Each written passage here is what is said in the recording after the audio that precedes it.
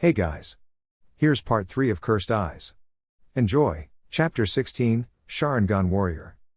Since no one was in a hurry to return, the group composed of 2 Sannin, a Jounin and a Chunin took their sweet time returning to the village as one of the Sannin would take the mantle of God-I'm Hokage.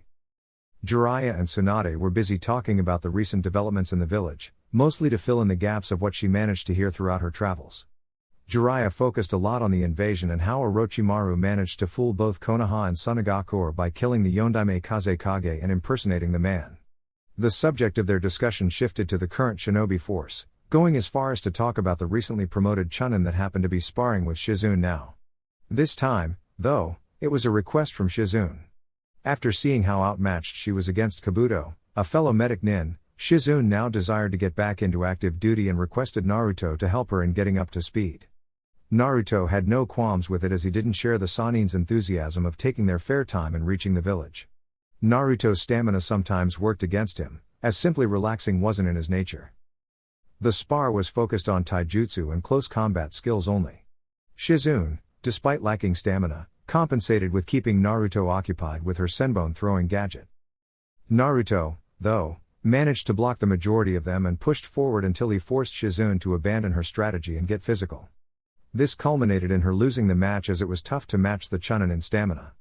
The taijutsu blows were matched as she happened to be more experienced than Naruto. When Naruto moved to finish the spar, he saw Shizune moving her hands to perform hand seals. Apparently, the taijutsu part of the spar was over, he assumed. She released the same poison fog that she used against Kabuto, but Naruto was already below the ground when the attack occurred. When the fog was lifted, Shizune couldn't find Naruto anywhere. The woman was surprised when 2 hands grabbed her ankles. Doten Shinju Zanshu, Earth Release, Double Suicide Decapitation Technique. Naruto didn't waste time and ruthlessly pulled the woman below ground, keeping only her head out. Naruto got out from the ground and looked at his sparring partner. She sighed in dismay at her performance once more.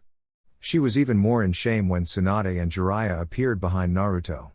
The fact that both of them were trying very hard, but failing, in not laughing at the situation only made her want to use her medical ninjutsu at the Chunin in front of her. It got worse seeing as her outfit was obviously ruined. Was that necessary, Naruto? The 2 Sannin had already left them alone, while Naruto shrugged his shoulders. He helped Shizune get out of the ground and waited for the medic nin to clean her outfit of the dirt as best she could. Looking at the kid in front of him, she supposed it was only fair since she had used jutsu against him. Say Naruto, you are pretty skilled for one so young. Who was it that trained you? Shizune asked as they now walked right behind the Sannin. When I first received the Sharingan, I was trained by Hatake Kakashi in how to use the eyes. Then, when I graduated, I was placed in a Jonin team under Sarutobi Asuma. Jiraiya trained me for the duration of our trip to find you too. Shizune nodded, already impressed with the 2 names reviewed by the Chunin. She remembered Kakashi and Asuma as very gifted shinobi of their generation. When she left with Tsunade, Kakashi was about to join the Anbu forces and Asuma was thinking of accepting the invitation to join the Daimyo Special Guard. Of course, Naruto didn't mention Kasumi-chan or the Anbu that practiced kenjutsu with him every day. Naruto remembered if it was possible to find him once more to have another kenjutsu spar. Shizune then asked questions about some other names, but the Chunin only knew some of the names. Well, Kurenai-san is now a Jounin and received a Jonin team. Mito Guy is also responsible for a team and he constantly challenges Kakashi. Shizune smiled at that. She remembered them going at it since both were Jonin. I don't know much about this Shiranui Genma, except that he was the proctor of the Chunin exam. I don't know who Uzuki Yuigao is and I don't know about this Reidu is either, sorry. Shizune nodded in appreciation to the boy. Something in her gut told Shizune that if Naruto didn't know about some of them could mean that they were killed. The boy was only now promoted to Chunin, hence he didn't know much about those who came before him. The conversation was put on hold after Naruto's answer and the Chunin took the time to go through some fire manipulation exercises. Naruto even summoned a Kage Bunshin to do earth manipulation exercises. Shizune looked at the kid next to her and wondered how much chakra he possessed. She saw the small flame appearing in his hand after a few hand signals. The flames would increase in size and then decrease. Shizune also saw the clone creating holes on the ground and then closing them repeatedly. Shizune was amazed at how eclectic Naruto was in the shinobi arts. The kid had taijutsu, kenjutsu, ninjutsu, genjutsu, not to mention the Sharingan, followed by his stamina and access to the Kyuubi's chakra. He was only 13. The Jonin medic nin couldn't help but wonder how much further the kid can get until his chakra pathways are fully developed. Apparently, the same discussion was occurring between the Sannin. Tsunade couldn't help but take her eyes away from the kid who now was busy doing elemental manipulation. She saw his ninjutsu against Kabuto, and while his chakra control didn't compare to a medic nin, it was pretty advanced. What's wrong with him, Jiraiya? He never gets tired? Jiraiya smirked as he turned his head to observe Naruto for a while. The brat is relentless in his training, indeed. However, while he enjoys it, I dare say it's necessary. Tsunade kept listening. Since you'll take the position of God, I'm Hokage, there is something you must know, and it involves Naruto. A powerful organization by the name of Akatsuki is currently after the Jinchuriki for the Baijuu they carry.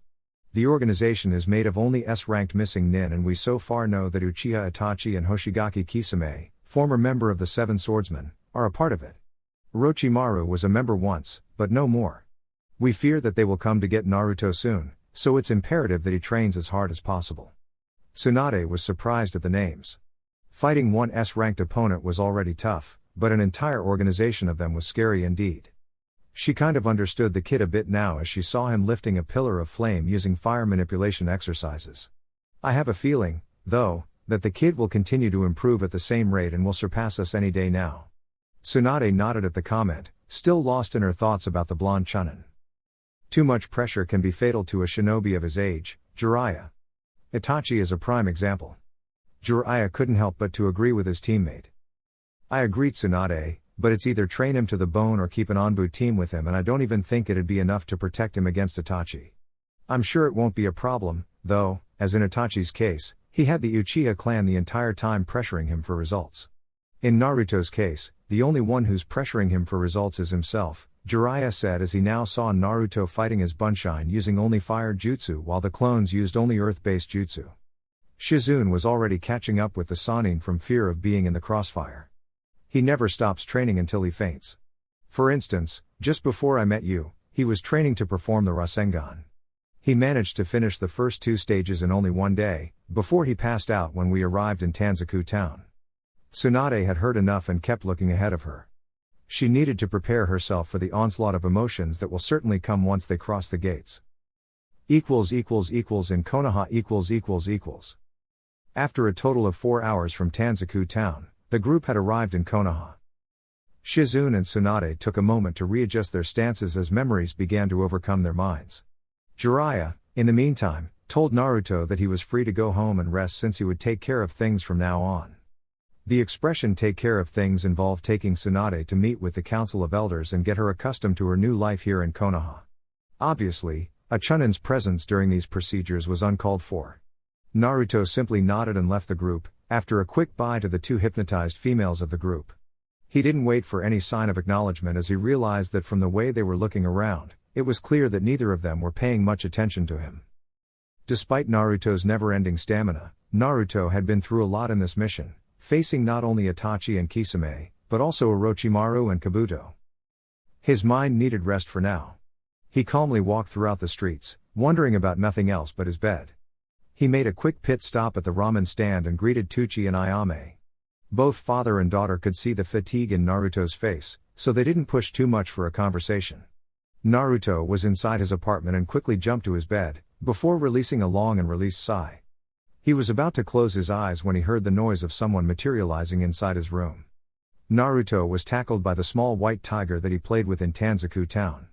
Naruto sighed and looked up, only to see Shiratora in the room as well. I know I said that I would watch him for you from time to time, but it has to be now? The big tiger simply nodded, before vanishing. Naruto swore he saw his partner laughing. Rubbing his eyes a bit, Naruto got up from his bed and tried to take as much energy of the tiger as possible, so that he could have some shut-eye. The plan backfired, though, when half an hour later, the little devil simply wouldn't stop bouncing. Not seeing another viable alternative, Naruto activated the Sharingan and placed a hypnotizing genjutsu at the small tiger. The small fur ball was asleep before he knew it. Naruto smirked at it and also fell asleep. If Shiratora appeared, he would simply see that his son was tired and had fallen asleep. Naruto closed his eyes and fell asleep immediately, not noticing the crow that kept watching him through the window, before flying away to meet its master. With Itachi . The crow took a bit of time to cross the hidden village in the leaves and a few miles outside the village, to reach its destination. Itachi was inside some cave alone, waiting for it to arrive. When the crow arrived, Itachi used his Sharingan and looked at the crow's eyes, seeing everything he needed to know about what happened to Naruto since last time. The former Anbu captain acknowledged Naruto's improvement in his fight against Orochimaru's second-in-command Yakushi Kabuto, even if Kabuto wasn't taking the fight as seriously as he would against a Jounin-level shinobi. Naruto's constant search for improvement made Itachi believe that in a few more years, Naruto would be able to hold his own against a Jounin-level shinobi, perhaps even keep up with the members of Akatsuki. However, Itachi reasoned that Naruto's improvement still wasn't enough for the challenges ahead of him. Skill and strength alone doesn't dictate the outcome of a battle better than experience. Naruto needed to constantly face opponents that could kill him at any time. Constantly training with comrades was fine, but the Chunin needed to face adversaries that want nothing but his death. Itachi knew that his actions were both against Akatsuki and against Konoha, but if he wanted Naruto to improve faster, he needed the boy to have as much experience as possible. Placing Naruto in the bingo book as a B-ranked shinobi would no doubt attract the attention of many out there. Itachi hoped that within 3 years from now, when Akatsuki begins to hunt the Jinchuriki, Naruto will be more than ready to face the members of the organization. Itachi was confident that the kid wouldn't be killed until then. The next day . Naruto had woken up the next day, surprised with himself when he saw the sun just on the verge of rising outside. It was the first time he had slept so much, since he had two factors that always kept him away from the bedroom. One was the constant nightmares of the Uchiha incident, to which Naruto was already accustomed to. He had memorized the images that came with Sasuke's eyes. The other reason was his never-ending stamina that never allowed him to get tired, well, not physically tired at least. The mind still remained a fragile organ that needed the rest. The Chunin didn't take long to get dressed and leave the apartment, towards nothing really. Just as he closed the door, though, Naruto realized that he had nothing to do for the day. Tsunade was still due to be nominated for Hokage, so the missions were put on hold until then. Deciding to take a walk around the village and perhaps find someone to talk to, Naruto bumped right into Kakashi and Kasumi as the couple was passing by his building. "Well, Naruto, we were hoping to catch you for some breakfast, but it seems that you caught us. Want some?" Kakashi smirked at his little brother figure. Naruto smiled at the invitation and nodded. The three began to talk about Naruto's mission to find Tsunade and the enemies he faced throughout the mission. Kasumi and Kakashi were startled to hear that Itachi appeared together with a member of the Seven Swordsmen of the Mist Hoshigaki Kisame. Naruto told them how he had to resort to the help of his summon, before Jiraiya appeared and forced them to flee. Kasumi in particular was irritated at the damn pervert for being tricked by Itachi's genjutsu. According to Naruto, Itachi had placed a genjutsu on a woman and controlled her to flirt with the Sannin. Seriously, if Naruto wasn't able to hold his own, she wouldn't rest until she closed all of Jiraiya's tenketsu for good. Kasumi had to stop, though, when she realized that she was releasing killing intent and was making the population uncomfortable. Kakashi and Naruto were beginning to sweat, since they knew never to piss her off, even if Kakashi secretly has a fetish for seeing her angry. "Jiraiya-sama told me you showed great progress, huh? You even learned the Rasengan during the trip, didn't you?" Naruto nodded with a smile. The three shinobi stopped inside a nice place for some breakfast where they met Kurenai and Asuma there as well. It was rather funny to see both getting red-faced at Kakashi's insinuation of a date. It was even more amusing when Asuma drastically changed the subject and asked about Naruto's training as well as his mission to find Tsunade of the Sannin. Naruto smirked at the attempt, but gave his sensei some help, relaying the story once more as everyone placed their orders. At the Hokage's office. Taking the same seat as her old sensei, Tsunade couldn't help but look up and see herself next to her old teammates as they reported a successful or failed mission. The day before was entirely filled with getting the perks of the job from the old fossils from the council as well as to inspect the hospital facilities and the patient treatment. Shizune was right now running the place and forming a report for Tsunade about the main diseases being treated at the moment as well as the number of shinobi currently being attended. Now, Tsunade was slowly reading the many reports left by her predecessor. The woman couldn't simply take a look at every report, so she focused on the still pending ones and hoped to be filled in slowly about the past events. "Morning there, princess, how does it feel to be wearing the hat?" Jiraiya asked just as he entered through the window. "Slightly overwhelming, However, nothing too strenuous that I can't handle. It's good that you arrived, as I've meant to speak to you about something important. Jiraiya smiled as he grabbed the book that Tsunade handled for him to see. This morning, I took an updated version of the bingo book to recollect those to look out for out there and even those who were already dead. Imagine my surprise when I saw an interesting new enter. Please open at page number 302. Jiraiya saw the serious look on Tsunade's face and complied, already feeling that something bad was about to happen. Years of experience allowed senior shinobi to anticipate when bad things were about to happen. This was one of those times as Jiraiya opened the page and saw a picture of Naruto listed as a B-rank shinobi. Quickly reading, Jiraiya frowned as Naruto's skills were practically all there: Sharingan, Earth and Fire Ninjutsu, Genjutsu and Kenjutsu. Do you think Orochimaru is the one responsible for this? Jiraiya asked. Tsunade shrugged her shoulders. Not a clue, but it's possible. Tell me one better way of killing someone without getting your hands dirty in the process? Jiraiya frowned, but couldn't help but agree with the comment. It seems that Naruto's enemy list just got higher, as now every missing nin, bounty hunter and even other villages will target him for his reward. We don't have another choice but to increase his training, even more than he already does. I have an idea of what to do with him, but I was hoping to run by them with you. Jiraiya nodded, allowing her to continue. I was thinking of placing in a Chunin first response team under the leadership of a Jounin or even Tokubutsu Jounin. If Naruto is attacked during one of their missions, then his team will be better equipped to handle the opposition. A sound plan. I was hoping to take him away with me for a training trip, though. I heard from one of my contacts that the Akatsuki won't be hunting the Jinchuriki for another 3 years. The proposition of keeping Naruto on the constant run and under a Sanin's protection was nice as well, but now that the Akatsuki wouldn't hunt Naruto for 3 years, being under the Sanin's protection wasn't necessary. It would be good as well, but I believe it to be unnecessary, Jiraiya. You can better protect him by keeping your spy network prepared for any action moved against him. Do you have anyone you can talk to inside the bounty stations? Jiraiya nodded.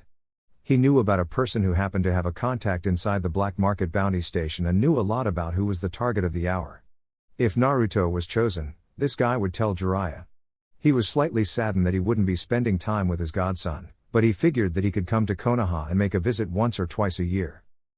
Do you have the names for his team? Tsunade nodded as she grabbed the notebook that contained the list of the shinobi force. First, I checked the more experienced Jounin that weren't responsible with a Jonin team. Shiranui Genma can be the leader of the squad. Before you say anything, yes, I know that he was chosen by the Yondaime for the Hiraishin. This was precisely why I have chosen him for the assignment. Aside from working closely with the Yondaime, Genma's record is quite impressive. He has also the attributes of a nice captain, even if he's only a special Jounin. Jiraiya nodded. He remembered when Genma, Chunin at the time of the Yondaime, was chosen by Minato to receive the Hiraishin formula. He was a fine choice for team leader. As for Naruto's Chunin partners, Hagane Kotetsu and Kamizuki Izumo, from what I gathered, these two work well in coordinated attacks. Naruto is kind of a jack of all trades and should fit in well with these three. Jiraiya thought for a while, before looking at Tsunade with a smile on his face. Looks like your time away hasn't diminished your abilities, Princess. It's a fine assessment indeed. Tsunade nodded at the pervert, before asking him to be gone so that she could read the rest of the reports. The pervert was already at the window with a perverted giggle on his face when he received a punch from Tsunade, followed by a warning not to go peek on women. Jiraiya nodded quickly, before vanishing from the window quickly.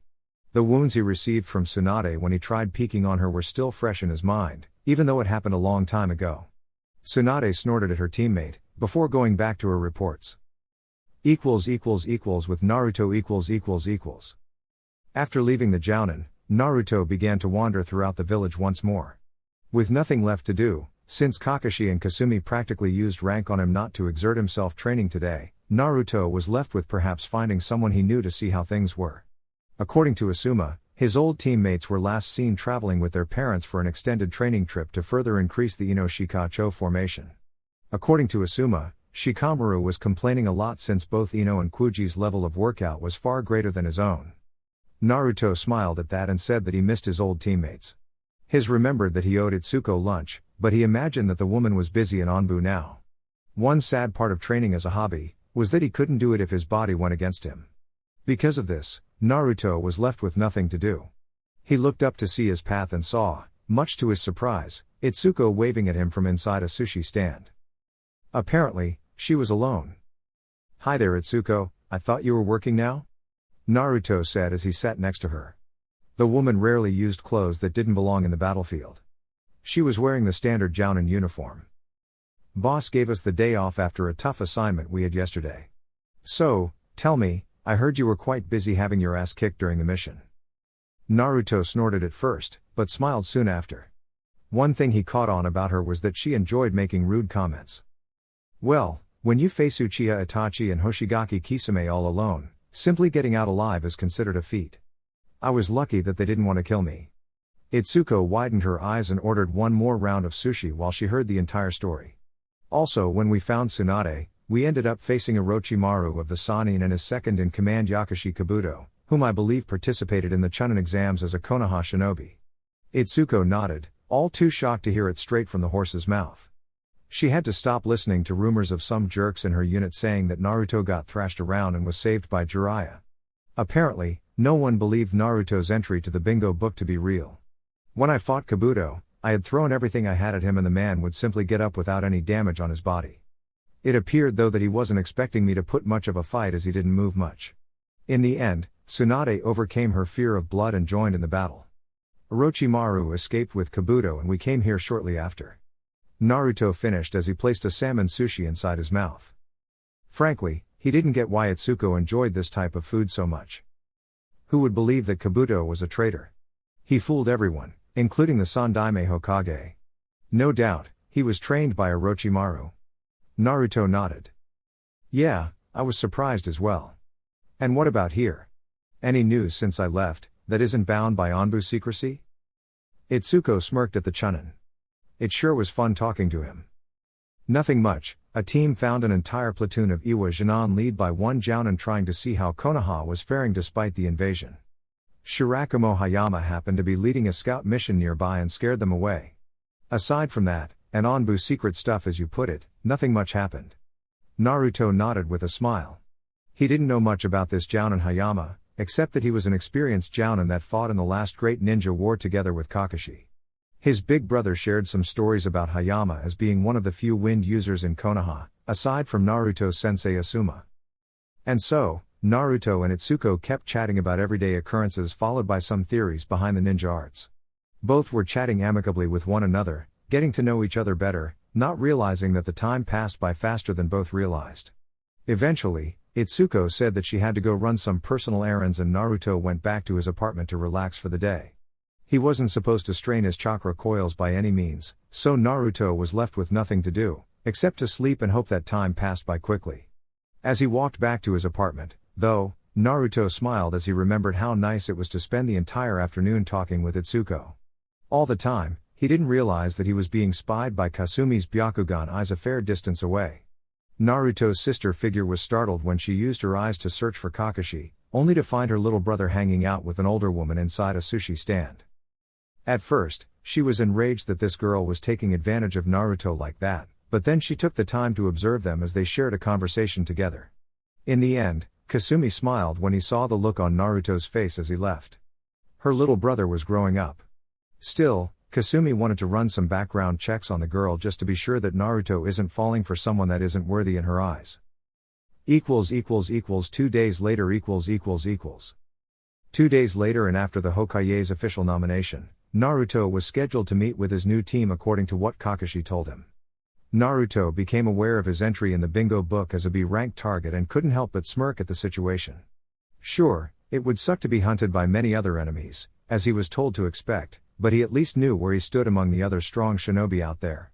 Kakashi was listed as an A-ranked shinobi, bearing on S-ranked in the future. As soon as Naruto jumped from the last building, he saw 3 shinobi waiting for him on top of the Hokage's office building. According to Kakashi, this team was formed by Tsunade personally, and would serve as a first response team.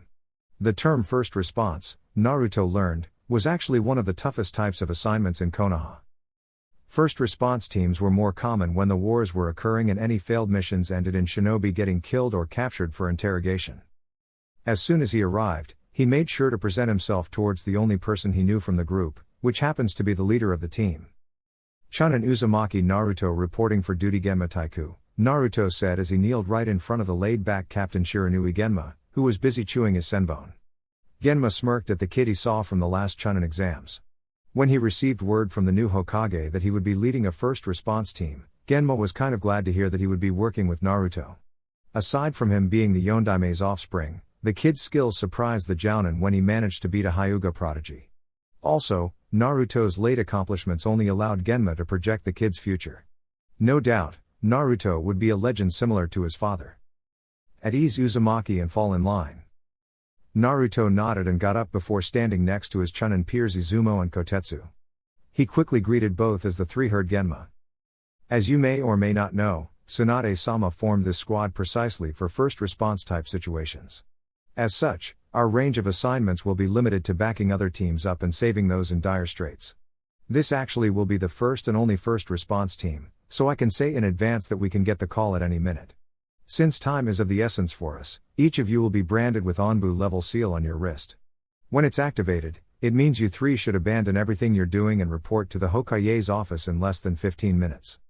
Genma was about to continue when Kotetsu elbowed Izumo and smirked at him. Hey Izumo, that means you have to abandon your girlfriend in the middle of sex and report. The comment made Izumo mad and he turned to yell at Kotetsu to stop playing around.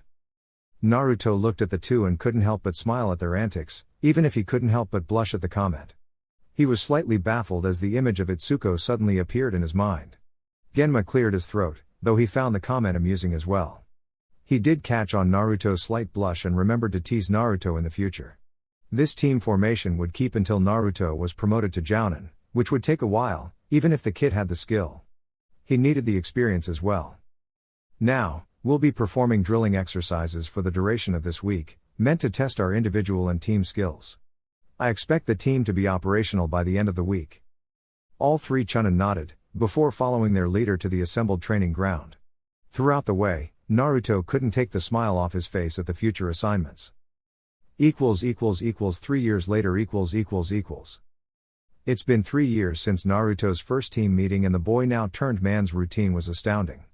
Even if he was still a Chunin, everyone was hard-pressed to consider him as such, if his accomplishments were anything to go by.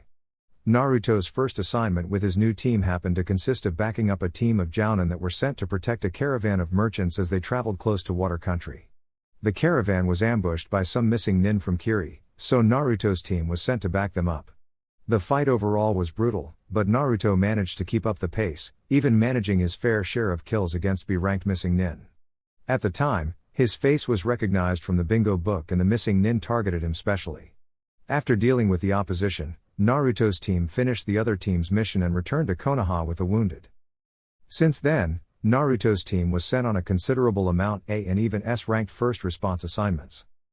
Each of them more dangerous than the last, and Naruto went through hell and back. One specific assignment close to Iwagakure went badly as both Izumo and Kotetsu were beaten pretty badly and Genma had to protect a Jonin team against a Jounin-level shinobi. Naruto was facing 3 Chunin on his own.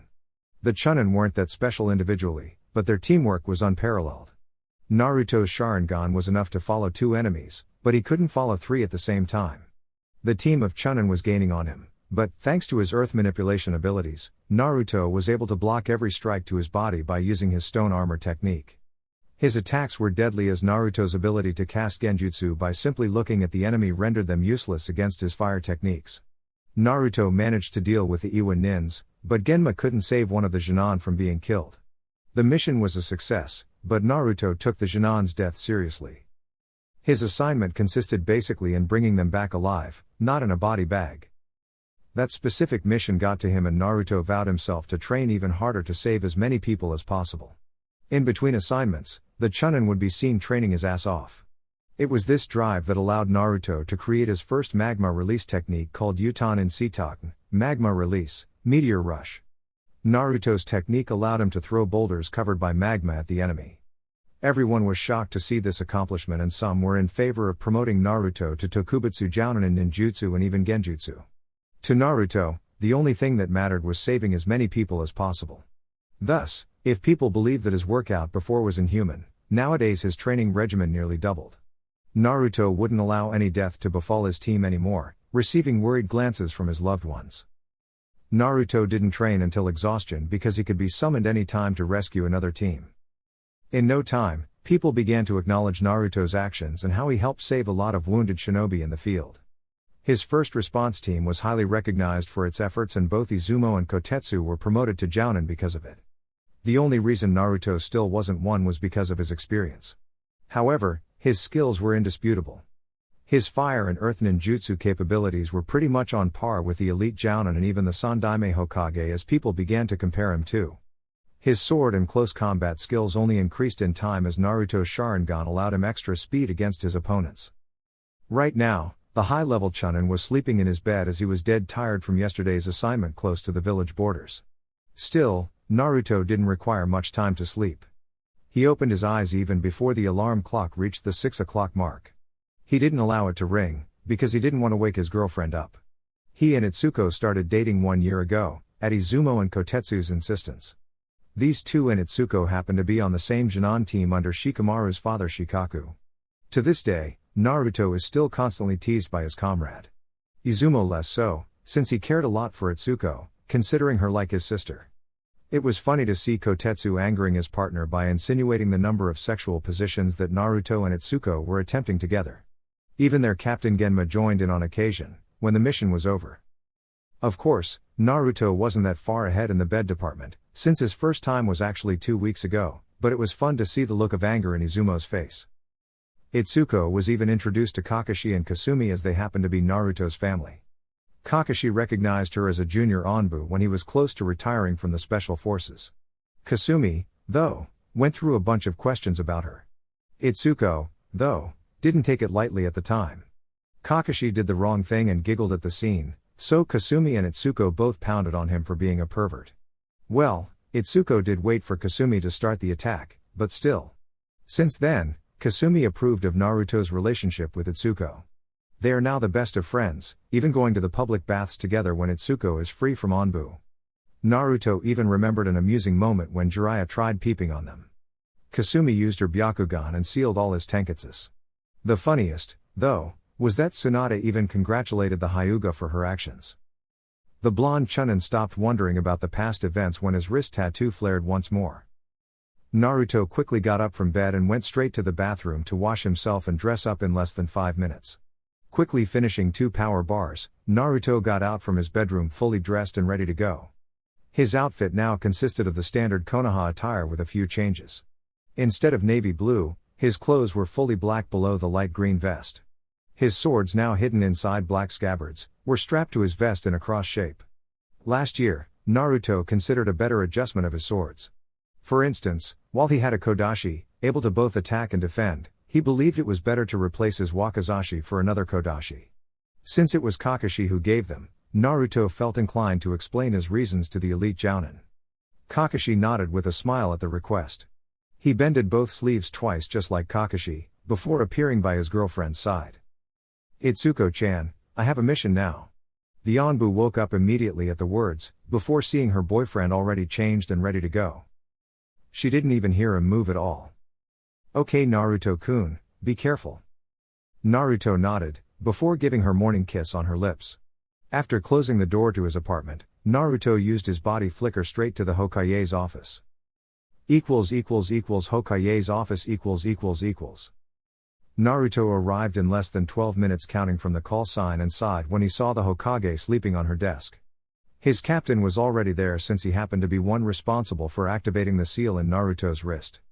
Izumo and Kotetsu appeared just before the final 15 minutes and mirrored Naruto's behavior. Shizune entered the office followed by Sakura. After extensive training in the Genjutsu department from both Kurenai and Sakumo, it was discovered that Sakura's chakra control was second to none other Chunin or even Jounin, and thus she could apply for medical ninjutsu, tutored by the Hokage herself. In 3 years, Sakura had excelled in every step of the way, earning her rightful place as a medic nin. Shizune soon went to awaken their leader to issue the first response team's next assignment. Hokage-sama, wake up, the first response team is here. Tsunade mumbled some incoherent curse to her assistant, before looking at the 4 assembled in front of her. Oh, right, a couple minutes ago, we received a call for backup. Asuma's Chunin team consisting of Nara Shikamaru, Akimichi Kuji and Yamanaka Ino were sent on a B-rank document retrieval mission near the Land of Birds. The mission consisted of simply grabbing the document, which contained relevant intel about Kumagakure's actions. There was a risk that Kumo would find out and send a team to retrieve it, but we didn't believe them to move this quickly.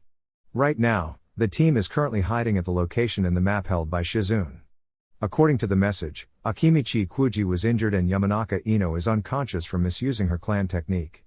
Asuma and Shikamaru took into hiding, but the enemy still lurks in the area.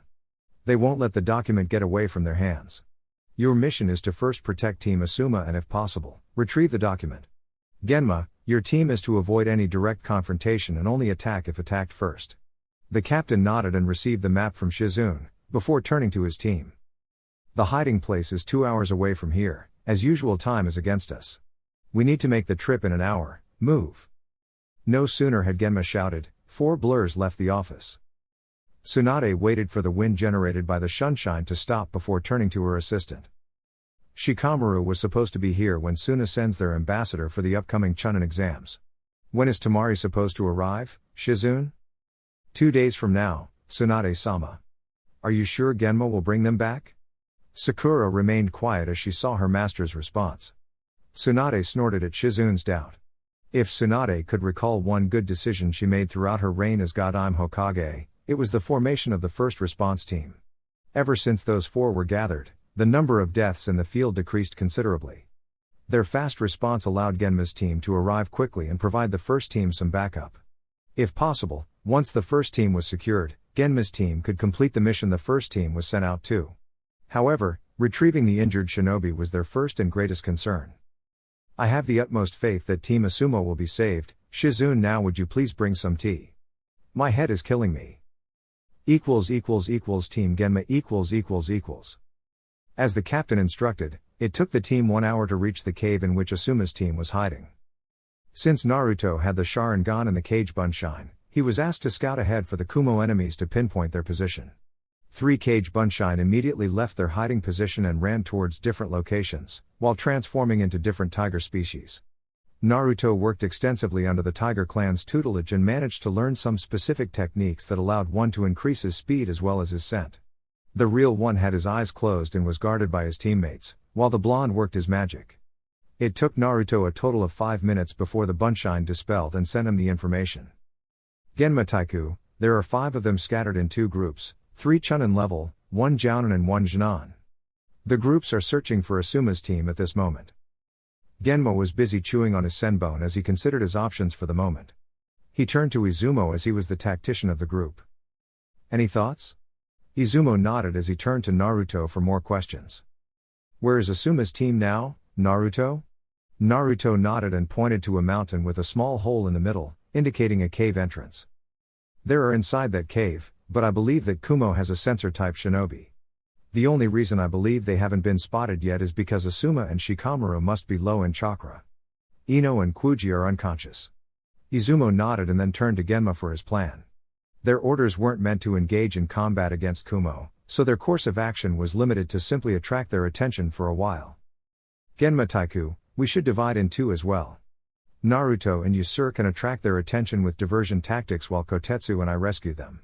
After we rescue them, we send the signal. Izumo, why the hell do you always send me away from the fight?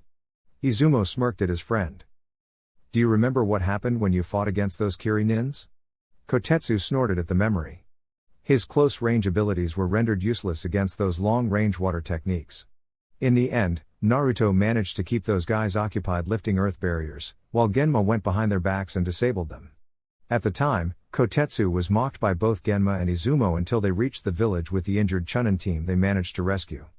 Izumo smirked at the down face of his partner. Don't be like this man. We can still have a piece of the action. Genma Taiku, shall we proceed? The captain nodded, before they separated. As soon as Naruto and Genma arrived close to the Kumo team, their sensors stopped searching for Asuma's team and focused on the arrivals. Naruto did help by flaring his chakra for them. He couldn't allow the sensors to focus on Kotetsu and Izumo's presence as he could see them running towards the cave entrance. The group of 5 Kumo nin appeared in front of Naruto and Genma. Greetings, my name is Shiranui Genma and it seems that you're after one of ours. I'm afraid we cannot let them come to harm. Genma's hands were inside his pockets as he eyed the opposition. I'm Daru and I'm afraid we cannot do that, since one of your peers contain intel about Kumagakure. The man who spoke happened to be the Jounin, as he possessed the largest chakra capacity from the group. He was black in skin color and his hair was white. Genma recognized the tattoo in the man's shoulder, as it once belonged to the Sandaime Reikage. Next to him was a blonde kunoichi, looking at Genma and Naruto with an icy expression in her eyes. The other two Chunin also possessed a black skin color and both had long swords strapped to their back. The Jonin appeared to be the censor as he was being protected by the three Chunin. "Give it back, that scroll belongs to us." One of the Chunin screamed at the Konoha nins. This time, it was Naruto who spoke, in a calm manner. "That may be, but we cannot allow you to harm our shinobi." Looking at their odds, Konoha had 2 while Kumo had 4. The Jonin was being protected by them, so he was out. "Unfortunately, we can't allow this chat to continue. You see, my leader will be very mad if Konoha gets a hand on that document." Genma signaled for Naruto to get ready. The two Chunin with the swords charged first, but Naruto could see the others flanking them from behind. Quickly activating the Sharingan, which earned a gasp in surprise from Daru, since he recognized him from the bingo book, Naruto quickly went through hand seals, before gathering chakra inside his lungs. Naruto's movements were considered too fast for them to anticipate. The Chunin were still airborne and quite certainly, they would be burned alive. Katen Shiroi Hidan, Fire Release, White Fire Projectile Technique. The white fire projectile was targeted at the attacking Chunin who were in mid-air. Genma was already moving to intercept any that escaped. Daru used all his speed and appeared in front of Amoe and Kairo, before releasing a water barrier technique. He managed to save the Chunin, while Samui was busy engaging Genma. The smoke from the technique enveloped everyone and Daru stood in front of the Chunin. This Naruto person had the Sharingan and had the advantage. When the smoke was cleared, Naruto stood in front of the three with his Sharingan activated. A quick flare from his eyes rendered the Kumo team paralyzed, before Naruto vanished from his position. He used one of his swords and attacked the kunoichi right in the stomach. The pain Kamui received was enough to break her from the genjutsu, but Naruto was already in position to finish her. He moved his sword to finish when Daru suddenly appeared and parried the sword with his own. The Jounin quickly grabbed Naruto's body and charged enough lightning chakra in his hand to paralyze the Chunin. Naruto used a replacement technique and created some distance while making seals. Dotonyomi Numa, Earth Release, Swamp of the Underworld Technique. Daru managed to jump away, but the Chunin and the Jonin didn't. Daru didn't think about saving them first, because of the threat. "You need to save them quick," Naruto told Daru. "This technique works like quicksand. The harder they struggle, the deeper they sink." Daru looked at the threat in front of him before turning to see if the man was right. He gasped when he saw Amoe and Kairo were struggling to keep the Jonin from sinking. However, they weren't faring very well. Thinking quickly, Daru moved to take them away from the swamp before facing the threat from Konoha. However, both Naruto and Genma were already gone from the vicinity. Daru only saw an unconscious Samui resting by a tree, no doubt victim from the damned Sharingan's genjutsu. Daru sighed as he imagined how pissed the Reikage will be. Daru remembered when this Naruto person went from B-ranked to A-ranked shinobi in the bingo books. He too was an A-ranked, but Naruto targeted the weaker link instead. Quickly tending to Kairo's flash wound, while wondering why Naruto didn't move for the kill, Daru wondered if he should place an entry in Kumo's bingo book advising against facing him. A few miles away from the battle. Izumo and Kotetsu formed a perimeter of defense around Team Asuma while waiting for Naruto and Genma to arrive. The bearded Jounin received a soldier pill and had replenished half of his chakra capacity. Shikamaru received one as well and was busy tending to Ino and Kuji's wounds. Shikamaru, Ino and Kuji were still Chunin, being promoted together. Shikamaru had changed his outfit to the standard outfit as he knew it would be troublesome to think of a different outfit. Ino maintained her choice of purple clothing, adding fishnet outfit in her legs and below her chest area. She left her stomach open, though. Kuji wore what appeared to be gray armor with the symbol of food in front of it. Asuma got up and looked at Izumo's direction. "What are we waiting for?" Izumo and Kotetsu looked at the bearded Jounin. "Our captain and our teammate should be arriving soon." As they expected, Naruto and Genma shunshine close to their location, earning a smile from Asuma when he saw his prodigy student. Ever since Naruto was nominated for the first response team, Asuma tried to keep track with the kid's missions and improvements. The bearded shinobi was impressed and very proud of his once Jonin student. He also knew that Naruto would be promoted to Jounin any day now. Naruto quickly went to check on his old team, greeting Shikamaru while Genma moved to support Asuma. After making all the needed arrangements, Team Asuma was escorted back to Konoha, though Naruto was selected to take Kuji back, through whatever means possible. Of course, the blonde Chunin snorted at the choice, using the speech that he was the youngest one of the group and thus the strongest because of his age.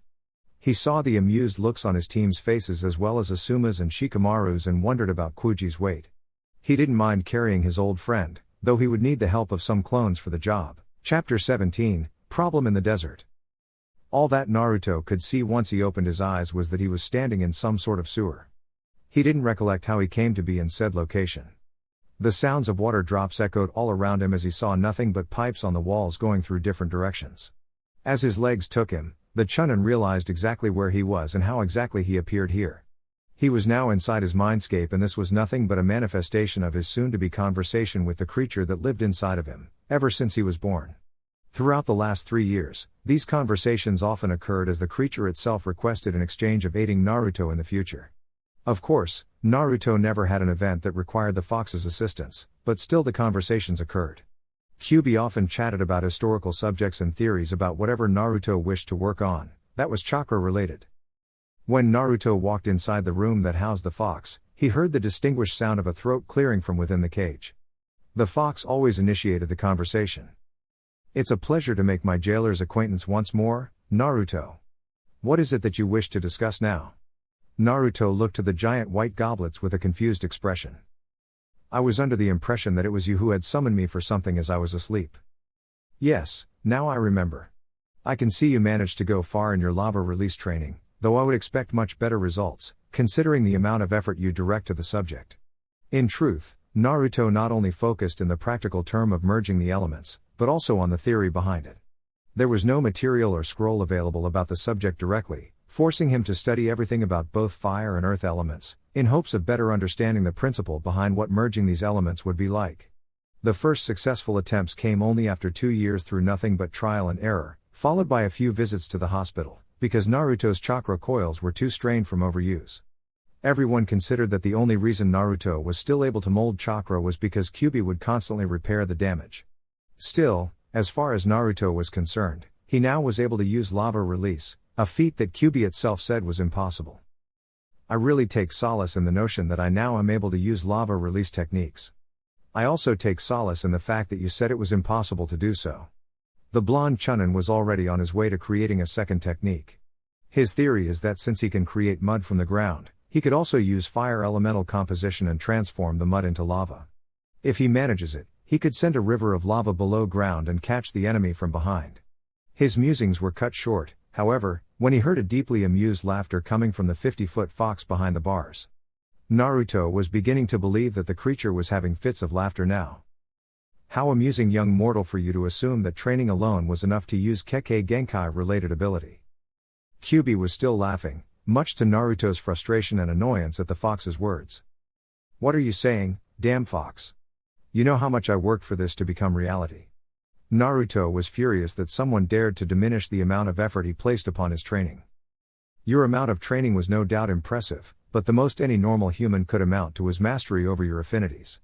If through training, a Kekkei Genkai could be created, there wouldn't be any special breed in history nor even unique abilities. I already told you this and I will repeat it again and again, from pure enjoyment at seeing your disgruntled face right now. Only those with the Kekkei Genkai can ever hope to merge elements." Naruto's arms and entire body were trembling at this point. His teeth were grinding. He worked until his body couldn't take it anymore. His chakra coils were almost on the verge of being ruined for life, forcing him to an early retirement. There is simply no way what the Kyuubi said was true. "Then please enlighten me, then. How was I able to manifest it if I do not possess the Kekkei Genkai?" Kyuubi released a sound of irritation at the question. This is precisely the key question to our conundrum. How could you, indeed? The answer to your question in fact lies right in front of you.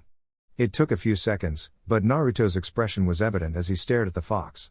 "Indeed, it was I who decided to bestow upon you the missing key in your DNA necessary for the ability to present itself. As I said before, through training, you could only reach maximum mastery over your elements, but nothing more. The reason I was able to present this gift was precisely because you trained the elements of fire and earth extensively.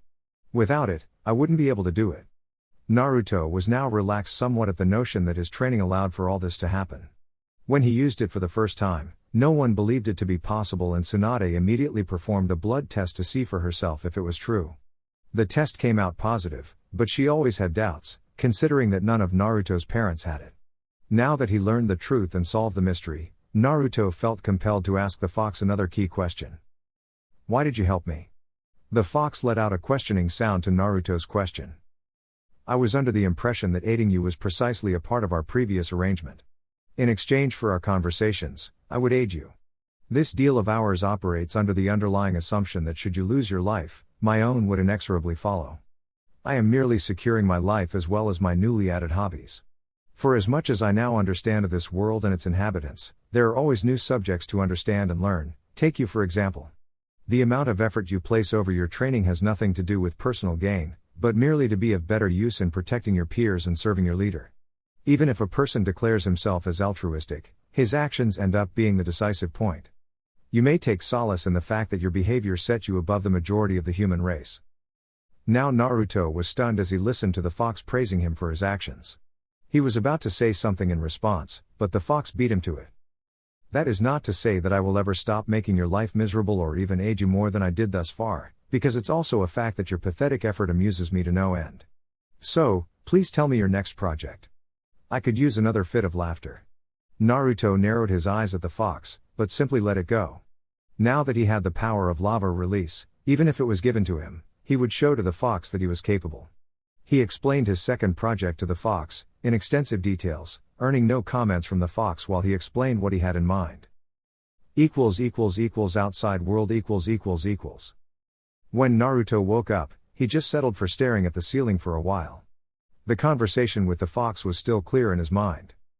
Naruto had overcome the initial shock of knowing that his Yotan ability wasn't due to his extreme training routine, but rather a gift from the fox. With time, Naruto became proud of his acquired abilities as anyone would, considering the amount of effort he placed in his training. However, Naruto was above all a shinobi, and as such, he would be remiss in not taking advantage of the situation, just like he did with the Sharingan when the Uchiha genocide occurred. Aside from that, Naruto was surprised that Kyuubi wasn't amused when Naruto explained the second project. Normally, the creature would laugh at his attempts to overcome something that appeared impossible. Yotan Kansi Taiga, magma release, lava river trap technique, Kyuubi's suggestion, would be performed below ground and then envelop the unsuspecting enemy.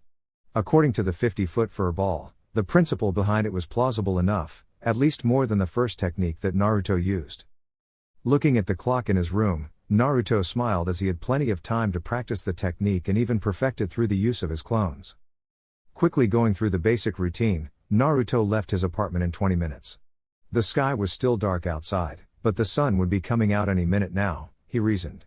Even if Konoha had an extensive military force, there were only a precious few that enjoyed waking at the brink of dawn for training. Two of these people happened to live in the same building. Naruto saw Mido Guy and briefly extended a greeting, before jumping towards the closest roof. Naruto knew enough not to remain, unless he wanted to hear how youthful he was for training at such early hours. Once he arrived at his favored training ground, he went through basic stretches and chakra control exercises to get his body used to the strain. For the technique to work, he would have to consider the first steps of earth manipulation and start from there onward. He would have to manipulate it underground and control the exact location that the lava river will erupt, behind the enemy. Summoning close to 50 bunshines, Naruto went to work. Tsunade's office . 3 hours later, after Naruto woke up, the entire village was already up and about. Tsunade, of all people, was awake as well, going over some reports with Shizune and Sakura by her side. The three medic nins were going over some medical charts from a Chunin team that arrived yesterday from Grass Country, almost on the verge of death. It was only due to Tsunade's mastery in how to extract poisons that she managed to stabilize them. Afterward, both Shizune and Sakura took turns in monitoring their status. Sakura was about to report on her findings, when a Chunin barged inside with a scroll in his hand. "Tsunade-sama, problem in Sunagakure, they are requesting assistance right away."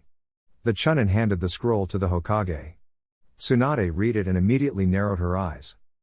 "Shizune, get me Genma's team, Hatake Kakashi and Hyuga Kasumi here immediately. Akatsuki managed to infiltrate Sunagakure and captured Gaara. Tsunade's students both flinched at the news, before Shizune vanished from her office to call for Genma and Kakashi.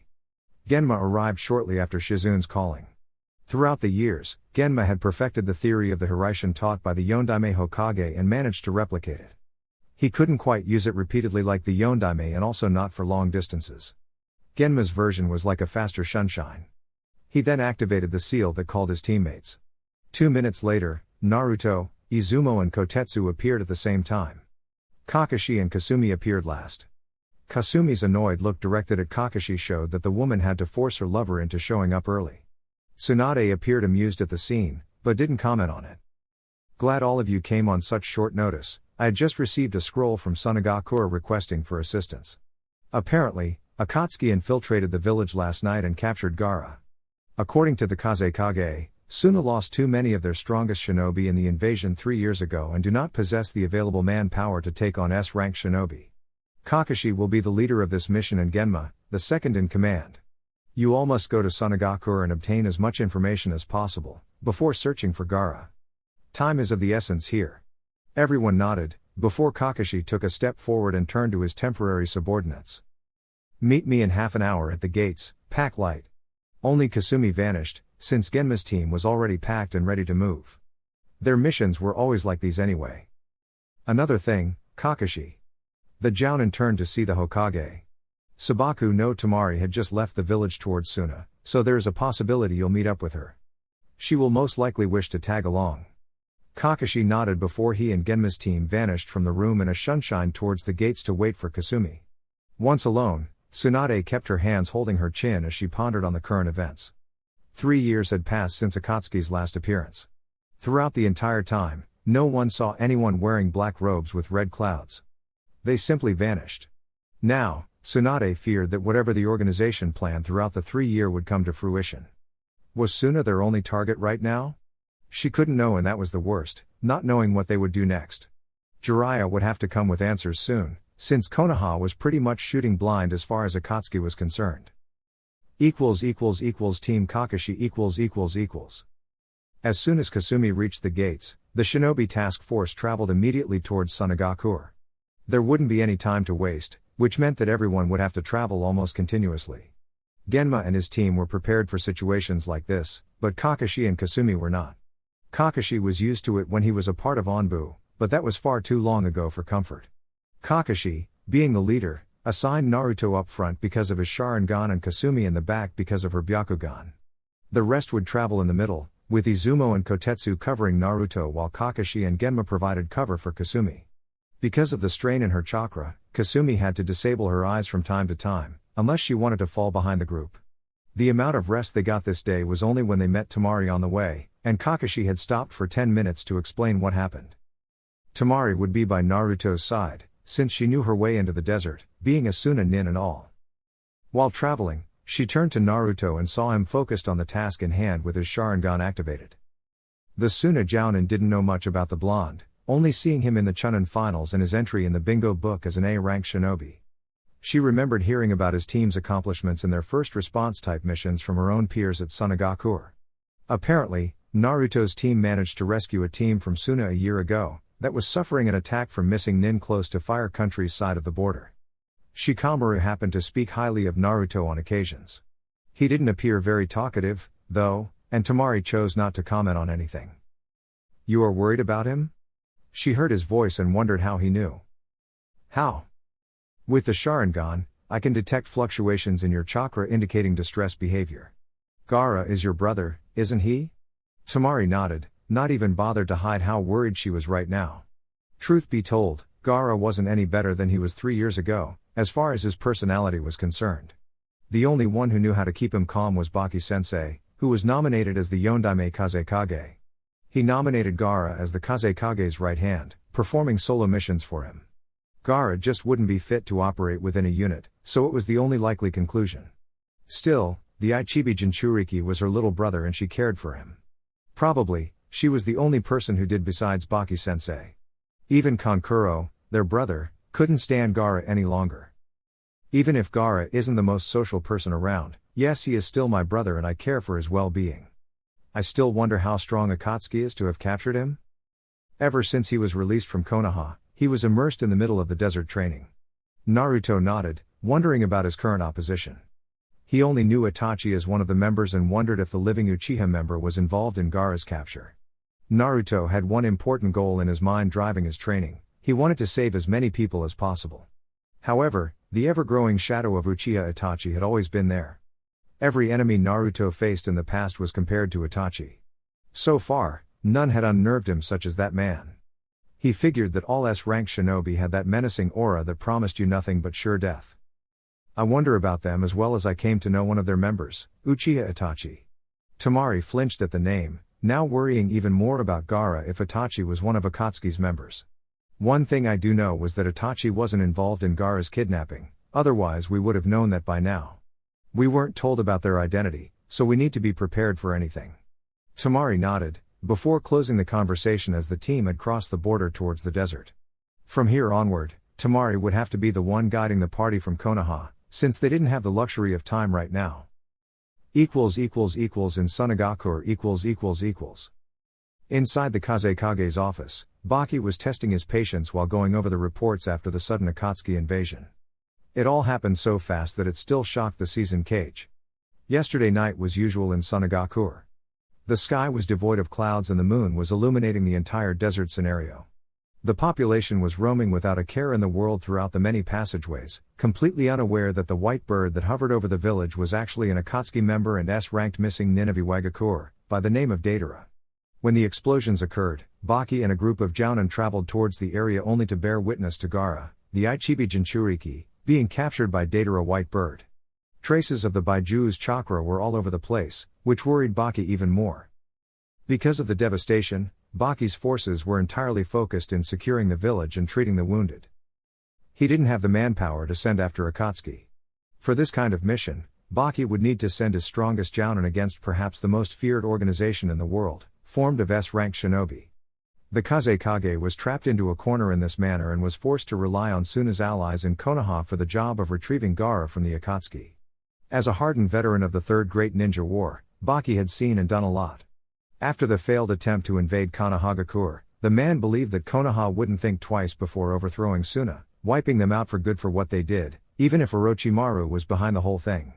Surely, it came as a surprise when the God-Im Hokage preferred a new formed alliance instead. Even if compensation was demanded, both financial and jutsu-wise, Baki realized that the deal was more beneficial to Suna in the long run than even the results of a successful invasion to Konoha would have been. Having the strongest elemental nations as an ally was an advantage in its own.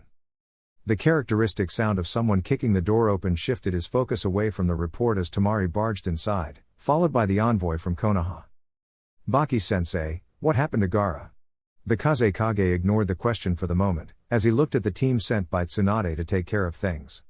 Hatake Kakashi and Uzumaki Naruto were both notoriously known throughout the elemental nations. Tsunade, no doubt, was serious about Suna's request if she sent the Kyubi Jinchuriki to assist. Baki then turned to Temari and sighed, while looking at her with a narrowed expression. Akatsuki happened, Temari. One of their members came in from the sky and engaged in a fight with Gaara. Gaara even used the Ichibi's power, but it wasn't enough apparently. Kakashi, being the leader of the squad, stepped next to Temari. We'll begin the search for them right away, but first we need to know who the attacker was and which direction he left Suna. The Kazekage nodded in respect and told Kakashi everything, starting from the explosion until the time when Baki appeared only to see the bird flying away from the village, heading towards River Country's direction. Kakashi nodded and considered his next steps. Kasumi could use her eyes, but the Byakugan was limited in distance. He came up with the answer right away. Kazekage-sama, do you perhaps have anything that is Gaara's scent? With it, I can use my summons to track him down. Baki nodded and handed a piece of red fabric. This piece of fabric was found near the place when Gaara fought against the Akatsuki. It should help. Kakashi nodded, before going through hand seals to summon Pakun, which didn't waste time and immediately memorized the scent. The dog was already working its magic when Kakashi turned to the Kazekage once more. We have knowledge that Akatsuki usually work in pairs. Do you happen to know if other members were spotted nearby? Baki, though, shook his head. We are aware of this intel as well, but no one saw anything. I have reason to believe, though, that whoever the second member was, he was a Suna missing nin. Kakashi maintained his attention on Baki, waiting for clarification. My theory is based on two aspects, with one being how easy it was for Datara to sneak inside the village without alerting attention. Even if he came from the sky, there are always shinobi and random rooftops overseeing security. Datara had prior knowledge about our security details. The second aspect is that we have sensor seals spread close to the village entrance. Whoever the person was and, knowing about our security details, would know the exact distance to avoid detection and support Datara should the need arise. Kakashi nodded at the plausibility behind Baki's hunch. He even contributed to the hunch by limiting the missing nin search to Jonin and above. Security protocol was sensitive information. We'll run through the bingo book and have a look. Only a Jonin would be privy to such information, so we can easily narrow it down. I would suggest a change of security plans, afterward. Baki nodded, since it was more than proven that said secret wasn't a secret any longer.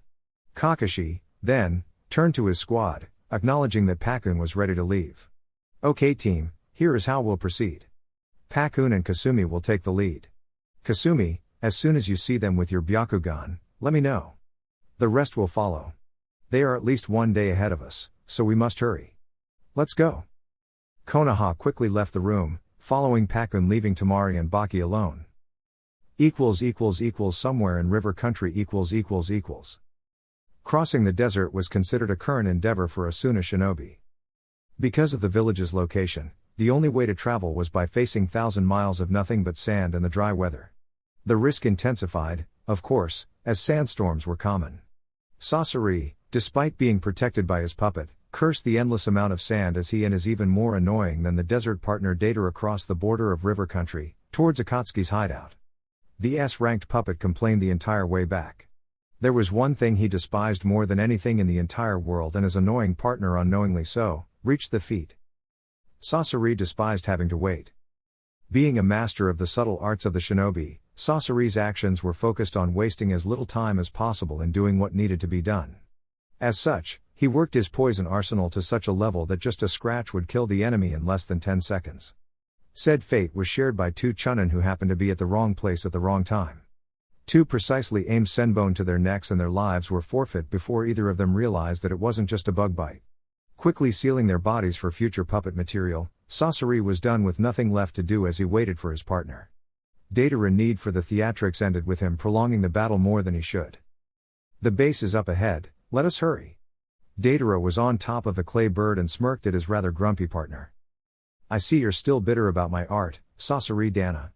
You just have to appreciate the beautiful and exquisite art of the bang, yeah. A grunt in annoyance was Sasori's only remark. You insist on calling those fireworks of yours art? True art endures the ages, beauty everlasting. Datara smirked at that. He rather enjoyed his partner in crime, as Sasori had his own views. The mad bomber would kill himself before being partners with a stuck-up asshole like Itachi or even the bloodthirsty maniac Kisame. He enjoyed even more knowing that Sasori didn't care about him at all. Within minutes, both were standing on top of a river facing a presumably normal-looking mountain. Datara worked quickly in performing a single hand seal using the hand with a ring on it. After sending some chakra to the ring, the jewel sent an image to the rock in front of them. All of a sudden, the rock opened on its own, revealing a beautifully looking cave inside. Datara and Sasori entered the cave, and by the end of the water path, there was a figure there waiting for them. The person's image was rather blurred, but the outfit was identical. When the individual turned to greet them, Datara and Sasori took notice of the spiky-looking hair and two purple eyes containing a ripple-like pattern which spreads over the eyeballs. It was overall quite menacing. You're late. The voice was strong and sounded as if it was being transmitted through a speaker. Sasori merely grunted in acknowledgement of their leader's statement. The Ichibi Jinchuriki was much stronger than we anticipated, yeah. But that didn't save him from my art. The astral projection nodded, before showing his back to his subordinates. The leader went through a long series of hand seals, before slamming his hand on the ground. Kushios Geto Mazo, summoning technique, demonic statue of the outer path. The entire cave started shaking as something rose from the ground. The statue was a giant, humanoid entity with most of its body looking decayed. The body was limited to only its upper torso and its arms. The statue's hands were joined together with its 10 fingers turning towards the top of the cave. The statue's eyes were blindfolded. The astral projection turned to Datara and Sasori, before performing the same one-handed seal that Datara performed earlier. Assemble. The order was clear, reaching out to all members of the fearful organization. Within seconds, 6 more astral projections appeared, before Datara and Sasori joined them in their respective fingers. The other images showed 2 familiar faces in both Hoshigaki Kisame and Uchiha Itachi. Itachi was similar to the leader as only his hair frame and Sharingan eyes were visible. Well, you don't look too good, Datara. Was the little Ichibi too much for you? The mad bomber snarled at the jab and was about to retort when the leader interrupted. There is no time for this. Now, since Orochimaru is no longer with us, the entire procedure will take longer than expected, probably up to 3 days. That thought alone made everyone wince, but none said a word. While they were all S-ranked, only Kisame was known for his enormous chakra capacity. It was for this precise reason that the procedure would rely on him to supply the majority of chakra. Let us proceed. The leader announced, before going through hand seal sequence. Fuuinjutsu Genryu Q Fuujin, sealing technique, complete 9 mystical dragon seal. The technique actually involved all 9 sources of chakra in perfect synchronicity, so everyone was performing it. The statue's mouth suddenly started to glow purple, before 9 spectral dragons came out of it, heading towards the unconscious Gaara. After the impact, Gaara was enveloped in some sort of sphere made from the same energy, without knowing that little by little, the Ichibi was being released from his very body. With Konoha's team . 2.5 days after leaving Sunagakure, the team from Konoha was a few miles short of crossing the border with river country. Pakun managed to get Gaara's scent and pointed out the right direction. The trail went cold, though, when the rivers started showing. Pakun's sense of smell was interrupted by the water flow, forcing everyone to focus on Kasumi's Byakugan. Her eyes couldn't see much further than a mile, but, luckily for everyone, she was able to sense demonic chakra being used close by. In no time, the team was standing on a cliff while Kasumi pointed the cave in which Gaara was being held. Neither of them, however, noticed that some of the vegetation nearby wasn't moving like the rest. Inside the cave . The procedure was still taking its course when one of the astral projections spoke. It was a strange creature, appearing to be a gigantic Venus flytrap, wearing black robes with red clouds. We have company. It appears Konoha possesses some fine trackers to arrive here so soon. When the flytrap opened, 2 halves of what appeared to be human could be seen, one white and another black. The white half was the one who spoke first. The leader acknowledged the threat and turned to Itachi and Kisame to take care of the visitors. They needed more time for the procedure to end. Itachi and Kisame, you two will go and keep them occupied. Zetsu, what can you tell about them? Kisame smirked at the incoming fight while Itachi remained impassive. Hatake Kakashi and the Kyuubi Jinchuriki are among them. The rest are all Jounin and part of the Kyuubi Jinchuriki's first response team. Itachi's Sharingan blazed briefly at the mention of Naruto, but no one appeared to notice it. Unknown to everyone, Itachi kept watching over Naruto's training, even if indirectly. He had knowledge of what Naruto could do, but this would be the first time he would engage Naruto in full combat. This was Naruto's first trial. Konoha's team . Kasumi was leading the team from Konoha, until the woman gasped in shock at the image up ahead. She soon stopped onto the closest tree branch, forcing her team to do so as well. Kakashi, there are 2 Akatsuki agents up ahead, blocking our path. Uchiha Itachi is one of them, but I don't recognize the other one. Kakashi looked to Naruto briefly and noticed a fierce resolve in the blonde Chunnin's eyes. Kasumi reported what she found out about the other one. He is taller than Itachi. His chakra capacity rivals Naruto-kun and carries what appears to be sentient sword on his back. The sword has a chakra capacity of its own. It's Hoshigaki Kisame, former member of the 7 Swordsmen of the Mist. Kasumi looked at Naruto. When I traveled with Jiraiya to search for Tsunade, Itachi and Kisame approached me. Akatsuki work in pairs and the description matches. Everyone nodded, while Kakashi pondered on the course of action to take from here. They needed to retrieve Gaara from within the cave. He sighed in resignation since the odds suddenly turned against them. They needed to pass through both Itachi and Kisame first. That alone expanded the mission to S-ranked. He had to try with the resources at his disposal, though. Kasumi, can you see what's going on inside the cave? She nodded. Gaara is in the middle of the cave and it's being enveloped in some sort of energy. From the looks of it, it's draining his energy or something. I can't really describe it. It appears that this is the procedure meant to take the Baijuu away from the Jinchuriki. We will need to hurry here. We need to take care of these two quickly, before moving forward. As it stands, simply dividing in two groups of 3 won't be enough. I believe Kisame is the biggest threat here, so everyone except Naruto will focus on him. Everyone gasped at the order, as it left Naruto alone against Uchiha Itachi. Before Kasumi could protest, or kill Kakashi for the suggestion, Kakashi explained his reasons. Itachi is indeed a feared opponent, but his expertise revolves around the Sharingan mostly. Naruto can hold him off until we get rid of Kisame. The only one who didn't protest was Naruto, who simply nodded at the team captain. Perhaps it was the Sharingan in him, but the Chunin always wanted to face tougher opponents. I'm ready. Kakashi nodded. Could you do the honor of splitting them up, Naruto? He was already going through the hand seals, while everyone was already moving. Doten Doryu Dengo, Earth Release, Mausoleum Earth Dumpling Technique. Naruto placed both hands on the ground and managed to lift a considerably sized boulder, before throwing it in Itachi and Kisame's direction. Standing in the middle of a clearing, both Itachi and Kisame were patiently waiting for the opposition when suddenly Naruto's earth boulder appeared in front of them, knocking a few trees. Kisame smirked and looked at Itachi, who was staring at the impending doom represented by the earth bulldozer. What an inspiring way of greeting, wouldn't you say, Itachi? Itachi's eyes were closed, before revealing the Sharingan. A classic attempt of splitting us up, we shall indulge them. Kisame smirked even more, before both went to separate directions. There were 6 of them and 2 Akatsuki. The math indicated that each Akatsuki member would be facing 3 enemies. That at least was Kisame's prediction. When he turned to face his 3 opponents, the Shark Shinobi was surprised to see 5 enemies, instead of 3. With Naruto . Just as Itachi landed in another clearing, he had to block a barrage of shuriken that were too precisely aimed for comfort. Only one with a dojutsu would be able to throw a projectile with this level of accuracy.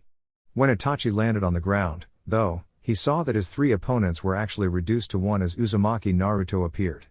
Naruto was fixed in a kenjutsu stance, holding the sword handle, without taking it off for the moment. I see that you're alone, Naruto-kun. Certainly Kakashi-senpai's trust in your abilities is overrated. Itachi could see that Naruto wasn't prone to mind games, at least he did not appear as such. The mission takes precedence. We need to rescue Gaara and you're in the way. It is merely needed of me to hold you down while the rest deals with Kisame. Although, looking at you more closely, there is something different. The Sharingan allows me perfect memory as far as chakra is concerned, and I don't recall feeling such small chakra capacity from you, Itachi. Are you a clone or something? Itachi looked at Naruto intently, while suppressing a smile. The man was impressed that Naruto took so little time to figure it out. Kisame would suffer the same fate, since there was a Byakugan user as well, facing him. Very impressive, indeed. This body doesn't possess my full capacity. But then again, my mission isn't to capture you, but merely to delay. However, looking at you now, I feel compelled to test your strength, Naruto-kun. Now prepare yourself. Itachi's Sharingan flared instantly, casting a disorientation genjutsu on Naruto, who broke the illusion in less than 2 seconds.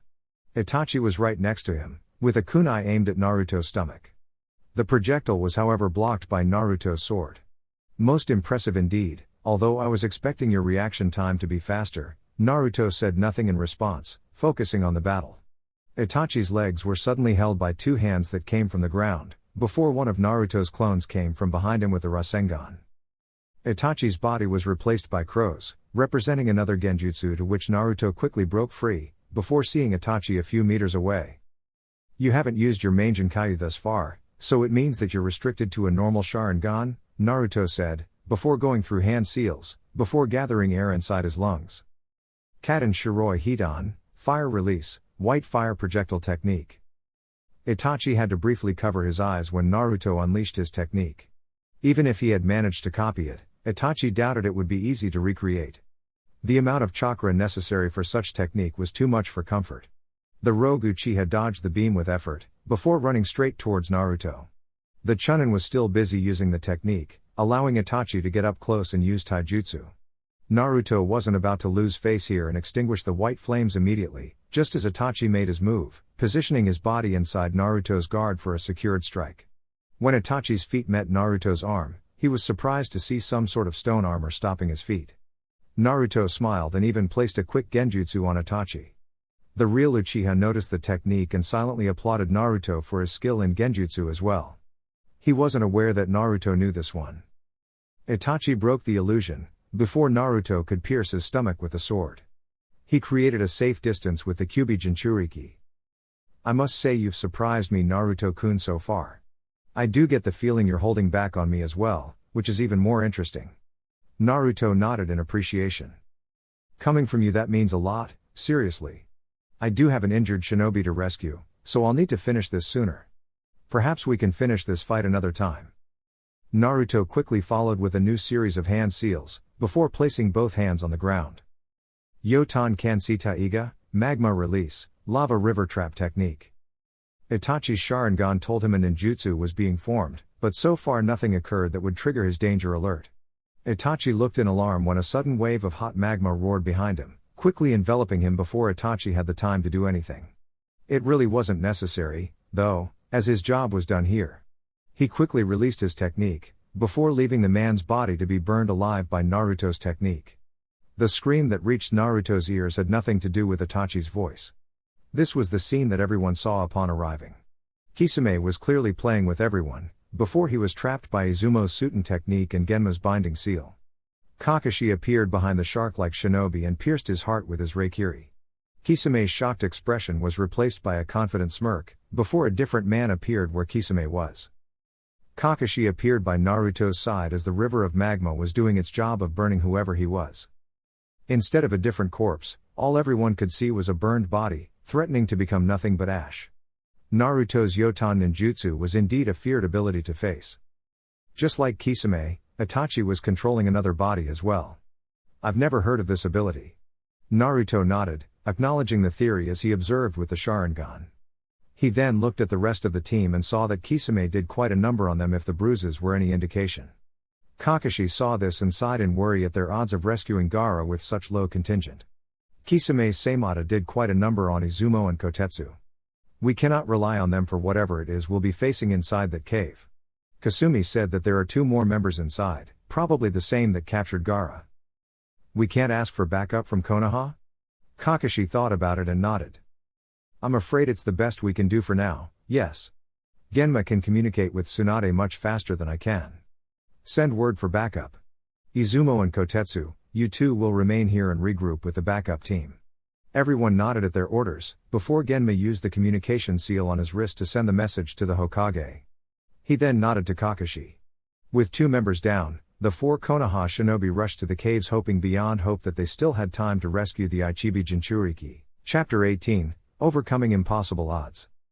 No sooner had they left Izumo and Kotetsu alone to recuperate and wait for the backup, than the squad arrived in front of the cave that Gaara was being held by Akatsuki, at least according to Kasumi. The gigantic seal imprinted on the rock in front of them made everyone frown, since time was of the essence. The more they wasted removing rocks, the less time they had to rescue Gaara. Genma was busy inspecting the seal in front of him and searching through his vast knowledge of Fuuinjutsu. Naruto knew his captain enough to know that the man wouldn't take long to come up with a suitable answer to remove this damn seal and allow them to enter the cave. Genma Taiku? Naruto asked, only to hear a sigh and dismay from Genma. Gafyo Kekai, 5 seal barrier. It's really a pain in the ass type of Fuuinjutsu. Genma turned to both Naruto and Kasumi. Naruto, use your Sharingan on the seal and please tell me what you see. Naruto nodded and activated his Dujutsu. He saw 5 chakra lines emerging from the seal. I bet you can see 5 lines coming out from the seal and going towards random locations, correct? Naruto nodded at Genma's question, before he turned to Kasumi, who nodded. The Sharingan could follow the chakra residue, but was not able to follow it all the way to the source. After Naruto pointed the direction, Kasumi used her eyes and followed the direction until she could see the seals just like Genma suggested. I can break the seal, but I'll take a while. I will need to match my chakra with the seal so that I can affect all 5 of them at the exact same time. The group nodded and waited as Genma went to work. Kakashi watched the man work with a nostalgic feeling as he remembered his old sensei doing exactly the same thing. As Minato's only living pupil, Kakashi received training from the Yondaime Hokage in practically everything shinobi related. The only shinobi art Kakashi could never quite understand, or at least not as far as being considered a prodigy in the field, was Fuuinjutsu. Genma, however, picked up on the art like a fish to water, and it caught Minato's attention up to the point that he became a member of the Yondaime's guards, composed of 3 shinobi to whom Minato bestowed the knowledge of his strongest and most feared technique, the Hiraishin no Jutsu. When Genma opened his eyes, he then went through a long series of hand seals, before a new seal appeared on the palm of his right hand. He jumped towards the main seal and smashed his right hand. Fuin Kaihu, seal release. The main seal on the rock glowed red for a couple seconds, before it vanished from the paper. Genma jumped just as the paper fell off the rock. Genma looked to Naruto with a silent order, earning a nod from Naruto. All the team needed now was something that would pack a punch to move the gigantic rock. And Genma knew that there was no technique in anyone's arsenal that could pack a stronger punch than one that Naruto managed to improve upon throughout the last 3 years. Udama Rasengan, Big Ball Spiral Sphere.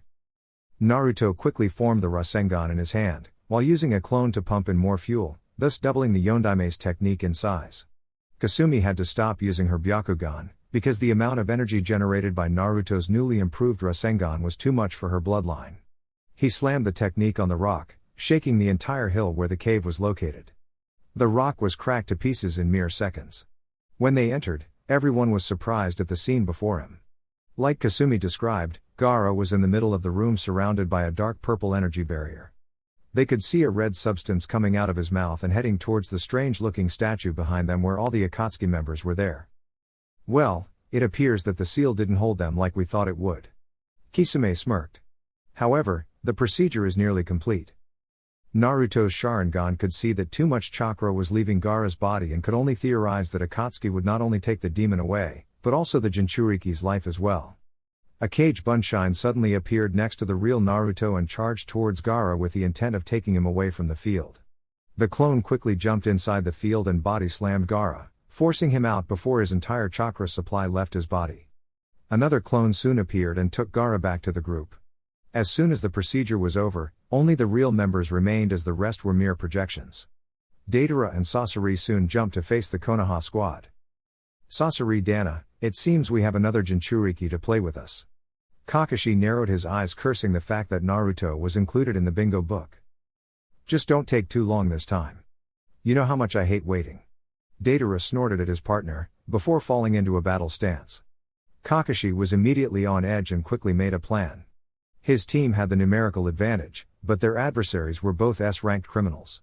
Deidara was a member of Iwagakure's Special Blast Corps and Sasori of the Red Sand was skilled in the art of puppetry, very deadly and also very subtle in the art of killing, as according to rumors, the man's poison expertise was unmatched.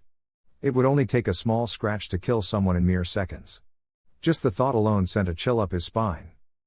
Genma, you and Naruto can take on Sasori while Kasumi and I will deal with Deidara. Genma looked at Kakashi for a couple of seconds, but nodded. In his right mind, Sasori was the worst enemy here. Let's stop the chit-chat. Here is a sample of my art, Deidara stopped their conversation by quickly throwing what appeared to be small spider made out of clay. The Konoha team jumped away immediately just as the spiders exploded.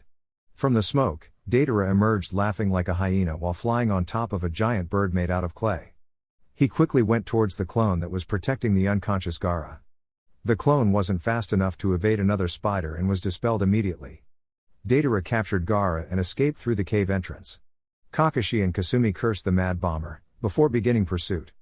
Naruto looked at their fleeing backs and cursed his inattentiveness. Immediately, the memory of the Jonin his team failed to save sprang to mind, angering him. Genma realized the sudden spike in Naruto's chakra and narrowed his eyes. Naruto, do not fret about Gaara.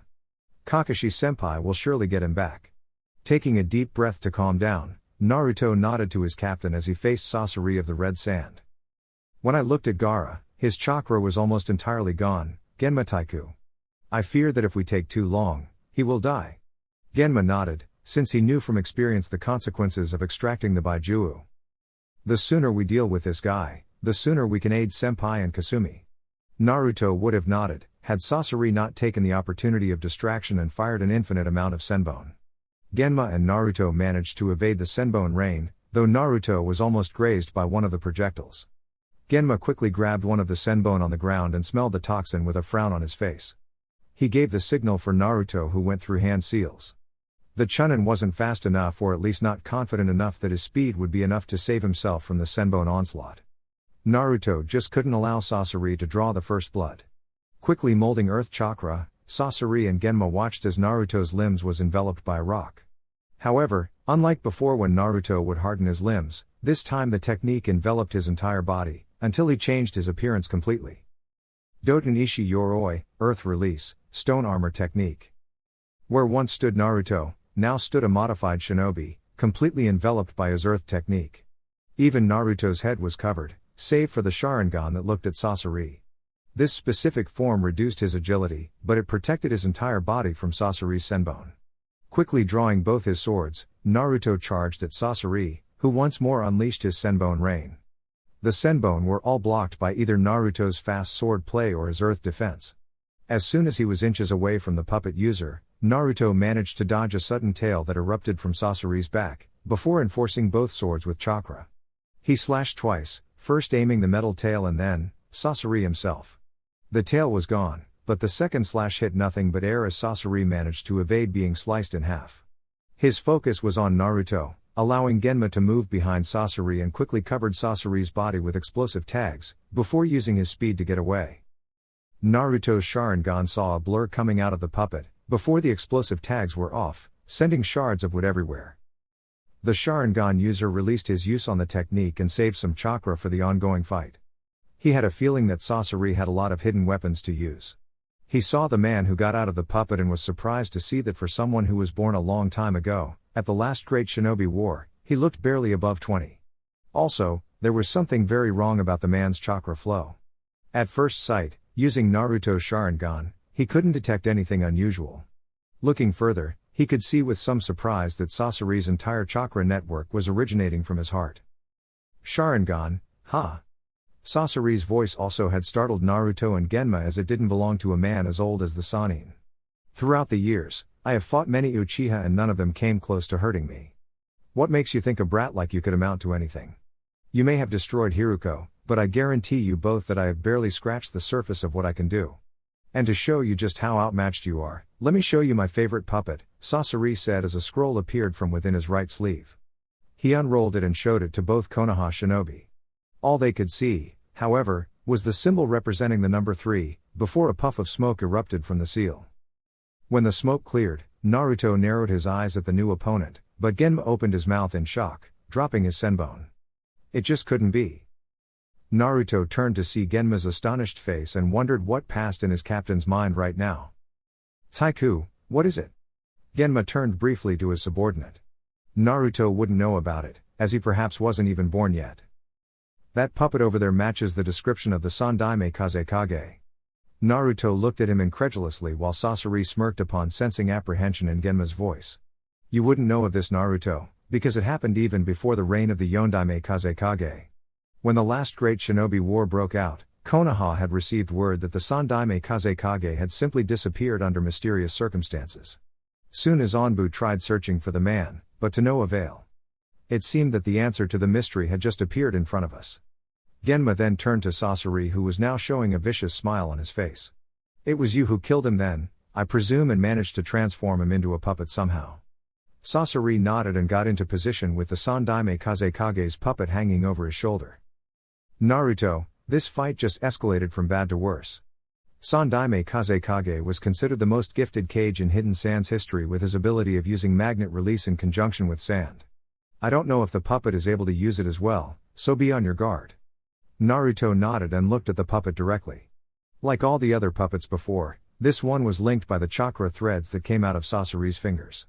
This way, Naruto could at least use his Sharingan to anticipate the movements and plan accordingly. He wouldn't put it past him that Sasori had coated all of his weapons with the same level of toxin. He needed to tread his actions carefully. He saw the briefest movements in Sasori's hand before the Kazekage puppet came flying at him in top speed. However, with the Sharingan activated, Naruto could adapt much faster. The Sharingan user was surprised when a strange-looking weapon full of small blades and wooden contraption appeared from within the Kazekage's sleeve and attacked him. The blonde quickly grabbed both his swords and blocked it, much to Genma's relief. The senbon-chewing shinobi didn't know if he would be agile enough to stop that attack. Sasori kept on attacking Naruto using the strange weapon, forcing Naruto on the defensive. Genma would bide his time, since he knew how Naruto worked. He instead kept observing both the puppet and the puppeteer to see any pattern he could exploit. Like he expected, Sasori was paying close attention to him as well as Naruto. Genma knew that if he attacked right now, Sasori will simply turn the puppet to him instead of Naruto, but Genma didn't have the Sharingan to anticipate the attacks. Naruto managed to block the attacks by enforcing his swords with earth chakra. His chakra-enforced metals had more endurance than the weapon inside the puppet. When it became clear that the puppet's weapon was destroyed, the Kazekage used another weapon that came out of the Kazekage's other arm. A wooden contraption came out and Naruto could see 2 seals attached to it. He narrowed his eyes as suddenly a great load of puppet material came out of the seal and charged at Naruto, moving like a snake stalking its prey. The blonde waited until the attack came at him and slightly evaded before going through hand seals. Katen Dai Housaka no Jutsu, Fire Release Great Mythical Fire Phoenix Technique. From Naruto's mouth came 6 medium-sized fireballs, 3 aiming for Sasori and the rest of the puppet.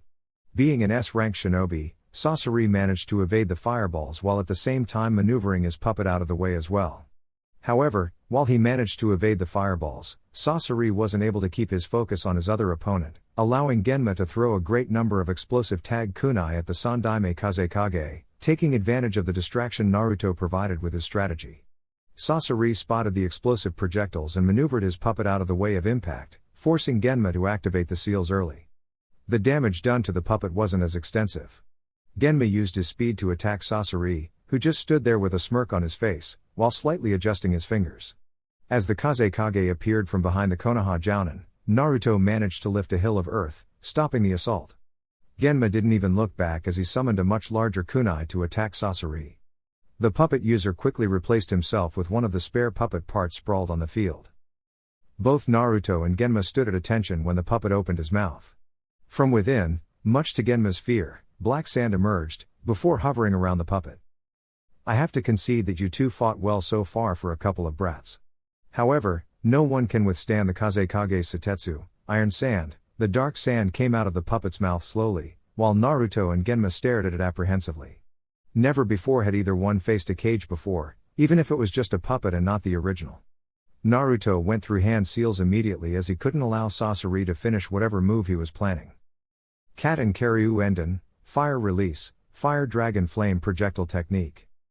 Genma had to shield his eyes from the bright white fire that erupted from Naruto's mouth, while at the same startled by the sudden action from his subordinate. The fire blast hit the puppet full on, though, racing black smoke everywhere. When Naruto ended the fire blast, both he and Genma looked on in surprise as the puppet had formed a barrier using the black sand. That attack was used by the Sandaime Hokage and yet it proved useless against the black sand. Sasori just maintained his usual condescending smile at the opposition's attempts. He moved his chakra threads a bit, controlling the puppet's techniques. The black sand gathered once more and formed large structures, able to squash and pierce anything without any resistance. Above the puppet stood 2 3D figures, a pyramid and a pillar of black sand. With a slight twitch of his fingers, the structures flew with great speed and great threat at Naruto, who couldn't help but dodge constantly. So far all of Sasori's weapons were laced with poison, so presuming this one to be so as well was the best course of action. Because of the Sharingan, Naruto was able to dodge the structures and even move into attack position, but he couldn't make 2 steps before having to retreat. Sasori obviously had great expertise with the Kazekage's ability and could adapt it to keep Naruto away from him. Genma even attempted to attack Sasori, but was met with the same pillar trying to squash him into the ground.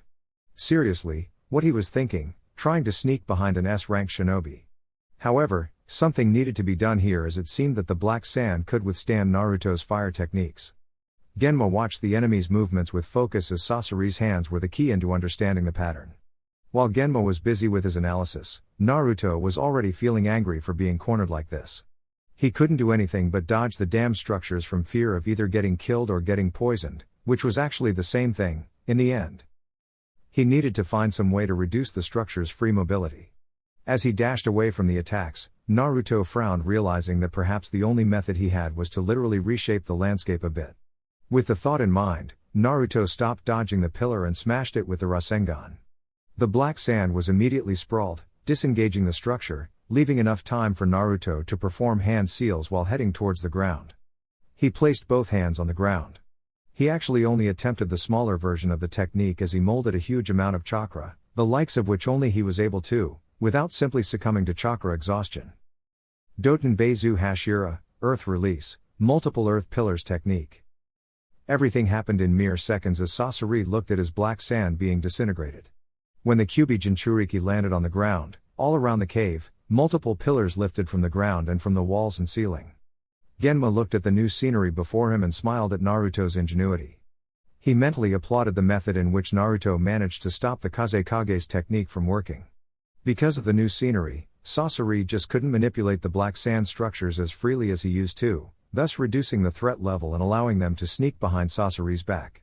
Just by looking at the enemy, Genma could see that the man was annoyed. Naruto had that effect on the enemy. Not only did he have the Sharingan, but he also had enough energy to last longer than most in the field. Others would handle their chakra carefully so as to use it when the time comes. Naruto doesn't have this restriction. Although by the look on Naruto's face, Genma could see that the technique had taken a lot out of him. You two flies are beginning to annoy me. This nuisance is taking longer than necessary. Let's end this. Sasori made a few movements with his hands before the black sand structures vanished. The black sand now hovered up above the cave ceiling, spreading throughout the landscape like a spider web. Both Genma and Naruto looked up in shock as the black sands turned into black spikes, all of them pointed in their direction. There was simply no way of escaping. Sasori made the technique reach the entire cave. The man in question smirked at their predicament. He was already counting Naruto as a future puppet because of the Sharingan and his impressive ninjutsu repertoire. He flicked his middle finger slightly and allowed the rain to drop on them. Naruto took his swords and worked rapidly by blocking all the projectiles. Genma managed to avoid all of his by using his speed. When the rain stopped, Sasori could be seen with the same victorious smile on his face, worrying Genma. It looks like even the famous Sharingan could not stop the Kazekage's Satetsu Shigure, Iron Sand autumnal showers. Genma looked at the man quizzically, before turning to see Naruto only to gasp at the flesh wound located on his arm. He had no doubt in his mind that the weapon was poisoned as well. Naruto for his turn looked at the wound and snarled mostly at himself for his lack of timing in taking care of all but one of the projectiles. His Sharingan spotted it, but his body just could not move in time. He could feel the powerful toxin entering his veins as he struggled to remain standing while the puppet was attacking Genma once more. Naruto could not take the pain and kneeled on the ground, all the while cursing himself for letting Genma fight this guy alone. He needed to do something to get back in the fight, but he was no medic nin. No one would be there to save him from Sasori's deadly poison. It suddenly became a fact for the Chunin that in that minute he became useless and a hindrance. It was a feeling he did not wish to feel. Naruto just could not stand not being able to do anything about it. Once more you make a fool of yourself, Naruto. You have only yourself to blame for being in this situation in the first place. Naruto flinched at the jab. His body was aching 100%, but the comment hurt even more. Damn it, I know this already. You don't have to remind me. Naruto ignored the humorous laughter coming from the fox inside of him. Of course, the furball would take its time enjoying Naruto's misery. Can't you do anything to rid the poison? I most certainly could, yes. However, I often find myself wondering whether doing so would teach you not to face something you are not ready for yet. Like always, you presume yourself able to perform things out of your reach of capabilities. Nevertheless, as I know what you are going to say before you even think about it, we have a binding contract with one another, and through this agreement of ours, it was established that I would offer my aid to you when the situation arises. Sadly so, this situation had arrived and I am compelled to attend to my container's wishes. Naruto simply grunted in pain, but nodded in appreciation. He actually only wanted to hear either a yes or a no. Sometimes, he wondered if the fox just took forever to explain something just so that Naruto would listen to it longer. As he felt the fox's chakra running through his veins and ridding him of the poison, Naruto ignored the stinging feeling that perhaps his wonderings held truth. The Kyubi let out one of his irritating and presumptuous laughs once more. When he opened his eyes once more, Naruto saw that the puppet was coming right at him while positioning for strike against Genma. Naruto relaxed knowing his captain was okay. This puppet sure as hell gave them a hard enough time. Naruto believed that the puppet had overstayed its welcome. It all happened in less than a second. As soon as the puppet flew on top of his downed body, the Chunin turned his hand and molded the Rasengan, before slamming right at the puppet's stomach, shattering Sasori's famous puppet into unrecognizable pieces of wood and clothing. Sasori looked at Naruto perplexed as the kid was poisoned just seconds ago. He shouldn't even be able to move, let alone stand up and mold enough chakra for an A-rank technique. Genma took the brief break and appeared next to Naruto. Are you okay, Naruto? I thought he had poisoned you? Naruto nodded while never taking his eyes away from Sasori. He did poison me. Kyuubi managed to rid me of it, though. I'm good to go once more. Genma released a sigh he did not know he was holding. Because of the fight, Genma had forgotten about Naruto's high healing ability, thanks to the fox inside of him. Okay, but watch out next time, you hear? You should have used your earth armor technique and block it, instead of using your swords. It was a wrong judgment call that could have got you killed. Naruto knew every word to be the truth. You're right, Genma Taiku. However, by the time the technique started, I just could not use the technique as I did the first time. It takes time to cover your entire body. Sasori recovered from his wonderings, as he listened to the fox's name coming out of the Jinchuriki's mouth. Of course, the fox would be able to neutralize his toxin. However, the information did not appease Sasori as much. This fight was dragging on much longer than it needed to, and he had lost quite a lot of his favorite puppets thanks to these two. Sasori clenched his teeth hard as he slowly unbuttoned the Akatsuki robe. Genma and Naruto stood at attention as the black robe was thrown on the ground. Never before has someone taken me so far as to use myself. You two deserve the credit, congratulations. Both Konoha shinobi took in the man's appearance and gasped. There was no flesh to be seen, but puppet parts as well. They were fighting a puppet this entire time. A puppet that was able to control other puppets. Despite the fight they were on, Genma had to hand it to the guy. Sasori was perhaps the strongest foe he ever had to face in battle. Quickly assessing the situation, Genma had enough chakra to hold his own. Naruto, for his part, saw the seal located on the enemy's heart and frowned. So that's why. Genma turned to Naruto for clarification. When he first appeared, I could see that all of his chakra coming out of one specific part of his body. It was located just close to the heart region. Can you see the seal there? Genma turned and nodded. So if he is in fact a puppet, then the seal must be the one giving it chakra. I recognize the formula somewhat, but not entirely. I believe we have found our enemy's weak point, Naruto. Focus on that seal. Naruto nodded and got into position. Sasori looked at both of his enemies with detachment as expected from a soulless puppet. Even his appearance now resembled a controlled corpse rather than a normal human being. As Sasori watched his enemies get into position once more, he took one of the 3 scrolls placed on his back using a single chakra thread. These two were able to defeat his favorite puppet, the Sandaime Kazekage. Sasori just couldn't believe that he would do what he was about to do. With this next technique, he was able to conquer an entire nation. Now, he would be using it to best 2 simpletons. The S-ranked criminal was truly ashamed of himself right now. But, it won't matter. Soon, these two will perish and Sasori will have plenty of time to forget this troublesome situation. Let's not prolong this much further, shall we? This time, neither of you will escape alive.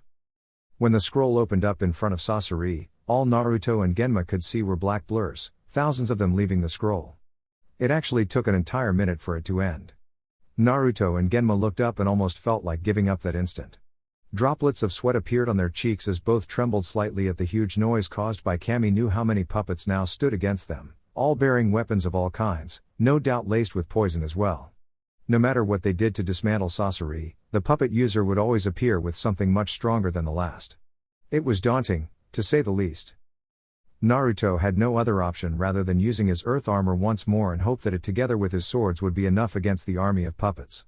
His concern also lied with Genma, however, as the man just wasn't suited for heavy fighting like he was. Genma was the support type, catching the enemy off guard when the time was right.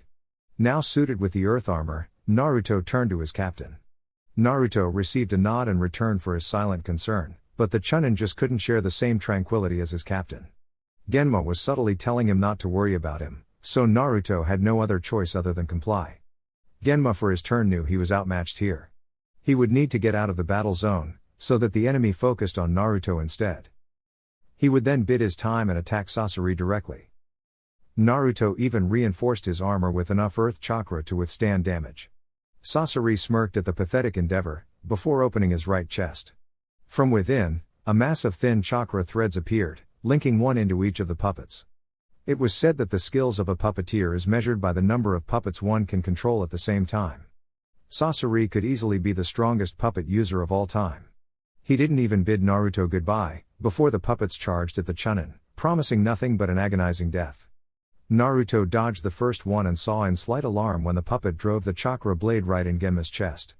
The Jonin captain, however, took the precise moment to replace himself with a spare puppet part, vanishing from the area. With a mental note to get his revenge on the captain for ditching him, Naruto saw the next batch of puppets come at him. His Sharingan worked extensively in anticipating the moves. Naruto first used one sword for defense and another for attack, while focusing some of the attacks on his armor. He just couldn't use both swords to block, otherwise he wouldn't be able to attack. Naruto's Sharingan eyes looked like they were loose from its sockets as they went from right to left almost instantly, allowing the blonde to overcome the opposition. He was already feeling the strain in his muscles from the heavy workload, and his head was pounding at the excessive information received by the accursed dojutsu. The puppets just wouldn't stop coming and attacking him with everything they got. Nevertheless, it wasn't like he had never trained in such odds before. He would summon Bunshine to attack him in order to train his taijutsu and his battle awareness. However, this time, the army was fixed on killing him, and the puppets would have done so, almost 50 times now, had Naruto not reinforced his armor with earth chakra. He felt the pain of each strike, but he couldn't stop. His body was aching all over the place, both from the strain of his movements and from the attacks coming from all directions. He persevered, though. Right now, the floor became littered with puppet parts sliced by his swords. When approximately 40 puppets were gone, Naruto almost dropped to the floor as his body went numb for a second. It was simply too much strain. Sasori just smirked at the valiant effort, before sending in the next batch, with 2 puppets leading the fray. Naruto's Sharingan anticipated where the attacks would be and focused as much earth chakra as he could on his stomach as the giant axe hit it. The strike was so powerful that it broke Naruto's reinforced armor and even sent the Chunin flying. Naruto had recovered senses on his body as he looked at the puppets approaching for the death blow.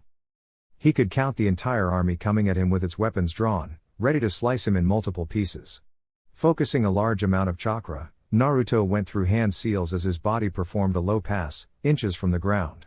Quickly, Naruto used the momentum to flip his body so as to fall on his 2 feet and looked at the puppet army closing in with their weapons. His hand stopped with the bird hand sign as he inflated his chest. He had no doubt that his chakra would be non-existent after this. Katenguka Mekyaku, Fire Release, Great Fire Majestic Removal Technique. Naruto exhaled a thin layer of fire right at the puppet leaders, before the fire spread through the entire area engulfing everything in its path. Sasori wasn't able to maneuver the puppets out of the way, since firstly the fire engulfed the entire cave and secondly, he was confident that sending the entire fray in one go would deal with the Sharingan brat. The powerful fire technique kept traveling over ground for a large range of burning. Sasori even worried that it would reach him, but it only focused on the puppet army. When the smoke cleared, Sasori snarled in frustration as his entire collection of puppets laid in front of him, or at least the ones who hadn't turned into ash because of the fire. He saw the Kyuubi brat breathing erratically in front of him and could estimate it as the consequence of near chakra exhaustion. The very reason behind Sasori's choice was so that he wouldn't be affected by human emotions. Emotions did nothing but hinder a shinobi of his true potential, so he transformed himself into the perfect being, setting aside such feelings as it would only hinder him in the long run. Nevertheless, anger and frustration were all he could think of right now. In front of him lay his life's work, all the hardships he had to endure, all the sacrifices he had to make in order to be where he was right now. Everything that he had built was turned to pieces and ashes by one single individual. Pretty much 50 years of hard work destroyed in mere minutes. Sasori couldn't help it. No matter how much he tried separating himself from emotions, he now realized for the first time what it was like to feel blinded by anger and frustration. It was all because of this kid. Killing Naruto was now a matter of life and death, Sasori reasoned. He no longer cared for Akatsuki's goals, he no longer cared that he would kill a Jinchuriki. As the second scroll from his back vanished as well, Sasori later realized that he was right all along about emotions being a ninja's worst enemy as he felt an attack from behind piercing the seal located on the heart region. His eyes looked down to see that a black senbone had pierced a boulder, laced with chakra. His analytical mind didn't take more than a second to realize that the weapon was coated with wind chakra. He looked backwards to see the other Konoha shinobi standing there looking at him. In his clouded mind, focused on killing Naruto for ruining his life's work, Sasori had forgotten about the other one. The puppet master simply fell on the ground and its parts disengaged from the body, without the piece that sustained it all, Sasori himself. Genma stood close to Sasori as he took the structure that came out of the puppet's body. It was blue in color and cylinder-shaped with the seal in front. The Jonin captain just couldn't risk it and sliced the structure in multiple pieces. He looked up just as 4 new presences entered the cave and approached the downed Naruto. Genma relaxed as he spotted Izumo and Kotetsu, followed by Hyuga Neji and Rock Lee. It seemed backup arrived. He landed nearby, surprising the 4 other Konoha shinobi. Hyuga Neji was observing Naruto's condition while Kotetsu and Izumo performed some quick first aid treatments. Naruto's body was covered with bruises, but no scratches were visible other than the first one. Hyuga Neji, isn't it? How is he? Genma asked, earning a nod from the Hyuga Jounin. His chakra capacity is low, but by no means is it empty. It will take a while to replenish it all. His chakra coils are twice as large as ours. Genma nodded. By experience, he estimated that Naruto would wake up soon. The Kyuubi was there to help him after all. Genma Taiku, can you explain us what happened here? The cave is on the verge of collapsing and I can see what appeared to be Sunagakure's Kugatsu. The captain picked up his favorite senbon as Izumo worked into extinguishing the fire. I assume you're already briefed about our mission here. Neji nodded, so Genma continued. You were right about the Kugatsu, as I and Naruto here face none other than Akasuna no Sasori. All 4 were surprised by that fact alone and Genma couldn't help but smile at that. Imagine how shocked they would be at the impossible odds both him and Naruto had faced. Genma took some time reporting the entire fight, including the Sandaime Kazekage and Sasori's other techniques. In the end, he explained how Naruto dealt with the opposition while he finished the opponent, taking advantage of a relapse. Genma couldn't argue how much stronger Naruto became. After hearing the report, Lee immediately initiated his fire of youth speech, but everyone ignored it. Dealing with a second guy was simply too much to handle right now. What of Kakashi and Kasumi? Genma asked, earning a solemn nod from Neji. Genma immediately feared the worst. Ten and Guy are with them right now, treating their wounds. Kasumi-sama had received a lot of burns from the enemy's blast release attacks. They managed to recuperate Gaara's body, but the enemy escaped. From Kakashi-sensei's report, he was able to deal a lot of damage on Deidara, even yanking his only arm somehow. However, the enemy targeted the wounded Kasumi and Kakashi saved her. Deidara took the opportunity and fled. We should go there and rendezvous with them. Genma nodded as Lee volunteered to carry the unconscious Naruto. The adrenaline of the fight was slowly diminishing and Genma's sense of danger tingled at the notion of just defeating an S-ranked opponent, even one as dangerous as Sasori. The senbon-chewing shinobi could not wait to get into a bar and have some sake. Chapter 19, Discovery. Slowly opening his eyes, the sheer intensity of the sunlight overwhelmed the elite Chunin, forcing him to close his eyes abruptly. He opened them again briefly, still not fully used to the strange environment he found himself in. It took about 2 seconds for him to realize that he was inside a hospital room. As he recalled his last memories, Naruto wondered what happened afterward. He certainly did not recall leaving the cave after battling Sasori. The last thing he remembered was feeling the presence of 4 individuals entering the cage, before passing out due to exhaustion. It always struck him as odd how he was able to do that. He had never told anyone about it, because frankly he was unaware of it, as being a skill in itself, the fact that he was able to sense other presences. It was precisely this way when he looked to the left as he could feel his captain's chakra entering the room followed by a strong chakra presence, possibly as strong as his. The door opened revealing not only Genma, but also Gaara, revealing himself as the strong presence Naruto felt before. So the Ichibi was not extracted after all. It seems you're up, Naruto. Certainly took longer than I expected. Naruto blinked at his captain's statement, wondering how long he was unconscious. You've been asleep for 2 days straight. Izumo and Kotetsu were actually running bets on how long it would take. Genma would always throw in a funny comment about the situation, no matter what happened. The bad thing was that sometimes Naruto did not know if the man was making a joke or commenting about a funny situation. As usual, he played along, as Itsuko instructed him a couple months ago. So who won? Genma laughed warmly at the answer. What happened after I passed out? As soon as you passed out, Mito Guy's team appeared with Izumo and Kotetsu in tow. Kakashi and Kasumi were able to protect Kazekage-sama from the S-ranked Iwa shinobi by the name of Deidara.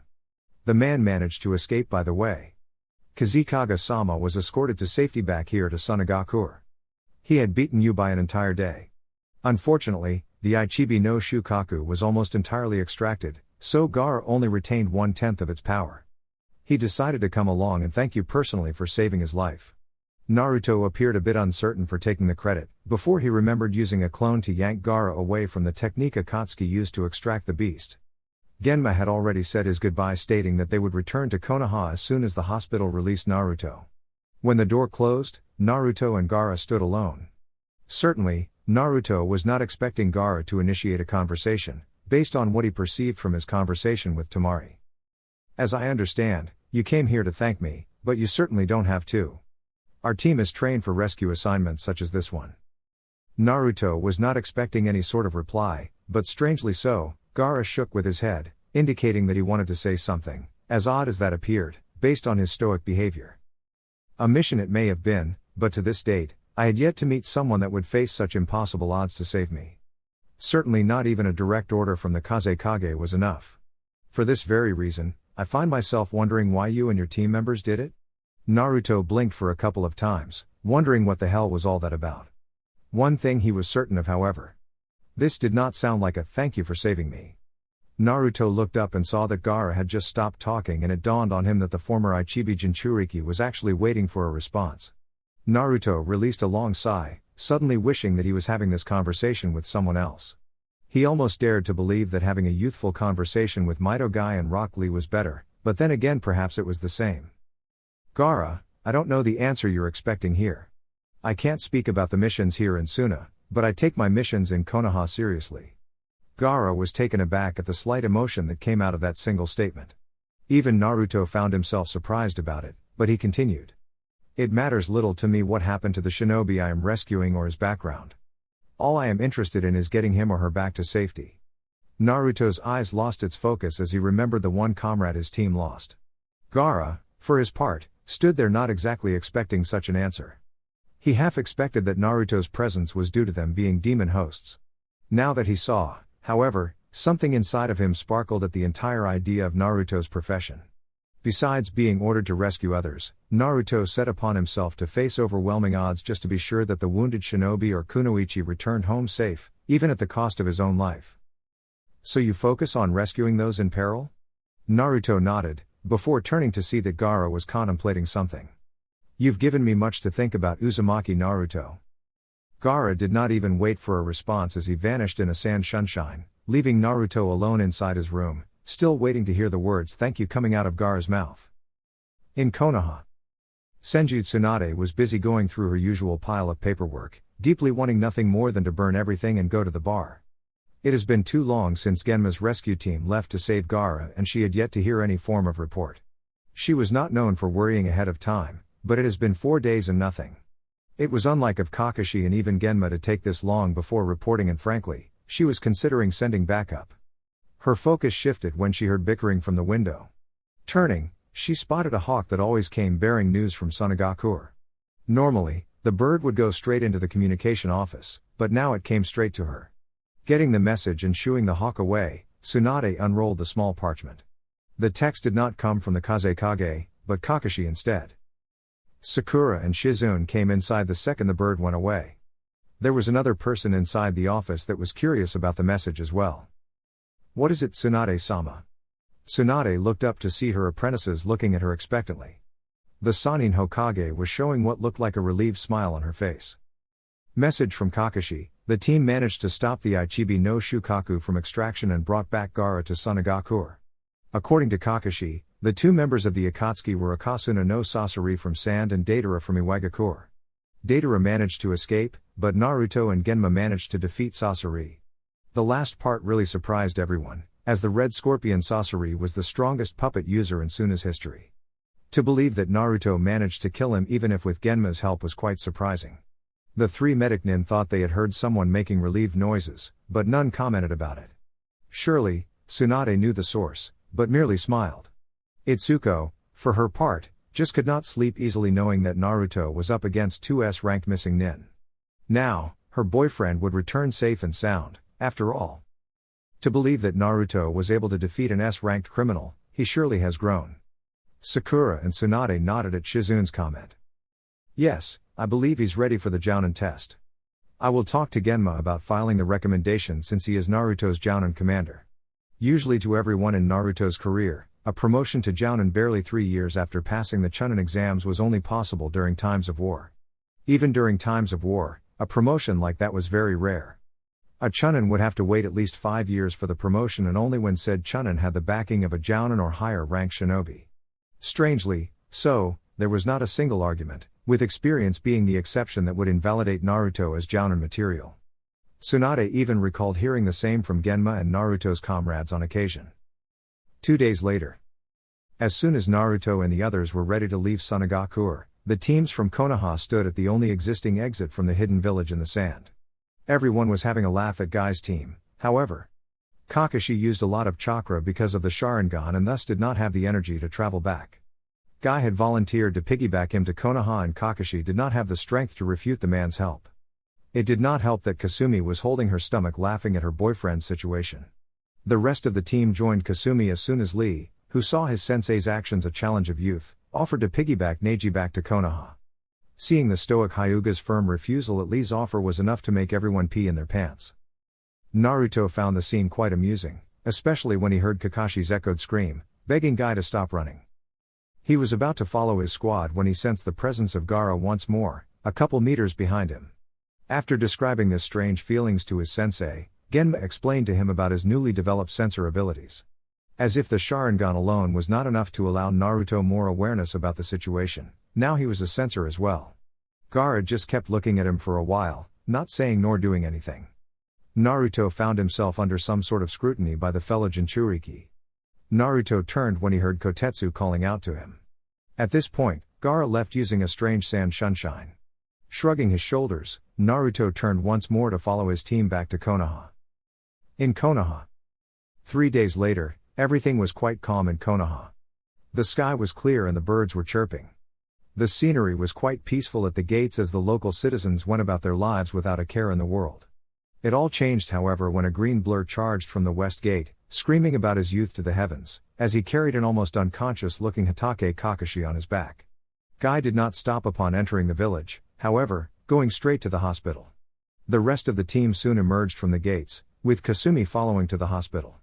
Her amusement had ended as soon as she counted in her head how many head injuries her boyfriend sustained on the way home. Guy was having none of her complaints, however, claiming that she was underestimating his big rival Kakashi. The rest went straight to the Hokage's office for the report. After everything was over and done with, the teams were given a small rest and recuperation period of 3 days, which Naruto tended to use for training. The fight against Sasori, although extreme, led him to believe that the puppet master was not the strongest member in the Akatsuki organization, and that scared him. He knew at least that Itachi and Kisame are stronger than the puppet master, but surely, there were missing nin even more powerful. He couldn't allow himself to waste precious time training to better himself out there. He knew where he needed to go in order to acquire more power, and that was the Uchiha Clan Library. His path was halted, however, when he sensed a presence coming before an Anbu with long purple hair materialized in front of him, both hands on her waist. Naruto didn't need to see his girlfriend's face behind the mask to know that she was pissed about something. "Hi there." Naruto tried greeting, but was stopped by said woman. "Let me guess, you're going to train again, aren't you?" Naruto could not help but flinch. Facing an S-ranked criminal, one that was responsible for killing the Sandaime Kazekage and coming out alive just was not enough for you, huh? Once again, Naruto tried to argue his case, but the woman just placed a hand in front of his face. "From the report, your body was 95% wounded and a few ribs were broken. They even found reminiscences of poison running through your system. What were you thinking, facing against Akasuna no Sasori?"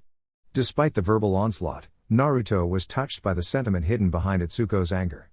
Therefore, without giving an answer, Naruto just stepped forward and gave the woman a hug. "I know you're worried about me and I appreciate it. I missed you too." It did not take too long for the Anbu Kunoichi to return the hug. Her anger had already subsided after the onslaught of questions and slight killing intent directed at Naruto. However, "I am still mad at you, you know." Naruto smiled. "You're still not free, however. As I recall, you promised to come with me to visit some of the orphans when you came back. My shift is already finished." Naruto nodded, creating a cage bunshine that would head to the library and read on more material from Madara. Seeing as he could not train today, he could at least start on some reading. Itsuko looked at the departing clone and then to her lunatic and impossible boyfriend. So who are we visiting today? Naruto actually enjoyed running these errands with his girlfriend. Being an orphan as well, he was able to connect with these children and even give them something he did not have as a child, at least he did not until the incident where he had lost his eyes thanks to Uchiha Itachi. He would play with them and even tell some of his missions, without the gruesome parts of course. He, on occasion, even summoned a few tiger pups to play with the children. The small creatures also enjoyed immensely, because they could interact with humans. Naruto was their first summoner and many of the tigers had yet to meet a human being, away from the battlefield. Itsuko was smiling as they walked. It was rare in their profession to simply kick back and relax. Itsuko would see through the end of it and hang out with Naruto all day long. We've been there before, a few months ago, remember? Kenta and the others surely misses you. I bet that little Misao misses little Shiratsune like crazy. And, for the record, Shiratsune is Shiratora's son. Check chapter 15 for reference. Naruto smiled, nodding. He remembered the scene quite vividly. Misao was 4 years old and her parents were shinobi. Her father perished in a mission that took place near Iwagakure and her mother fell into a deep depression upon hearing of her husband.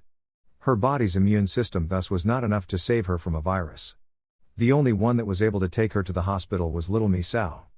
The little girl was 3 at the time and hardly had the ability necessary to reach the hospital in time. For a while, little Misao became recluse. She did not want to talk to anyone and hardly did anything other than cry for her parents. Then she saw the never-ending bundle of white joy. Like a light switch, Misao tackled the little guy and played with it for hours. The matrons looked at the scene with a relieved smile, as neither knew what to do with her. Last I heard, Shiratsune had grown a bit and was already receiving training from his father, but I believe he could spare a few minutes, Naruto said before biting his thumb. Kushios no Jutsu, summoning technique. Shiratsune appeared instantly, looking around for battle, but instead found only Naruto staring at him in wonder. What with the armor, Shiratsune? I do not remember your father wearing one? Now that he thought about it, the small pup he remembered was now mere inches below his father in size. Oh hi Naruto, yeah To-san believed that I would favor the physical abilities of the clan. He and the others are training me into the ground every day. To-san also taught me some illusion techniques, but I actually prefer to use it as a last resort. The blonde nodded in appreciation. It was similar to his choice regarding the Sharingan. While he did not neglect the ability of illusions, Naruto always favored the ninjutsu and taijutsu part. So not to sound like I'm complaining or anything, but why have you summoned me here? I was about to start my training. Itsuko came forward and scratched his ears gently, earning a growl in delight from the ferocious creature. Actually, Shiratsune, we were on our way to visit a little friend of yours, so we were wondering if you wished to come along. I know that Misao-chan will be really happy to see you. Despite growing in size and training under his father, Shiratsune did not lose his spontaneity and agreed immediately while jumping up and down. Naruto could still remember the small cub trying its hardest to bite his father's ear.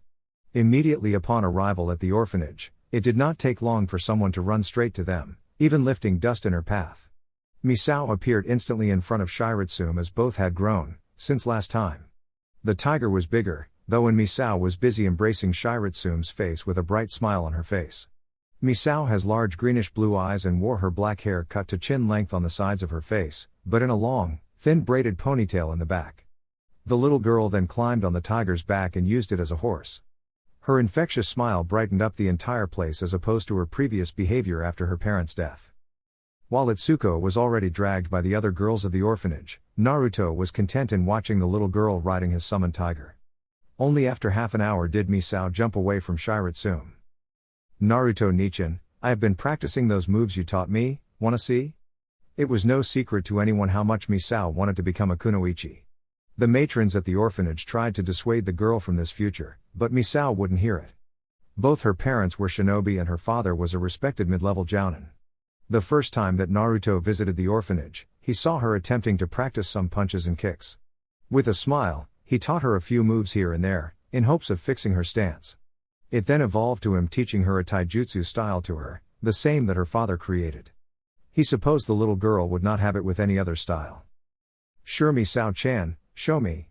The petite girl beamed and jumped from the tiger, before falling into the stance Naruto have taught her. Shiritsune stood by Naruto's side as they watched Misao go through the katas of her father's taijutsu style. She threw out a sequence of high and low punches, meant to disable the opponent quickly. The taijutsu style was based off the regular Onbu style of fighting. Misao had to focus on precision and agility. Of course, she was barely out of her diapers in terms of fighting, and when she kicked an invisible enemy, Misao lost her footing and fell backwards, being stopped by the soft fur of Shiritsune, much to the girl's delight. Naruto got up applauding the girl from her movements. Offering his hand to help her get up, Naruto then gave his views. "Your punches sure improved, Misao-chan. When you kick, however, you must remember to force your body weight onto your support leg, not onto the leg you're kicking." Misao smiled at Naruto with her. She then asked Naruto about his exploits, earning a snicker from the Chunin. As he told her one of his stories, Naruto missed Itsuko looking at him fondly. Misao was like a little sister to her boyfriend. However, in her mind, it is thanks to Misao that Naruto manages to cope with everything. Next day. The next day, Naruto found himself immersed in scroll after scroll, containing his notes on Madara's abilities using fire ninjutsu. Every time he looked into the material, Naruto was astounded by Madara's expertise, especially when it came to fire ninjutsu. Of course, he was adept at many other abilities, but fire certainly was his most dangerous. History showed that the man was able to burn an entire forest using only a single ninjutsu. Said jutsu, for instance, was the one Naruto picked up from the library called Katengoka Mesitsu, Fire Release, Great Fire Destruction Technique. Surely, there were other abilities like wind techniques, Fuuinjutsu, and even a lot of material about Madara's physical abilities, that being his taijutsu and kenjutsu style, as well as shuriken jutsu. Not having a wind affinity and not knowing anything about Fuuinjutsu, aside from the basics, Naruto's interest was solely on Madara's fire technique capabilities. The rest perhaps only applied to Madara himself, although Naruto found that Fuuinjutsu could be a branch to work on later. Especially since Madara mentioned someone named Uzumaki Mito as perhaps the most gifted sealing arts expert in existence. Naruto's interest in the name increased when he heard the all-too-familiar growl inside his head, meaning that whoever this Mito person was, Naruto had the feeling that Kyuubi knew her. Training aside, the woman's last name spiked his interest. Naruto did not know whether the name was given by the Sandaime due to his orphan status or Uzumaki was in fact his name. If it was indeed his name, then Naruto's entire life could flip 180 degrees. In truth, said subject rather slipped from his mind, replaced by the events that started after he received Uchiha Sasuke's Sharingan. Now that the thought came, it just would not leave him. Kyuubi usually enjoys a good conversation, but regarding this subject, the fox became mute. The meaning of this was only logical. Kyuubi had something to do with his family, or at least one of them. Naruto did not know if both his parents were Uzumaki or if only one of them were. Memorizing Mito's name for later research, Naruto's focus came back to learning Madara's S-rank jutsu. The fact that it required a large amount of chakra was no news. Naruto remembered how much chakra he had to use for the other technique he learned from Madara. Fortunately, chakra was like a commodity for him and he had plenty to use. At the Hokage's office. While Naruto was busy training, his captain Genma was inside the Hokage's office, pondering on what he heard from Tsunade. "So what do you say, Genma? Is he ready?" In actuality, his Chunin subordinate was more than ready for the Jonin Trials. A part of him wished for Naruto to receive more experience, but that aside, Naruto had more capabilities than most of mid-level Jounin in Konoha, including a couple of the elites. The fight against Sasori was no joke and Genma doubted that even he would not be able to defeat the puppet masters on his own. Naruto managed to hold his own against Sasori and Genma could not find anything wrong with Naruto's actions during the fight. Looking up, he realized that Tsunade's finger was already tapping and that meant the woman's patience was wearing thin. "Geez, I was just thinking, I wonder how Sandaime-sama dealt with her in the past. Although I wish he had a bit more experience under his belt, no one can deny he possesses the skills of a Jounin." Tsunade grunted at the man taking so long to answer that, but nodded nonetheless. Yes, however Naruto's sensei became a Jounin when he was 13 years old. Certainly, Naruto has the same amount of experience that Kakashi had when he became Jounin.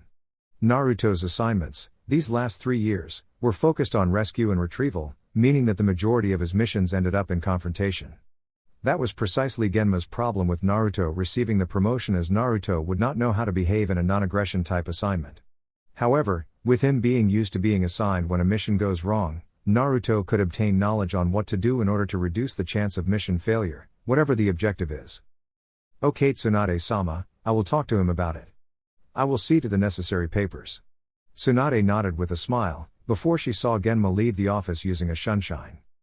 You do understand that should he be promoted, Naruto will receive his parents' will, right? The woman frowned as she looked at Jiraiya standing outside her window. Indeed, Namikaze Minato's will was for his son to be made aware of his parenthood by the time he reached the rank of Jounin. A part of her questioned whether she should have been the one to tell the blonde Chunin about who his parents were. Essentially, her sensei should have told him in secrecy. Hell, even the child's godfather would be better. I do hope that when I do tell him, you'll be by my side the entire time. Of all of us, you are the closest he has to a family, being his godfather and all. You say as if I deliberately kept him from the truth all this time, Haim. The woman sighed, finding that she could not blame this on her comrade, but rather her sensei. Yes, I know. Truth be told, the subject technically involved the god Hokage as well, seeing as her grandmother was a member of the Uzumaki clan as well. That being said, she and Naruto were indeed family. She had many fond memories of her time playing with her grandmother. Jiraiya could see a slightly nostalgic look from Tsunade's face and decided to leave the woman be for now. There was plenty of research for his novels after all. With Naruto. When he saw the sun began its majestic descent, Naruto decided to end practice for the day and run to the library. The arena ground was torched from overuse of fire ninjutsu, but still Naruto realized it would take a while for him to master the technique. Madara's jutsu required a steady stream of highly concentrated fire stream, whereas in other techniques, he needed only a strong burst or maintain a thin line of flames and expand it upon close contact. This specific technique required both high fire manipulation and excellent chakra control, with the latter being Naruto's biggest problem as he had a great load of chakra. Still, he figured that it was only a matter of time and a few clones here and there would not hurt his chances. Now, however, his thoughts were of another subject or rather another person. Uzumaki Mito or rather the Uzumaki clan as a whole. Naruto had considerate knowledge on all of Konoha's shinobi clans and even those from other villages. The fact that the name meant nothing to him, in terms of knowledge, meant that perhaps he was trying to find information on an extinguished clan. That thought alone had saddened Naruto somewhat. He had gained hope upon reading Mito's name in Madara's books. Perhaps, he could find his missing family after all. As soon as he entered the library and went straight to the history section, Naruto picked up a few scrolls he believed would give him the information he was searching. Of course, regarding the clans, the library's material was restrictive at best. The most sensitive information would be inside the clan's private grounds. Naruto was not interested in secrets, however, but any quote that would provide him with answers. The majority of the scrolls he selected contained information about Konoha's history. Naruto could in fact be running blind here, because if the Uzumaki clan originated from Konoha, then he would have known it by now. Nevertheless, he was going by two factors in his judgment. One was his last name and the other was that he believed Madara to be a patriot that cared for the village just as much as Senju Hashirama, the Shodaime Hokage. He would not say what he said about Mito if she didn't at least have something to do with the village hidden in the leaves. It took a total of 2 hours going through the material he picked up and so far, nothing however. Naruto had already learned the majority of the information in the past. The Chunin released a long sigh in resignation while looking around the place. It was already dark outside and the library would close any time now. Shifting through the pages in random, Naruto looked briefly at a picture of the Shodaime Hokage next to the Nidaime Hokage, both wearing their trademark armor. A woman was standing next to the Shodaime, wearing a white robe. Strangely, so, Naruto could see 2 paper seals strapped to the woman's earrings. There was a miniature text below the picture and Naruto had to pick a magnifying glass to read it. Senju Tobirama, Senju Hashirama and his wife Uzumaki Mito. The small text did contain more information, something about a specific date that marked the foundation of the academy. Naruto simply stopped reading, however, when he learned that Mito was actually the Shodaime's wife. Naruto recovered his shock quite quickly when he saw the librarian announcing that the establishment was about to close for the day. He needed more information and he needed immediately. He picked another scroll this time, focused entirely on the Senju clan and left the library. His mind was so focused on what he discovered that he didn't hear the fox's constant snarl inside his mind. Since Kyubi was being uncooperative, he simply ignored the beast's existence. Grabbing his dinner to go, Naruto was inside his apartment in less than half an hour. He tossed the scrolls and his dinner takeout on the kitchen table and immediately went to work. His body was aching from the training and his chakra coils were strained from attempting Madara's jutsu. However, he just could not think of getting some rest.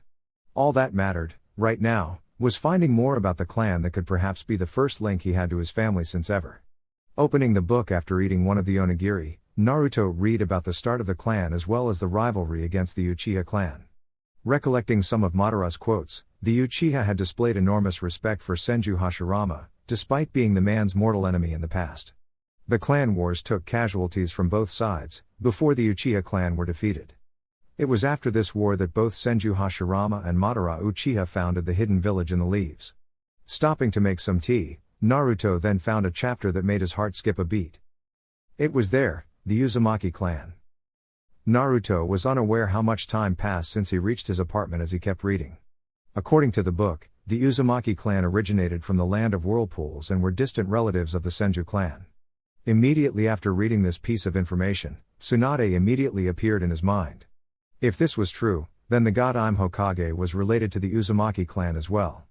In addition, if he was in fact an Uzumaki, that meant that he and Tsunade were related. The Shodai Hokage was her grandfather, so if Mito was the Shodai's wife, then she was Tsunade's grandmother. Naruto just did not know what to feel about this revelation. Anger with the first, if he is in fact related to the Uzumaki clan. Anger towards many people, actually. First, the Sandaime Hokage surely knew about it, considering that he gave the name to Naruto. Tsunade being possibly the last living relative. He was not sure if he could blame the rest, Kakashi, Jiraiya and the others. Jiraiya could as well have known about his family, since he knew a lot of Konoha's sensitive information. Subsiding somewhat, Naruto now turned on to a different question. Supposing that he was related to the clan, then his parents must be Uzumaki or at least one of them. So far, he had only known about one member of the clan, that being Mito. It would be too much of a coincidence if Naruto's mother or father, for that matter, was related to the Shodai's wife. He remembered reading that the Uzumaki clan members possessed red hair, had great vitality and chakra capacity. His golden hair and former blue eyes didn't help him very much in this regard. Aside from that, however, he had a lot of chakra and always healed quickly from his wounds. Whereas before he attributed his fast healing to the fox inside his gut, he now had his doubts about it. His appearance or least former appearance led him also to believe that he may have inherited it from someone else other than the Uzumaki clan. The only ones with blonde hair were the Yamanaka clan members, but he would have known by now if he was related to Ino's clan. Naruto would have continued his train of thought had someone decided not to break his concentration. I suppose the level of your focus in this particular subject is even higher than the amount you use during training. Naruto released a sigh before closing his eyes. When he opened them, he was staring at the fox.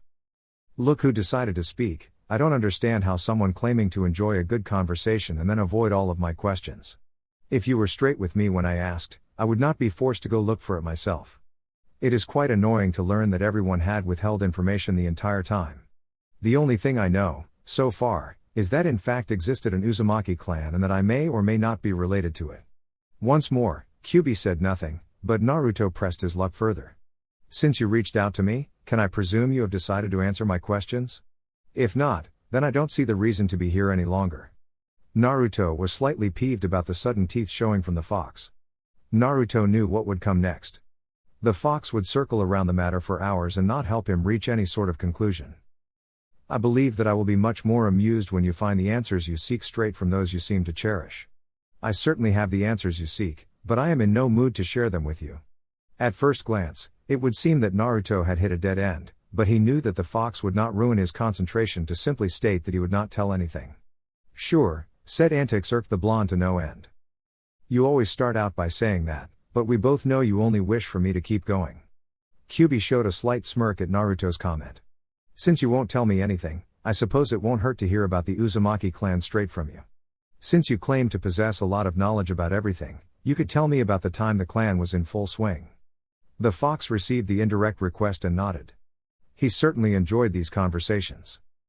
As you previously learned, the Uzumaki clan's prowess was in the sealing arts. However, that would be an understatement, I believe. They possessed immense knowledge on the art of sealing and such. There was not much that the clan could not do using Fuuin Jutsu. In fact, one of the village's main defenses, as I recall, were two gigantic whirlpools formed purely from their mastery in Fuuin Jutsu. Yes, that face you just made is evidence enough of their prowess in seals. They could bend the laws of nature quite easily. Naruto was not easily impressed by mere words, but such a statement came from a 50 feet high nine-tailed fox. Even if the seals alone were able to bend the forces of nature, Naruto could imagine the amount of chakra necessary for such a thing. He was sure that the Uzumaki's high chakra capacity came into picture. I gather that they were powerful and had the backing of the Senju clan, thus Konoha upon its formation. So why was the clan extinct? What happened to them? It's how your pitiful world operates. The more power you gain, the more enemies appear. The Uzumaki clan was immensely powerful through not just for their use of seals but also, like you said, their relation with the Senju clan and Konohagakure. With the use of Fuuin Jutsu, it was a walk in the park for them to seal pretty much anything and use it against their enemies, even demons for that matter. In a coordinated effort, Komagakure and Kirigakure managed to win the war against the clan, destroying everyone. A pity, really, if you ask me. However, no one can really understand how you humans think. It is too troublesome to attempt an understanding. I see.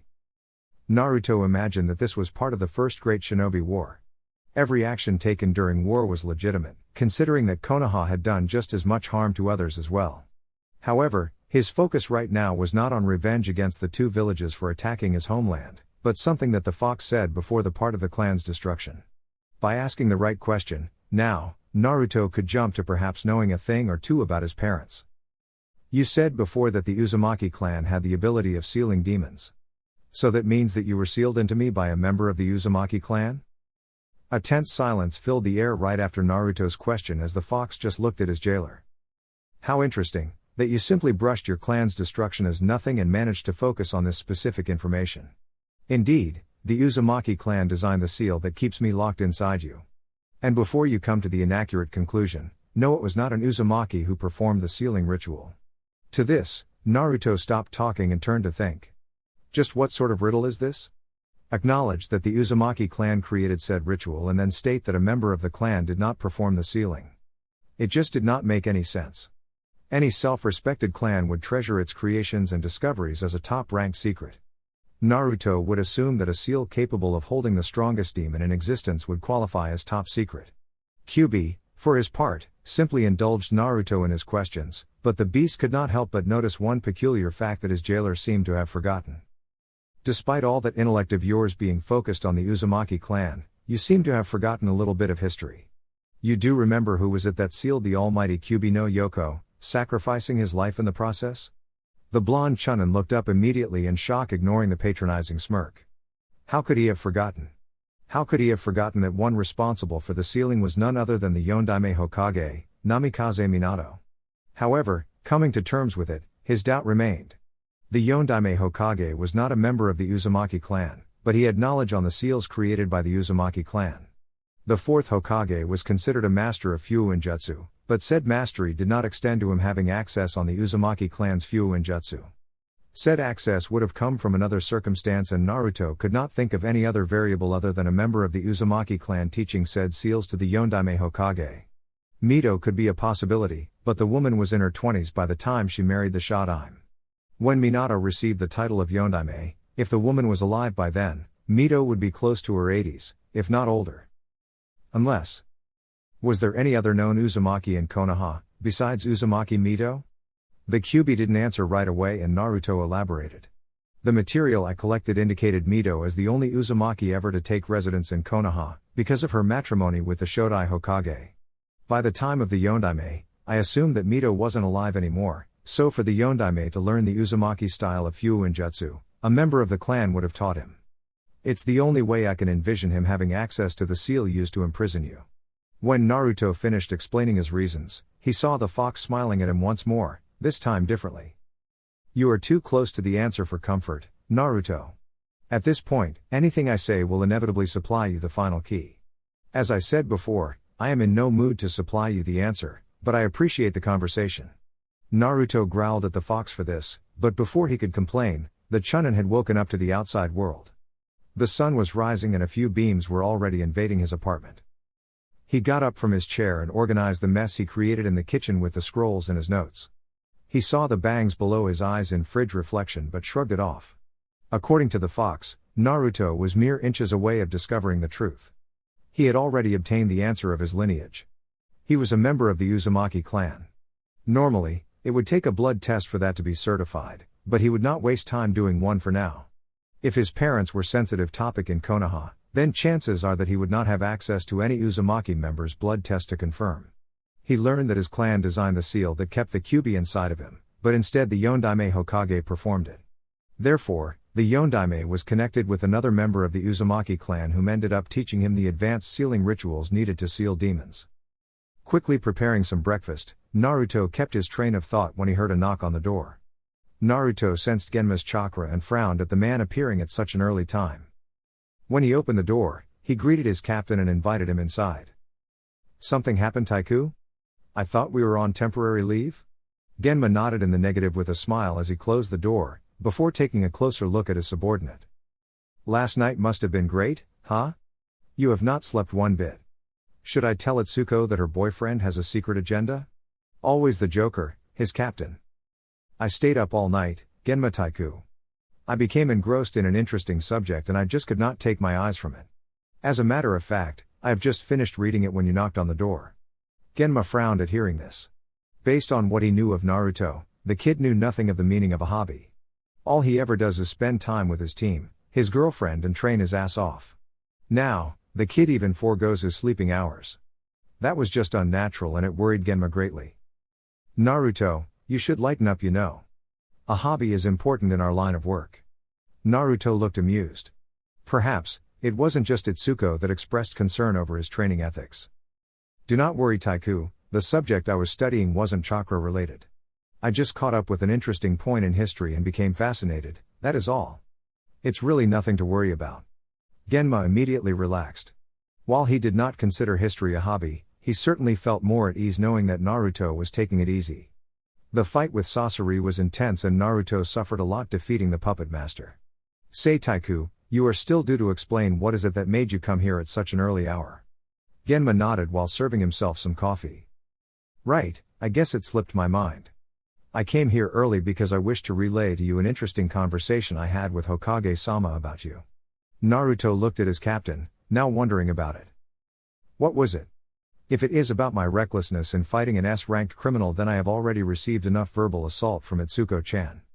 Genma nodded with an amusing smile. That woman was indeed a fiery one. My ears are still suffering from it, so. It's not about it, well, not entirely. Tsunade-sama conveyed to me about the possibility of you taking the Jonin Trials. Naruto looked at the man for a while in slight surprise at the topic of conversation. "Jonin, me?" His promotion to Chunin happened quite quickly after his graduation from the academy. However, he figured that it would take much longer time to simply be eligible to the Jonin Trials, let alone become one. Aside from Kakashi, who was already a Jonin when he was 13, the others in Naruto's team only received the promotion recently and both Izumo and Kotetsu are reaching their 20s right now. "I don't know Genma Taiku, I don't have much experience compared to the others. What do you think?" Genma smiled and placed a comforting hand on top of Naruto's shoulder. The kid was something else, indeed. "Naruto, you managed to beat an S-ranked criminal on your own. While it is true that you are a bit wet behind the ears, that does not mean you do not have what it takes to be a Jounin. Your skills alone are already beyond what's expected of a Chunin and you have earned enough respect from your peers that I could not imagine anyone going against your promotion. I will be honest with you and say that you needed at least another year or two before the promotion, but said time was only to give you more seniority." Naruto kept looking at the man and found no deceit coming from Genma's words. Still, now that the possibility crossed his mind, Naruto started to entertain the idea more. The paycheck would certainly improve and he could have unlimited access to all the available material inside the Shinobi Library. The Uchiha Clan Library had a lot of material about fire techniques, but it was relatively scarce about other affinity-related abilities. It was precisely why he focused in earth manipulation to train his Yotan ninjutsu. "Certainly, I could find some notes on advanced earth manipulation and even some advanced techniques. I have heard someone state that Sandaime-sama had some interesting ones that he created. I guess it can't hurt to take the trials, right? At least, I will know what I actually lack in case I do not pass." Genma nodded approvingly. "Excellent, The Jonin Trials happen once every 2 months and I just happen to place your name for the next one that will happen in 2 days. Naruto's accusing look only served to amuse the senbone-chewing shinobi more. Don't look at me like that, this is the first time I've sponsored someone to take the Jonin Trails, kid. I expect nothing but the best coming from you. You are to appear before the Hokage in 2 days with this written consent that you need to sign as well. I've already signed as well. Naruto took the consent and nodded. Now, I have to run. Apparently, your 2 little buddies thought that they could blackmail an Anbu captain by stealing her favorite underwear. Now, I have to go rescue them, thanks for the coffee. Genma then vanished from the room, earning a snicker from Naruto. Izumo and Kotetsu quite enjoyed a prank or two on occasion. Looking at the consent he was holding, Naruto could not help but smile in wonder. Jounin, huh? What are the odds? Chapter 20, Consequences of Truth. Naruto decided that he wanted to be left alone for now as he strolled through the rather empty pathways of the hidden village in the leaves. His peers and even his girlfriend attempted to get through to him, but it was no use. Kasumi tried but Kakashi stopped her. The man knew that right now there was nothing they could say to help his little brother. Considering the state of mind Naruto was in right now and the recent revelations, it was much better that he tried to work things out on his own. Naruto's eyes were hollow, focusing only on the smoothing colors shown in the sky courtesy of the sundown. His mind, however, focused on replaying today's events. 6 hours earlier. The day of the Jounin Trail started just like any other, with the exception that this time he was 99% certain that his team would not be sent on a rescue assignment. 100% certainty just did not exist in his line of profession. Like Genma said 2 days ago, Naruto was scheduled to report before the Hokage with a written consent from the Jounin sponsor. The Hokage was busy stamping some reports when Naruto opened the door. He could see in her eyes that Tsunade's focus was divided between stamping reports and drooling on them. The Jounin hopeful released a sigh in consternation. Here he was attempting to receive a promotion that would aid him greatly and he now had to wake the Hokage up. He needed her to stamp Genma's written consent before submitting it to the ones who would be testing him. Usually Genma was called by the Hokage first for the missions, so when Naruto arrived, the Hokage was already awake. He was at a loss of what to do until he turned to see Shizune enter the room with a new pile of documents. The woman didn't spot the blonde Chunin at first and instead focused on the fact that Tsunade was once more on the verge of falling asleep in the middle of her work. She then turned to see Naruto there as well. "Morning Naruto-kun, what are you doing here?" He greeted the assistant with a smile on his face as he showed Genma's form. "Today is the day of my Jounin Trials and I need Tsunade-sama to sign this in order for me to participate. However, I don't know what to do now." Shizune smiled as she saw Naruto looking at the sleeping form of her master. It would inevitably become a hilarious situation if the reason Naruto was not able to pass the exams were that the Hokage fell asleep before she signed the authorization. She placed the pile of documents next to the other ones and looked at her master once more. "Tsunade-sama, we're out of sake." Naruto looked at the woman as if she was crazy, before the Hokage in question jumped out of her chair in alarm and began rambling. "It's impossible Shizune, this cannot happen, we need to send word to my supplier in Earthsea, Untri." When Tsunade paid attention to her surroundings, she saw Shizune smiling and Naruto looking at her flabbergasted. The Hokage then looked at her assistant promising bloody murder for yet another small prank on her part. Saying that her supply of sake ended was a cheap shot indeed. Imagine what would happen if her enemies found her ultimate weakness. Tsunade wisely decided not to comment on the situation and turned to the other visitor. "So what can I do for you Naruto?" If possible, Naruto was even more surprised at the sudden change in behavior, but he chose not to dwell on it.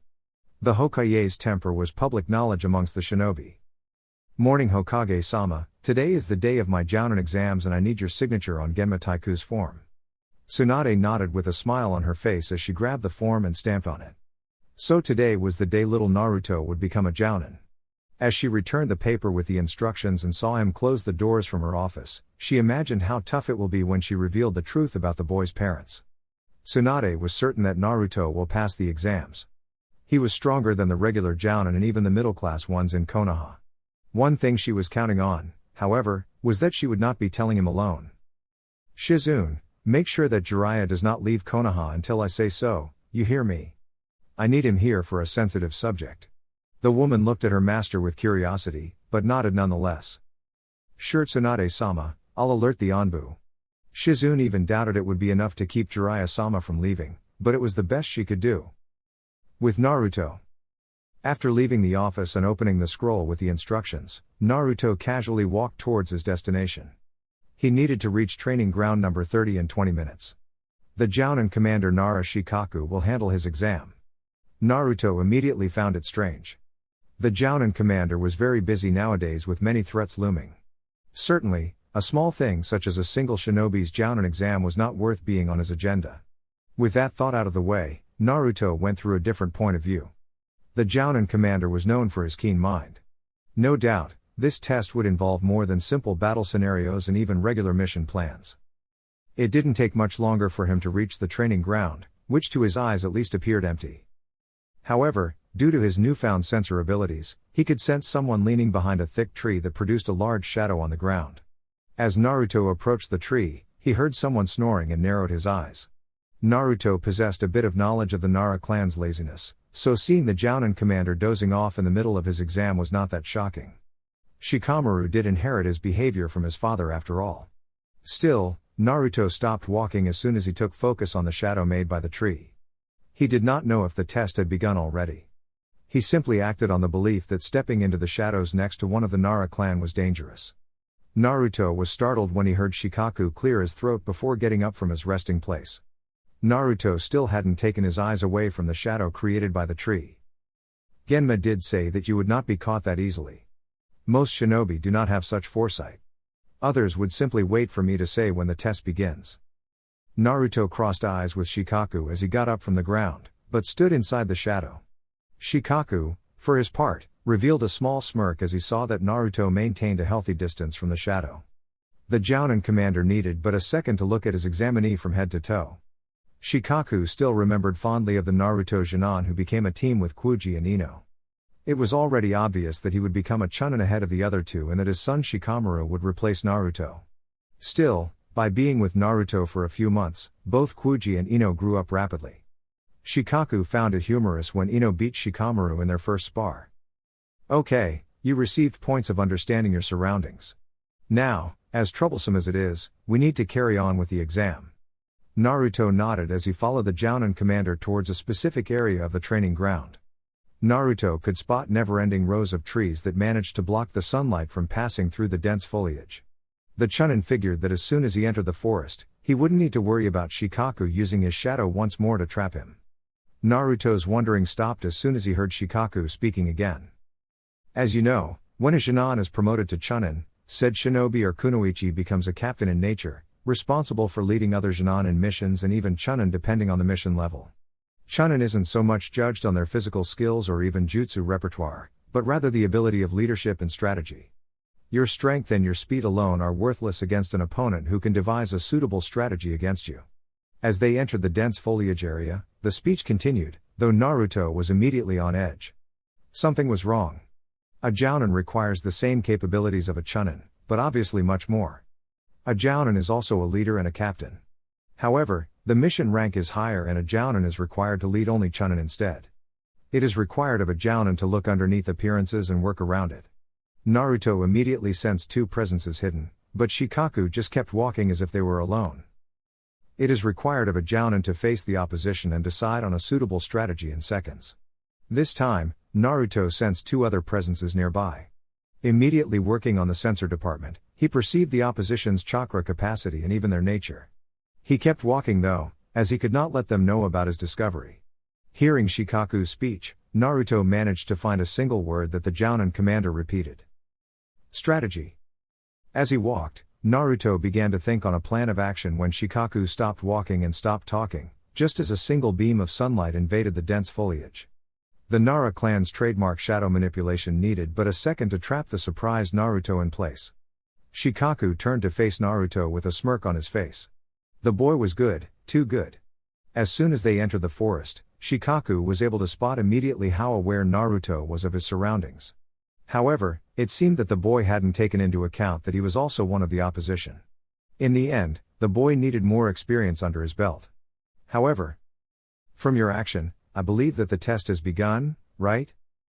Shikaku perceived Naruto's change from surprised to focused. Something was not right in this picture. The man saw the Naruto he captured melt into mud and smirked at the perceptive kid. But, How Naruto knew that Shikaku would be attacking him as well, the Jounin did not know. Sending a quick signal to the others, the Jounin commander used a Shunshin to leave the premises. It was up to the others now to attack Naruto. His task was to test Naruto's awareness and fail him if he was captured by the shadow.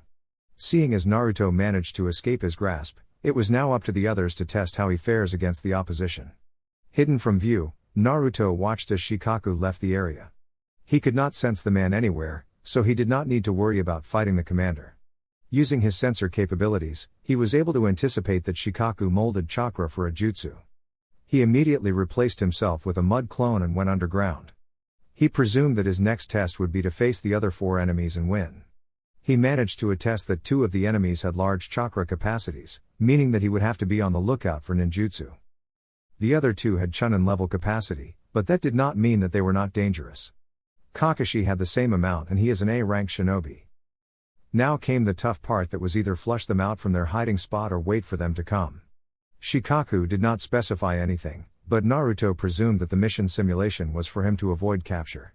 Shikaku did try to capture him twice with his shadow. Sensing the enemies was only step 1 and Naruto went back underground once more, moving closer to the ones with large chakra capacities first. Naruto emerged from the ground behind a tree as he spotted a couple of Anbu patrolling the area, probably searching for him. Naruto snorted at the choice of using them for the test. They just did not want Naruto to see their identities and use the knowledge in his favor. Of course, his sensor capabilities were still secret for now. A shinobi would not be one, if he did not have a few hidden tricks that he kept it secret. Madara scrolls told him that much. Seeing a couple traps nearby, he activated his Sharingan to memorize their locations. It would not bode well for his record if he failed the test because of a trap. Another subject on his mind was what to do. Even if the mission parameter was to avoid capture, Naruto wondered if there was a side mission objective. With the right choices, he could avoid capture without a problem. His Sharingan could alert him to any presence and work around it. Certainly, the Jounin commander expected more from him than simply escaping from the Anbu team's grasp. Not being caught is actually one way of finishing the assignment, but there was another way that Naruto considered. If he managed to defeat the Anbu team, then he would guarantee the completion of the mission. Stealing his resolve, Naruto casted a disorienting genjutsu around himself as he approached the first Anbu with caution. If he was to defeat them, then he needed to take the strongest ones out of the equation. As soon as Naruto reached within striking distance from the first one, he unleashed 2 shuriken and threw it at the tree on the furthest direction. Like he expected, the first Anbu reacted to the sound of the projectile and moved to investigate. The other one went first, so his back was facing the one Naruto targeted right now. The first one was out like a light as Naruto used the hilt of his sword on the Anbu's neck. The Chunin cursed as the man let out a scream of pain, alerting the other one. Naruto saw the hand seal sequence and evaded the water whip that came, hoping to capture him. The ninjutsu was casted with such speed that surprised Naruto. It was even faster than Kakashi's hand seals. Naruto did not have time to ponder as another water whip came close to grabbing his leg. His senses warned Naruto that the other 2 were fast approaching. He needed to end this fight fast. Activating the Sharingan, Naruto unleashed a grand fireball at the Anbu opponent, who used a water barrier technique to stop it. The steam, however, allowed Naruto to use his agility towards the enemy. With consecutive shunshines, he moved closer, taking the fight to close range. With the Dujutsu advantage, Naruto had the superiority in taijutsu and quickly gained the advantage on the opponent. Another quick genjutsu and Naruto appeared behind the enemy and landed a fierce kick on the enemy's spine. Sending a couple mud bunshines to finish the second Anbu, he quickly lifted an earth barrier to block the rain of projectiles. To this day, Naruto had yet to face this kind of opponent. He heard from his girlfriend how fast and precise Anbu's movements were. One wrong move and the match was finished. Naruto now faced the next 2 opponents. One of them used a great amount of killing intent. Naruto had already faced many tough situations and thus was not affected by it. Deciding to rely on heavy ninjutsu, Naruto went through a long and fast series of hand seals, gathering chakra inside his lungs. Cat and Cane no Arashi, Fire Release, Firestorm Technique. The flames started swirling around Naruto, lifting to the heavens. The fire tornado went after the 2 Anbu, who effortlessly evaded. Naruto used a quick shunshine with his sword and appeared in front of one of the enemies. The Anbu was surprised but managed to parry the sword strike that was aimed at his neck. Still, The impact was enough to bend his shoulders painfully. Naruto was about to flip and land a strong kick on the stomach when he had to evade a few projectiles, while blocking others with his sword. The two Anbu ganged up on Naruto, forcing him to be on the defensive. He evaded the Anbu's tanto and managed to gain some distance to pick up his second sword. He could not lose anyone from his sight, as it was the Sharingan's weakness. Still, these guys were not playing around. The fact that they were both Konoha shinobi meant nothing at this point. One of the Anbu took a step back while the other kept the pressure. Naruto saw the one in the back doing hand seals, before gathering air inside his lungs. Fuuten Kami Orishi, wind release godly wind from the mountains. Naruto's Sharingan saw the air vortex coming at him and the other Anbu who chose the very last moment to use a Shunshine to get out of harm's way. Acting quickly, Naruto used Earth Chakra to form two arm guards. Placing the arms together in a defensive pattern, Naruto blocked the air vortex, but could not avoid being blown back. The other Anbu took the opportunity and threw a couple of shuriken at Naruto. He managed to parry the projectiles with his swords, but could not avoid the strong kick in the solar plexus. They were all fighting on the trees, so Naruto went flying towards the ground. He flipped fast, while performing hand seals once more, just as he landed on the ground. Doten Doryuki, Earth Release, Mud Wall Technique. 1 second later the protection wall lifted in front of Naruto. Seconds later, a large water dragon exploded upon contact with the earth wall. When the earth wall crumbled, however, Naruto was nowhere to be found. The two Anbu moved with great speed to surprise the Chunin, but found no one. Both Anbu quickly turned when they saw multiple fireballs coming at them. The first ones they managed to evade, but Naruto kept on creating the fireballs, overwhelming the opposition. Both got hit by the flames. Although they wore chest armor, the pain of the hit was enough to disorient them, allowing Naruto to Shunshine up close and finish the job, sending them to unconsciousness. Naruto briefly had his Sharingan active in search for more opposition. Naruto left the area soon afterward and reached the tree that he met with Shikaku before, only to find the man once more hanging out. He was looking at the clouds and Naruto could not help but smile at the sight of the future before him. He could picture Shikamaru doing the exact same thing when he reaches Shikaku's age. I guess that a team of fresh Anbu would not be enough to keep you occupied, but then for one who handled Akasuna no Sasori, you sure took your sweet time dealing with them. Naruto nodded. I could not use the most lethal techniques against a fellow shinobi. However, it seemed that they didn't feel the same way. One of them had used a rather nasty Suten technique after all. Should I be worried about being close to you now or the test is over? Shikaku blinked once in wonder, before initiating a quiet but continued laughter. The boy was good, real good, and Shikaku just didn't throw compliments to anyone. It was truly troublesome to do so. The man decided to humor the kid a bit. The exam was already finished, but he now wished to see just what the kid was capable of.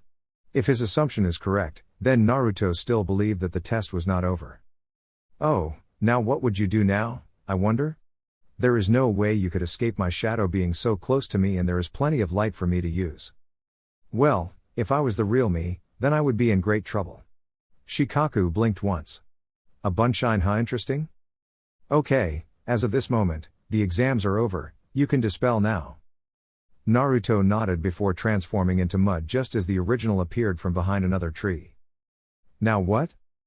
Now I'll present my notes to the Hokage and she will be the one to give you the results personally. You are to present to the Hokage's office in 3 hours. Naruto nodded, before bowing in respect and leaving in a Shunshine. Shikaku smirked and left via Shunshine. Pretty sure a team of medic nin was at this very moment attending to the Anbu team that Naruto left in the forest, so his job was almost done for today. Now it was just a matter of forwarding his opinion of Naruto and go home for some sake and relaxation. At the Hokage's office. I appreciate for your time, Shikaku, thanks for your input. Shikaku nodded before leaving the room. Jiraiya was there as well as he turned to Tsunade. He knew the result even before Shikaku presented it. Which, despite now putting him in a tough spot, Jiraiya could not help but be immensely proud of the kid for pulling it off like this. According to Shikaku, Naruto managed to take care of a 4-man squad composed of fresh Anbu in about 5 minutes. Of course, the kid could have dealt with them much sooner had they been an enemy shinobi, but still it was impressive considering that the team of Anbu were ordered to go for the kill. We will tell him then. Jiraiya nodded at Tsunade's simple conclusion. She appeared to be deep in thought about the situation, but the Jounin exam results were clear. The boy impressed the Jounin commander. You wish to tell him or should I? Minato was my student and I am his godfather. I should be the one to do it. Tsunade understood the man's need, but she would be remiss if she let Jiraiya take the fall for it. You may be his godfather, but I decided that he shall know the truth from me. Jiraiya looked at her surprised. As Hokage, it's my duty to take care of my shinobi. I ask them to devote their lives to the mission, the least I can offer is this. In addition, you may have forgotten, but Naruto and I share more in common than you do with him. Uzumaki Mito was my grandmother. Jiraiya nodded with a resigned smile. When she put it like that, then Jiraiya could not argue against it. Okay, you tell him. Both of them were surprised when Naruto knocked on the door, before entering the room. He looked at both Sannin and bowed slightly. Ah, welcome Naruto, I believe you're here to know about the results of your test. The blonde nodded, finding himself quite eager to see the results. Something he realized after the exam ended. Just because he managed to defeat a team of Chunin Anbu does not mean that his choices were what the Jounin commander expected. Naruto was indeed in doubt about either engaging the team or simply keep on hiding. If he had judged their skills prematurely, it would mean defeat and utter mission failure. Briefly summarizing the events, Chunin Uzumaki Naruto, sponsored by Jounin Shiranui Genma, participated in the Jounin Trials ruled by Jounin Commander Nara Shikaku. Your mission, as later explained by the Jounin Commander, was to avoid capture from an Anbu team that specialized on heavy assault. I have heard from Shikaku-san, but first I would wish to hear your report, Chunin Uzumaki. If Naruto was surprised with the sudden professional tone, he did not show it. Then again, he did not know how the entire procedure worked. He answered with the same level of professionalism. As commanded, I reached the training ground and met with the Jounin commander Nara Shikaku-sama, who appeared to be sleeping under the shade of a tree. Even knowing about his position as an examiner, I proceeded with caution seeing as I knew little about the test to make inaccurate assumptions. Jounin commander, after seeing my resistance in entering his shadow reach, commended me before taking me to the forest when the Anbu team was waiting to ambush me. In there, Jounin commander tried to capture me once more and I resorted to a quick earth evasion technique. Stopping for a couple seconds to gather his bearings, Naruto continued while Jiraiya showed a smile at what he heard. Shikaku could have captured Naruto easily with his shadow, but the man was an elite Jounin and that would defy the purpose of this being a regular Jounin trial. Still, Naruto's foresight was impressive. Once I saw the Jounin commander leave and with the mission parameters now clear, I had to make a choice between facing the opposition head-on or keep on hiding until I could find the way out of the forest. The second choice appeared to be full of assumptions, because I did not know much about the situation, so I decided to engage instead. Tsunade saw fit to intervene with a question. You were alone and you decided it was better to engage an Anbu team on your own? What if you were unable to read the situation accurately? Naruto did know this was bound to happen. He explained it. Unfortunately, Shikaku-sama's mission parameters weren't very informative. All I was told was to avoid capture at all costs, but not much else. There were many variables unaccounted for such as the number of enemies, the forest limits and where did I need to go in order to complete the mission. Since none of the Anbu team found me, I figured that I had the advantage, being able to reduce their numbers by half. The first one was dealt with rather quickly. I had casted a quick disorienting genjutsu and appeared behind the first one. The second one however heard when the first one was knocked out, so I had to engage. The other two came soon afterward, so I engaged them soon after dealing with the second opponent. Once I defeated the last member, I returned to the same tree that I met Shikaku-sama earlier. The Jounin commander was there and openly declared the end of the Jounin trials, although he chose to mess with my head one last time. The last part came out in a low tone, but it did reach the Sannin's ears, causing both of them to smile. Well, Shikaku-san does get bored at times. Well, I will just up and say it then. Shikaku has given me your approval and so shall I. Congratulations Jounin Uzumaki Naruto. It took a great level of control, but Naruto managed to compose himself enough to simply appreciate the promotion and reach for the scroll in Tsunade's hands that quite possibly contained his Jounin vest and the certified authentication of his promotion. It was the same when the boy became a Chunin. As soon as he grabbed the scroll, however, he could see the sudden sour look on Tsunade's face as she stared at him, long and hard. Naruto was immediately on edge as Tsunade released the scroll, allowing him to take full possession of it. He just stood there looking at the village leader, waiting for anything the woman clearly wanted to say. Now, seeing as you are a Jounin, Naruto, there is something me and Jiraiya here wish to talk to you about. You may sit down for this. Naruto blinked once, as the somber tone in her voice eluded him still. It is about your heritage, Naruto. The now promoted Jounin looked at the Hokage in surprise. He remembered the discussion with the fox 2 days ago about this subject. The blonde swallowed hard in anticipation. Kyuubi was hesitant in disclosing this information. From what he perceived of Jiraiya and Tsunade's facial expressions, both of them shared the fox's concern about not telling him. Actual timeline. Naruto could not allow himself to stay in front of the Hokage once he heard the truth. It was actually the first time he ever felt this angry before. He felt his blood boil and even his body trembled in fury upon being kept from the truth for so long. He now had the final piece of the puzzle that he started investigating with the fox. The Yondaime Hokage aka his father learned the Fuin Jutsu that held the fox at bay from one Uzumaki Kushina aka his mother. The man who was responsible for all of Naruto's sufferings in the past was his own father. Everything that made him what he was, occurred because of the Yondaime.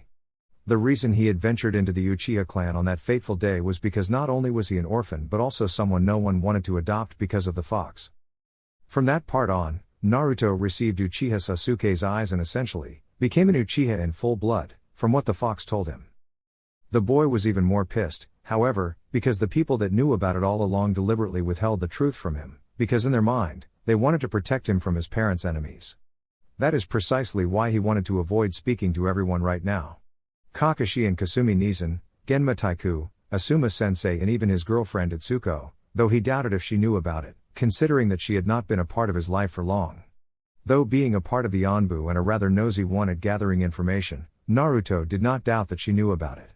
Sure, it was Minato Namikaze, the Yondaime Hokage's last order, that his parents' identities became an S-rank secret until Naruto passed the Jounin exams. Such a valid excuse that Naruto could not help but hate the man even more for it. Not only did he place the Kyuubi inside him, but also forbade everyone from telling him a simple but much yearned information. The Yondaime Hokage must have had a way to predict the future, because depending on the circumstances, Naruto could have never passed the Jonin exams or even the Chunin exams. One of Konoha's shinobi was the same age as the Sandaime Hokage and was still a Jonin in rank, even if he could defeat any seasoned Jounin with ease. Naruto met the eternal Jonin named Kosuke Muruboshi once when his rescue team was deployed to rescue him from a small army of Iwa Nin. At the time, Naruto remembered that Kosuke kept looking at him with a fond smile on his face, while speaking of the time when he worked under the Yondaime Hokage. Also, how did the Yondaime know that Naruto would become a Jounin? And if he knew, how could he anticipate the exact date? The majority of the Chunin in Konoha only got promoted beyond their 20s and that only counts the talented ones. There was a reason that Jonin and Chunin composed the majority of Konoha's shinobi population. Most were not able to pass the exams and there were also others who did not see the need for it. For some reason, Shikamaru's name came up in his mind as no doubt he would find it too troublesome. The main question was, why only Jounin? The line of thinking started out filled with anger, assuming that his father ruined his life even further. However, Naruto could not help but see something hidden behind all this. All the events that occurred thus far, the obstacles he faced, was it all connected somehow? The now promoted Jounin stood in front of the house that belonged to his now revealed mother and father. Also the house in which he was probably born. While Naruto just stood outside, wondering if he should go inside or not, the fox inside his gut was busy contemplating what he had just witnessed. I do wonder how he will handle this new development. Thought Kyuubi as the pictures of another specific Uchiha came in mind. As to his jailer's sudden epiphany, Kyuubi could not help but release a snort in amusement. The anger near the cage was almost palpable. Kyuubi could feel his own chakra leaking towards Naruto's chakra coils probably for the first time. If Naruto was not able to control himself right there, he would have attacked both Sannin instantly. Despite all of it, as he heard his host rambling about such an unfair situation and then coming up with an answer to everything, the fox couldn't help but be amazed by Naruto's ability to see through the circumstances and formulate patterns. Truth be told, the fox enjoyed how his host's brain worked. Perhaps, the Yondaime Hokage did have another goal in mind aside from simply protecting the village from the fox's harm, and that second objective perhaps was conditioned to Naruto gaining more experience and more abilities in order to fulfill it. Should I tell him what happened in the Hokage's office? Hokage's office. Both Jiraiya and Tsunade stood inside the Hokage's office perplexed. Sure, they expected this from the kid. Not only had they revealed his parents' identity, which inexorably allowed Naruto to conclude that it was due to his own father's actions, that the fox was put inside of him, but also they revealed Jiraiya's godfather relationship and even Tsunade as a distant cousin because of their shared grandmother. As such, downright anger was the equivalent response they were expecting. As soon as Naruto had heard the entire thing, his body started trembling in clear fury. How could everyone withhold that much from him? It was his right to know who his parents were and where did he came from. His eyes were closed shut and his teeth grinded with each other. When the boy opened his eyes, however, both Tsunade and Jiraiya started shivering in deep and irrational fear. It lasted only 3 seconds at most, but they saw it. It was not the normal Sharingan design. Instead of the regular 3-tone, now there were black lines centrifugally aligned along the pupil as the lines spread and converged along the edges of the irises, resulting in 3 intersecting ellipses that resembled an atom model. The sclera was filled with red veins as tears began to fall. Naruto vanished via sunshine soon after, not being able to control himself now. As soon as he did so, the room heard the noise of another sunshine, no doubt being Itsuko's doing. With Naruto deciding to venture into the house, the now promoted Jonin was surprised to look at the front door mirror and see a different pair of Sharingan eyes looking back at him. The crow that currently watched him from afar quickly flapped its wings to meet the master summoner and relay him about today's events. Chapter 21, Fateful Encounter. As soon as Naruto opened the door to his house, he had to clean a few spider webs that accumulated over the years. It has been a long time since anyone saw to the house's maintenance and cleaning. The furniture was covered by white sheets, though as he walked throughout the dark hallways of the house. It has been 17 years since Naruto's parents inhabited it, so obviously there was no power available. Quickly grabbing a flashlight, Naruto navigated throughout the house, in search mainly for photos of his parents. The rest was irrelevant as far as he was concerned. Eventually, he found one picture that happened to be inside of a nice-looking frame, standing on the living room center table. Naruto saw the Yondaime Hokage fussing over a pregnant woman with long red hair. The woman was smiling fondly at the seemingly playful acts of the Yondaime Hokage and Naruto could not help but admire her beauty. A quick Sharingan activation and Naruto memorized the picture. Aside from that one, he found another one with the Yondaime Hokage posing with 3 teenagers. Naruto recognized Kakashi from the picture and smiled at his brother's bored visage. He looked the exact same nowadays. Kakashi did say that he was a part of the Yondaime's Jonin team, so this must be it. Moving on, the Jounin found the stairs to the upper level. The second level was slightly brighter, because of a large window. More spider webs appeared as he walked through the hallway, until he reached the first bedroom. His heart stopped when he saw what appeared to be a crib made of wood. In all 4 walls of the room, ocean blue wallpaper was applied, providing a nice comfortable atmosphere for the baby born 17 years ago. Sadly, said baby did not get to experience any of this. The same night of his birth was the night his parents were killed. He turned quickly and moved to the other room that belonged to his parents. He could see the Yondaime's clothes inside the open closet. The entire house was devoid of life, as Naruto expected it to be. Naruto attempted to picture how his life would have been if nothing happened that day. He imagined both his parents fawning over his sleeping form inside the crib. He imagined himself barging inside his parents' room door, after a nightmare. Above all else, he imagined himself seating on the table with his parents having dinner in celebration for his graduation at the academy. It was not meant to be in the end, he reasoned. He left his parents' room and ventured throughout the house, wondering if he could find another door or even another section he had yet to find. The second level had another door on the opposite side from the bedrooms.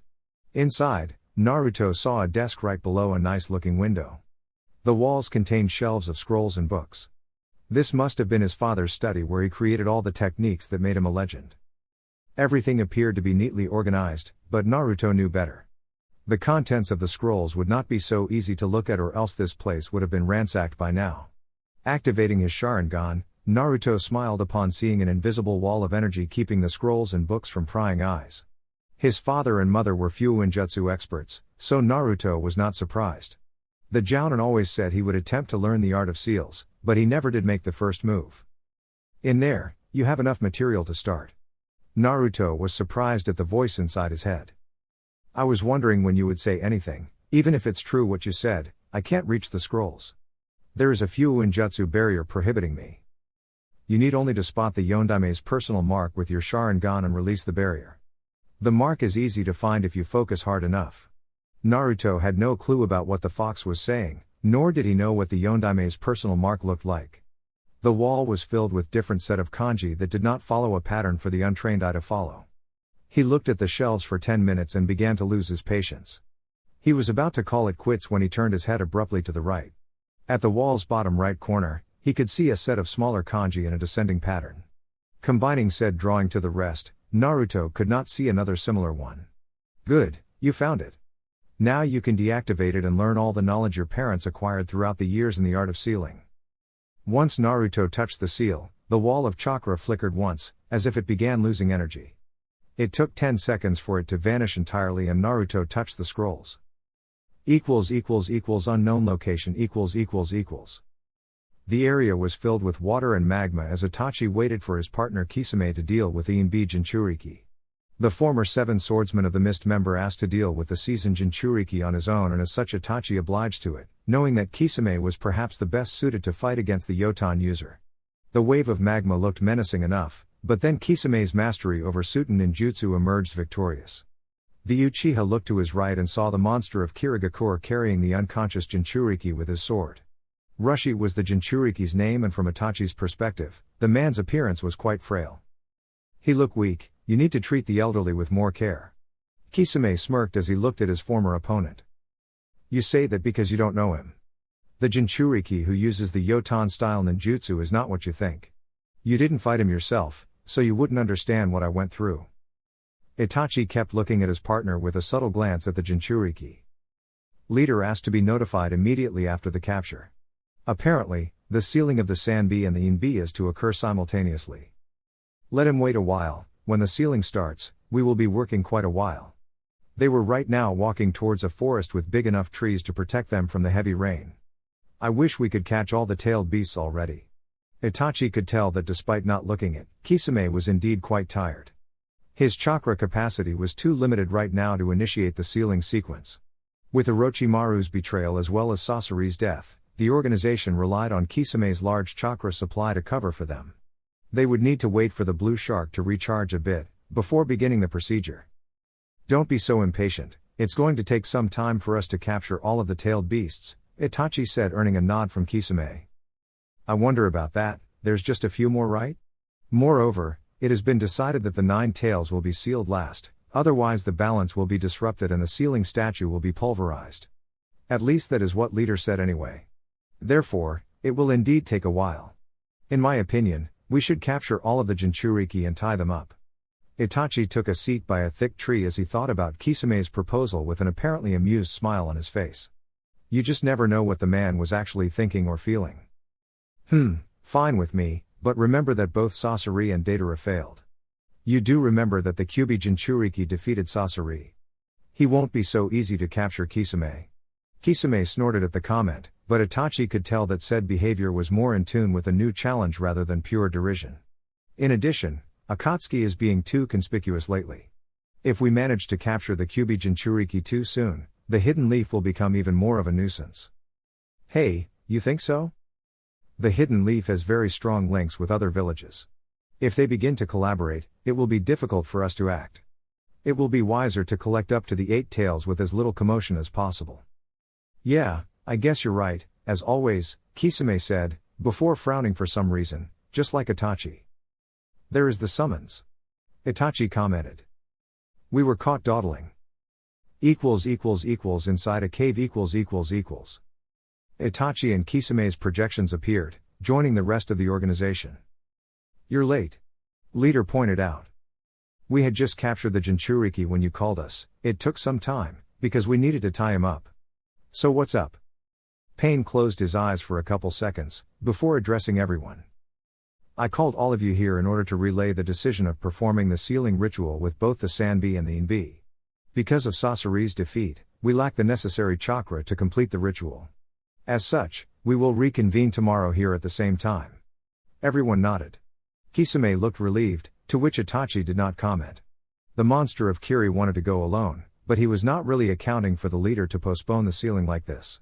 Pain, then, spoke once more. Hidan and Kakuzu, how close are you two from capturing the Nibi Jinchuriki? The statue had one eye open, meaning that they managed to capture the Ichibi fully, despite not killing the Jinchuriki. The Nibi would be next, but it was not necessary to follow any order, aside from the Kyuubi that needed to be sealed last. We have discovered her whereabouts and shall move for the capture in about 2 days. We also bribed her Jounin escort so as not to warn Kumo of our presence. Pain nodded, before dismissing everyone. Itachi, Kisame, bring in the Inbi Jinchuriki's body here. The astral projections nodded before vanishing from the cave. Back at their location . Itachi got up from the ground, before wiping some dirt off his robe. Cripes, and I thought we'd get to rest a bit. Kisame complained as he once more collected Roshi's body from the ground with his sword. We have no choice, let's hurry. The two began walking when Itachi stopped as a crow landed on his shoulder. A mere look at the crow's Sharingan eyes made Itachi's eyebrows rise in sudden surprise. He immediately schooled his features, or else Kisame would notice the difference. The swordsman did not seem to notice, though, as they walked towards the location where the organization would be sealing the tailed beasts. His brain worked a mile a minute, attempting to come up with a cause for Sasuke's Sharingan to evolve so fast. In fact, fast was a loose term. By all intents and purposes, Itachi was the same age as Naruto when he obtained the Mangenkyo Sharingan. Unexpected would be the best term to describe it, actually. The last living Uchiha did not account for Sasuke's Sharingan to evolve until Itachi made his appearance once more. Now that Naruto had the same eyes as him, Itachi wondered if Naruto would be able to use all 3 of the MS techniques. If he did, then Itachi would be sure that Naruto would be ready to face the organization. Problems, Itachi? What's on your mind? Itachi stopped immediately and once more schooled his features. Kisame's perceptiveness surprised him at times. Just thinking about the Kyuubi Jinchuriki and wondering how he was able to beat Sasori.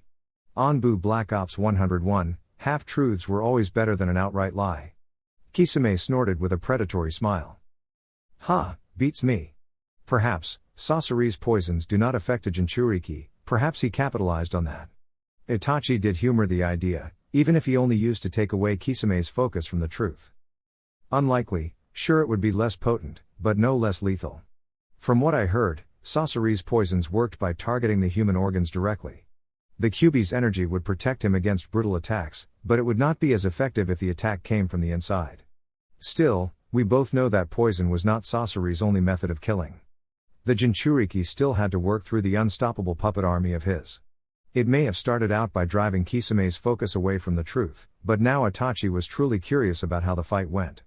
If Itachi was honest with himself, he doubted if he could have defeated Sasori. Trapping him in a genjutsu would be next to impossible. Sasori covered said weakness by hiding inside a puppet. His fire techniques also would not be effective against Sasori's puppets. The puppet master was indeed a fearful individual, but still Naruto was able to defeat him. You did fight him before, did you not? Itachi looked at Kisame and wondered about that day. That day, Itachi battled against Naruto, however his strength was limited. The boy surprised him though when he used Yotan just like the Inbi Jinchuriki did. Now that he reached the Mangenkyo Sharingan, no doubt his overall skills had improved. Itachi had decided then that the time has finally come. Looking at his partner in crime, who by the way never stopped smiling, Itachi released a sigh and started talking. Kisame, after the sealing is complete, I wish for you to aid me in something important and it involves the Kyuubi Jinchuriki. Kisame's smile vanished as he looked at his partner with a confused expression. Why do I have the feeling that whatever this is has nothing to do with Akatsuki? Itachi showed a smile at the question. It was a rare sight these days. I will explain everything to you as we walk. With Naruto . As soon as he woke up the next day, Naruto Uzumaki marched straight towards the Uchiha Clan library. His goal was to make sense of the new set of eyes that appeared suddenly. The shape itself was irrelevant compared to his new perception of the environment. The 3-tome Sharingan allowed him to copy taijutsu, ninjutsu and genjutsu. In addition, with it, Naruto's movements became faster as he was able to anticipate the enemy's movements and be one step ahead the entire time. With his new eyes, it was as if everything started moving in slow motion. The newly promoted Jounin tested his newfound eyes by watching a local civilian pass by. He was surprised at the results. When he did the same with the current Sharingan level, the movements were already slow, but this time it was much slower if that's possible. He figured that if the library material required the Sharingan, then this next version would show other scrolls that could provide more answers. As he stepped inside, he activated the regular Sharingan, thus seeing the usual scrolls available to him. When he turned on the newly acquired design, Naruto was surprised upon seeing one scroll glowing. The usual scrolls showed a lighter shade of red, however, this one showed a much darker shade like blood. After taking it out of the shelf, Naruto took a seat and opened it, with cautious anticipation. Something about the dark red color just seemed strange to him, kind of an ominous feeling to it. He read the first lines aloud only to confirm his suspicions. For those Uchiha who managed to awaken the Mangekyo Sharingan, congratulations would not be the proper adjective. To this date, only 2 Uchiha, including myself, reached this level, so I know what it took to reach this stage of evolution. The Mangekyo Sharingan grants you an improved perception of the world around you, but that is not all it gives you. The amount of sacrifice to acquire them would not have been fulfilling if all you gained were improvement in your movement. Each set of eyes is unique in terms of new abilities. A bit of warning, however. Overusage of the Mangekyo Sharingan will in time permanently damage your eyes. Uchiha Madara. Pretty much everything there was written in the scroll scared him. The evolution, according to Madara, was not considered a good thing and it worried the Jonin. Reading it once more, Naruto memorized the contents before closing the scroll and placing it back where he found it. Despite all its benefits, Naruto was not comfortable with the trade-off, according to Madara's scroll. Using the MS at the cost of his sight was simply not worth it. For now, it would serve as a last resort, in case of life or death situations. Naruto had plenty of other abilities he could use after all. As soon as he stepped outside the library, his eyes landed on a leafy tree directly in front of the abandoned compound.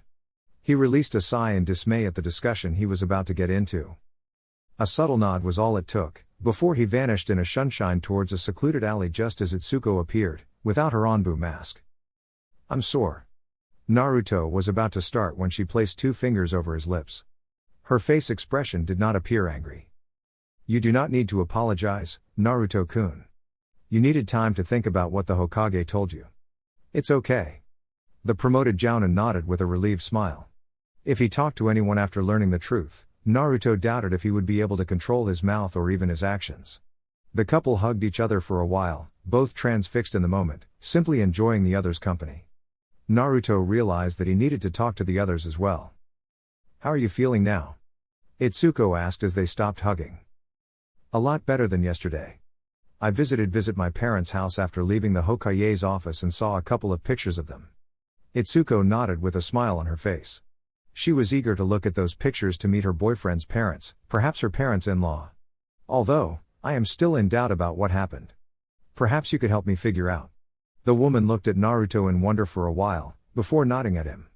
"According to the Hokage, my father ordered the truth to be revealed to me only when I became a Jonin. What reason could he have for such a decision? Certainly, he was not concerned about maturity, otherwise, he would have chosen age instead." Itsuko pondered on that for a moment and realized the validity of her boyfriend's thinking. The Yondaime did have many enemies. Perhaps he believed that as a Jonin, you'd be able to defend yourself should this information reach his enemies. Naruto blinked once and nodded. "Could it be? I guess you are right. If I do remember correctly, both Iwa and Kumo had their grievances with my father, especially Iwa because of the last war. Now that you managed to come to terms with the truth, Kakashi and Kasumi-chan invited us for some lunch. My duty is almost done here, so what you say?" The blonde simply nodded, before Itsuko vanished, but not before smiling at him. Naruto needed to talk to them as well. Right now, however, he needed to test his Mangekyo Sharingan. Madara said that each set of eyes carries different abilities. Naruto already established that he would only use it as last resort because of the strain in his eyes, but he at least needed to know which new ability he now possessed. It would not bode well for him to fail a mission because he didn't know how to use his last resort. Naruto left the alleyway towards a training ground he always used. When he arrived, however, he saw that Kakashi was already there waiting for him, reading his favorite book like usual. "The last time Kasumi-nichan saw you reading that, she closed all your tenketsu." The scarecrow Jonin showed a smile at the comment, before tucking the book inside his kunai holster. "I do thank you in advance for not telling her." Then, Naruto laughed slightly with a nod. "You seem more at ease now, I take it?" Naruto shrugged it off. "I had some time to think it over, though I'm still upset you kept it from me all this time." Kakashi merely nodded, already expecting this conversation. "I figured you would, but then your body does not reflect your supposed feeling." I trust that you don't seek an explanation for why I kept the info from you all this time? Despite the fact that Kakashi wanted to tell Naruto about his father, he was prohibited from doing so by decree of the Hokage. I don't, it was an S-rank secret after all. Kakashi nodded as Naruto continued. Seeing that you're here then, perhaps you could aid me with something important? Is this about you awakening the Mangekyo Sharingan? Naruto looked at him in surprise, before Kakashi explained. Jiraiya explained it to me what happened yesterday. Can I take a look at it? The recently promoted Jonin nodded, doing as requested. Kakashi could not help but take a step back at the sight. The design alone, while peculiar, was not the reason for the shock. The white part of Naruto's eyes showed many red veins bulging. How do you feel with it? Naruto looked at his brother figure and old sensei with the Mangekyo Sharingan. He then looked at his own hands for a while. Aside from the increase in sight, nothing much. Kakashi frowned at the thought, before activating his own Sharingan. Based on the knowledge he had on the Mangekyo Sharingan, even to Uchiha, it was incredibly taxing as far as chakras was concerned. Naruto's chakra however has not shown any decrease. Naruto had a large chakra capacity, sure, but he also had something no other Uchiha had. Kyuubi's large chakra supply. At least he thought it was because of that, so Kakashi now focused on another subject. Okay, what else happens when you activated them? Any new abilities? None so far, though I did not focus chakra through it like we do with the regular Sharingan. Kakashi nodded and awaited for Naruto to try it. The second he did so, Naruto was perturbed at what appeared in front of him. Everywhere he laid his eyes, he could see cracks in the air, like shattered glass in appearance. The blonde quickly chose the one that appeared behind Kakashi and once more focused chakra through his eyes. Once he did so, it didn't take 1 second for him to stare at Kakashi's back. Kakashi turned his head so abruptly that Naruto thought the man's neck would break and his eyes would jump out of their sockets. Now that Naruto processed the ramifications of his new ability, he reasoned that Kakashi's outburst had its merit. Apparently, so, his ability consisted of instant teleportation. How? Naruto attempted not to be amused at the lack of control in that question. I don't know, the second I focused chakra, these cracks started appearing, like shattered glass all over the place. I just focused on the one that appeared behind you and the next second, I was facing your back. Kakashi's entire focus was on Naruto. The recently promoted Jonin simply vanished. There was nothing indicating that he moved at all. No leaf surrounding his previous locations, no sound of movement, not even a yellow flash like Naruto's father. He simply vanished, reappearing behind Kakashi. The scarecrow Jonin saw similarities with his own Mangekyo, but his own, and Obito's, consisted of creating an alternate dimension. Naruto's allowed himself to apparently move through them instantly, just like Namikaze Minato's technique. Can you think of any weakness? Naruto's question awakened Kakashi from his thoughts. Kakashi always taught each technique's weaknesses to Naruto. Normally, Kakashi would answer yes right away, but I've been watching you perform it with my Sharingan and I could not see anything. I don't know if the Byakugan could prove more helpful, but I have doubts. While a Hyuga could adapt faster because of their almost 360 degrees vision, I doubt that they could see you moving through these dimensions, as you saw them. The only question would be the caster instead. We would have to test this new skill to see how many times you can perform it during a fight. For example, my Reikiri can only be used 4 to 5 times a day. If I attempt a 6th time, then my chakra is depleted. Naruto nodded and was about to try it once more, only to see Kakashi's hand urging him to stop what he was about to do. Not now, Naruto, I don't want to have my tenketsus closed because I was late to our lunch together. The thought itself was amusing, until Naruto remembered that his Anbu girlfriend would be angry as well. Okay, let's go then. 5 hours later. It was already nighttime when the so-called lunch ended. It turned out that all 4 of them were free for the day, so what started as lunch ended up being a small gathering with lots of food and even some sake. Asuma and Kurenai showed up as well as Izumo, Kotetsu, and Genma. Naruto's team members took that opportunity to celebrate Naruto's Jounin promotion and ordered even more sake. In the end, Naruto had to take all of them home, much to the others' amusement. Itsuko followed the real Naruto who carried the unconscious Genma, while his Bunshines carried Izumo and Kotetsu. After that, he and Itsuko returned to Naruto's apartment, both tired. His father and mother's house forgotten, Naruto slid the key inside the door and opened the door. Itsuko entered immediately and marched straight towards the bedroom, before passing out on his bed, earning a smile from the recently promoted Jonin. Naruto was about to follow her, when his senses alerted him of another presence. He turned abruptly towards the living room window, only to see a black crow looking at him. The Jonin narrowed his eyes upon seeing that the crow had the Sharingan. Human and animal looked at each other for a second. It was all it took for Naruto to be caught in the illusion. Naruto looked around the strange room he now found himself in. It appeared to be his apartment, though it was much darker. Outside the window, Naruto could see that the moon was red in color. "Greetings, Naruto-kun." Naruto narrowed his eyes at the sudden voice as Uchiha Itachi materialized in front of him. "The last time we met, you were in such a hurry that we didn't get to chat." "You refer to the fact that my team fought Akatsuki in order to free Gaara. Hardly the ideal time for a chat." Itachi nodded. Naruto did not show signs of being threatened, an impressive feat. "Well, I was under orders to stall you. Now, however, is another manner. I now wish to talk to you about something important." Kakashi's apartment "Kakashi, please open up, it's important." Naruto knocked on Kakashi's door repeatedly, before the scarecrow opened the door. The perverted Jonin opened the door slowly, while rubbing his only seen eye. "Please remind me to get you a watch for your next birthday." Naruto frowned at the joke and got inside. Kakashi sighed in dismay at the situation, before closing the door. "Itachi contacted me." Kakashi's hangover was immediately replaced by surprise as he listened to Naruto's description of his conversation with the last surviving Uchiha. Kakashi let Naruto inside just as Kasumi appeared by the living room. Naruto's presence was no surprise considering the bulging veins around her eyes. "I'm sorry for coming up this late, but it's important. Like I said, Itachi managed to get in contact with me." Naruto could see worry evident in his sister figure's expression. "I'll grab some tea while we talk." Naruto nodded in appreciation just as Kakashi came in the living room. "What did he say?" Naruto released a sigh at the question. His conversation with Itachi was not long. Actually, Naruto had little knowledge if it was longer than a minute. "A lot, how he was the one who placed me in the bingo books 3 years ago, it was all a test," he said, "to see if I'm worth killing in his eyes.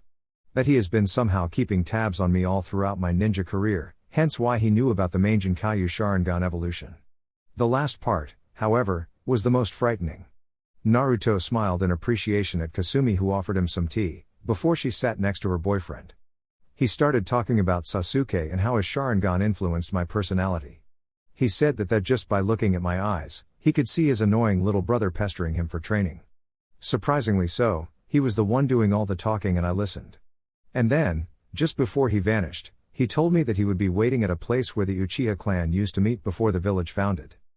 Kasumi stayed silent, listening to her baby brother, before Kakashi broke in the silence. "You're thinking about going, aren't you?" Naruto's hands tightened as he looked at his teacup. "For some reason, I'm divided. Ever since I had the Sharingan transplanted, I have had dreams about the Uchiha Massacre. It was always the same. I found myself walking towards the compound and stood there while Itachi slaughtered everyone like they were flies. At first, I thought that it was I, Uzumaki Naruto, entering the compound that night. One time, though, I looked at the reflection in the water and saw Uchiha Sasuke's face instead. The nightmares lessened in time, but they still happen sometimes." Kakashi nodded in recognition. He used to experience the same thing when he got Obito's eye. "Right now, all I can think about is the massacre and the thought of killing Itachi is, I don't know. But you can't go, it's a trap certainly." Kasumi joined in the conversation, earning a nod from Naruto and Kakashi. "That may be true, which is why I figured that I could." Naruto sounded hesitant, but Kakashi only smiled at his little brother. "Sasuke's memories may be influencing Naruto, but not completely so. You can count on me for help, and your team as well. I'm sure Hokage-sama won't object." Naruto looked up and nodded in appreciation. "If you two believe I will just stay here while my baby brother is in danger, you can think again. I'll go as well. I'll bet that Itsuko-chan will go as well." Naruto could not help but smile at Kasumi's outburst. "Thank you." Naruto embraced them both, apologizing once more for the lateness of the hour. He left their house, ready to tell his own girlfriend about the entire ordeal. He needed to face Itachi alone, but in case Akatsuki used this opportunity to capture him, Konoha would be prepared. As he walked towards his own apartment, he began to wonder whether Itachi was right about Sasuke influencing his behavior. It has been so long since the transplant was complete, that he even forgot what his life was like before the Uchiha Massacre. He remembered the photos he saw inside his parents' house and realized that although his hair looked like his father and his face resembled his mother's, his behavior was entirely different from both. Releasing a sigh, as this thought would not amount to anything, Naruto reached his apartment in order to prepare himself for tomorrow. Facing an Akatsuki member is bad enough when Naruto was together with Genma. Now he would be facing another, but this time he would be alone. Itachi's skills relied within cage-level genjutsu above all else, however the man was skilled in other ninja arts, even better than most elite jounin. Next day It did not take more than 2 hours of travel from Sunagakure to the place that Itachi instructed. The sky was clear and the sun decided to grace everyone with its bright light. Naruto took one step, leaving the heavy forest he had just crossed, before flinching as one person stood in front of him wearing black robes with red clouds. Actually, Naruto felt his presence a few miles back. The man in front of him had a large chakra capacity, probably rivaling his own without the fox's chakra at least. The picture of the bingo book did the man its justice. Hoshigaki Kisame was smiling just like his photo. Kisame's posture indicated no danger, however, which surprised Naruto slightly. The Hokage had authorized him leaving, but by all indications, the possibility of a trap was high. The man in front of him was simply standing on top of an old electric tower, carrying his gigantic sword over his shoulders. Nevertheless, Naruto could not allow himself to drop his guard even for a second. Hard to imagine old Sasori was beaten by a kid like you. Naruto blinked once with a narrowed expression. Kisame's behavior and now this. You don't seem intent on capturing me. Why is that? Kisame once more showed his playful smirk. The kid had balls, simply ignoring his taunt. Oh, I would love nothing more than to shred your legs, but Itachi dearly asked me to let you pass. Naruto narrowed his eyes and activated his Sharingan. If the man moved one finger, he would retaliate. The jounin dashed forward, passing straight by Kisame, who in part did not even look back. With that out of the way, Naruto continued his trajectory while observing the surroundings. Itachi said that this place was used by the Uchiha clan as a hideout. However, it could very well be described as a small village rather than a simple hideout. He could see many old buildings popping from within the heavy foliage. As soon as he passed the last house, Naruto saw a strange-looking construction ahead of him. It was just like Itachi's description. It was built into a terraced mountain with vast forestry growing on each level. He could see 2 towers on either side of the mountain, connecting directly to the hideout. Not wasting any time, Naruto entered inside the strange-looking tower and started navigating through the dark and clearly abandoned hallways. He could see plants already growing near the walls. In time, the heavy foliage that already surrounds the castle will swallow it whole. He kept walking until he reached a vast meeting hall, which had the symbol of the Uchiha framing the doorway on either side. At the front of the room, elevated above the rest of the room by a platform, was a throne of sorts. This throne had the Uchiha crest on both sides of it and 2 tomoe-like shapes below those as well. Naruto could see Uchiha Itachi sitting on the throne as the older Sharingan user looked at him. Glad you could come, Naruto-kun. Tell me, what does Sasuke's Sharingan show you? Naruto stopped walking and stood there staring at his opponent with a fierce determination. Chapter 22, Redemption or Salvation. Glad you could come, Naruto-kun. Tell me, what does Sasuke's Sharingan show you?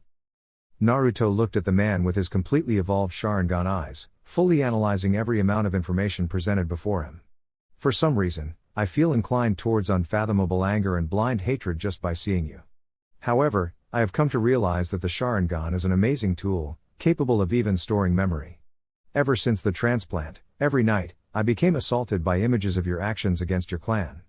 I always thought it was somehow the act of the Kyuubi, playing tricks on me, because the damn furball does enjoy doing that sometimes. Naruto closed his eyes for a while, before opening them once more, as he stared at the target of Uchiha Sasuke's hatred.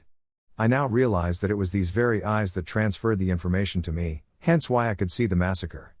Hence why I sometimes saw Sasuke's reflection. And I once thought it was all an illusion. Itachi listened in silence, until Naruto finished. Illusion, you say? What's the difference between illusion and reality? Is everything you see before you real? Even that in itself could lead to more questions, hence the need for interpretation of what you see. Interpretation leads to doubt and even subjectivity to one's reality. In truth, you can have a definition of reality that is different from the rest. We humans try to define reality based on our own preconceptions. However, there are times when our own preconceptions are twisted in enough ways that the reality becomes questionable. You state that Sasuke's reflection was nothing but an illusion, however to me it's a reality. Who's to say that you are who you say you are? Your name, your clothes, the color of your hair, your eyes even. Who's to say without a doubt that you're Uzumaki Naruto and not Uchiha Sasuke? Naruto looked at the man for a while, with his eyes narrowed. There were times in the past when Naruto did question the changes to his personality after receiving Sasuke's eyes. Naruto had his Sharingan activated as soon as Itachi got up from his chair and vanished in a blur, passing by him and stopping right behind Naruto. Naruto moved instantly to block the incoming punch to the back of his head, but Itachi was already on the move, flipping in midair and aiming a roundhouse kick at Naruto's head. Everything happened in less than a second, but Naruto managed to evade the kick and slashed Itachi with one of his swords. Itachi's right hand grabbed Naruto's wrist and lifted him in the air, before slamming his body to the ground. Itachi followed with a kick, but he was surprised when Naruto vanished in a blur and landed a fierce kick on Itachi's chin, sending him upwards when a second Naruto was there waiting for him with the sword in hand. Itachi flinched as the sword went through him. They fell to the ground as Naruto stared at the bleeding body of Itachi. The elder Uchiha merely lifted his hand and pointed to the real Itachi. Naruto looked at his enemy seating on the chair and then to the one lying on the ground. The one on the ground became a bunch of black crows that dispersed as Naruto got up and stared at the real one. Naruto showed a smile just as another sword came from behind Itachi's chair, piercing his stomach. The Naruto in front of Itachi transformed into mud, revealing it to be a Doton Cage Bunshine. The real Naruto was kneeling behind the chair as he held the sword that pierced Itachi.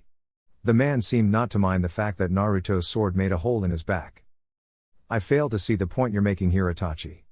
I realize the changes that occurred after receiving Sasuke's eyes a long time ago. Itachi merely snorted, as he closed his eyes with a smile on his face. There was blood coming out of his mouth, but the man did not seem to mind. Yes, your realization based on what you perceive as reality. The point I'm making is that you came here, seeking for more answers that I already gave you, but I wonder, what answers do you seek? Could it be my reasons behind the massacre and the atrocities I performed against the clan? Or could it be my motives for everything I had done to you after the transfer? Naruto nodded, not at all surprised that Itachi foresaw what Naruto wanted to talk about. The latter obviously. If Akatsuki is really after the Baijuo, I wonder why you pushed me to become stronger? It would be more effective to simply hinder my growth and facilitate the capture? I don't simply believe that you merely wished to test me and see if I'm worth killing. Itachi said nothing and betrayed nothing. Naruto then turned around with his Sharingan and moved through quick hand seals, before expelling 5 lava bullets at the opposite direction. Uton Yugantama, lava release, lava bullets technique. None of the projectiles hit Itachi, rather 2 passed by his right shoulder.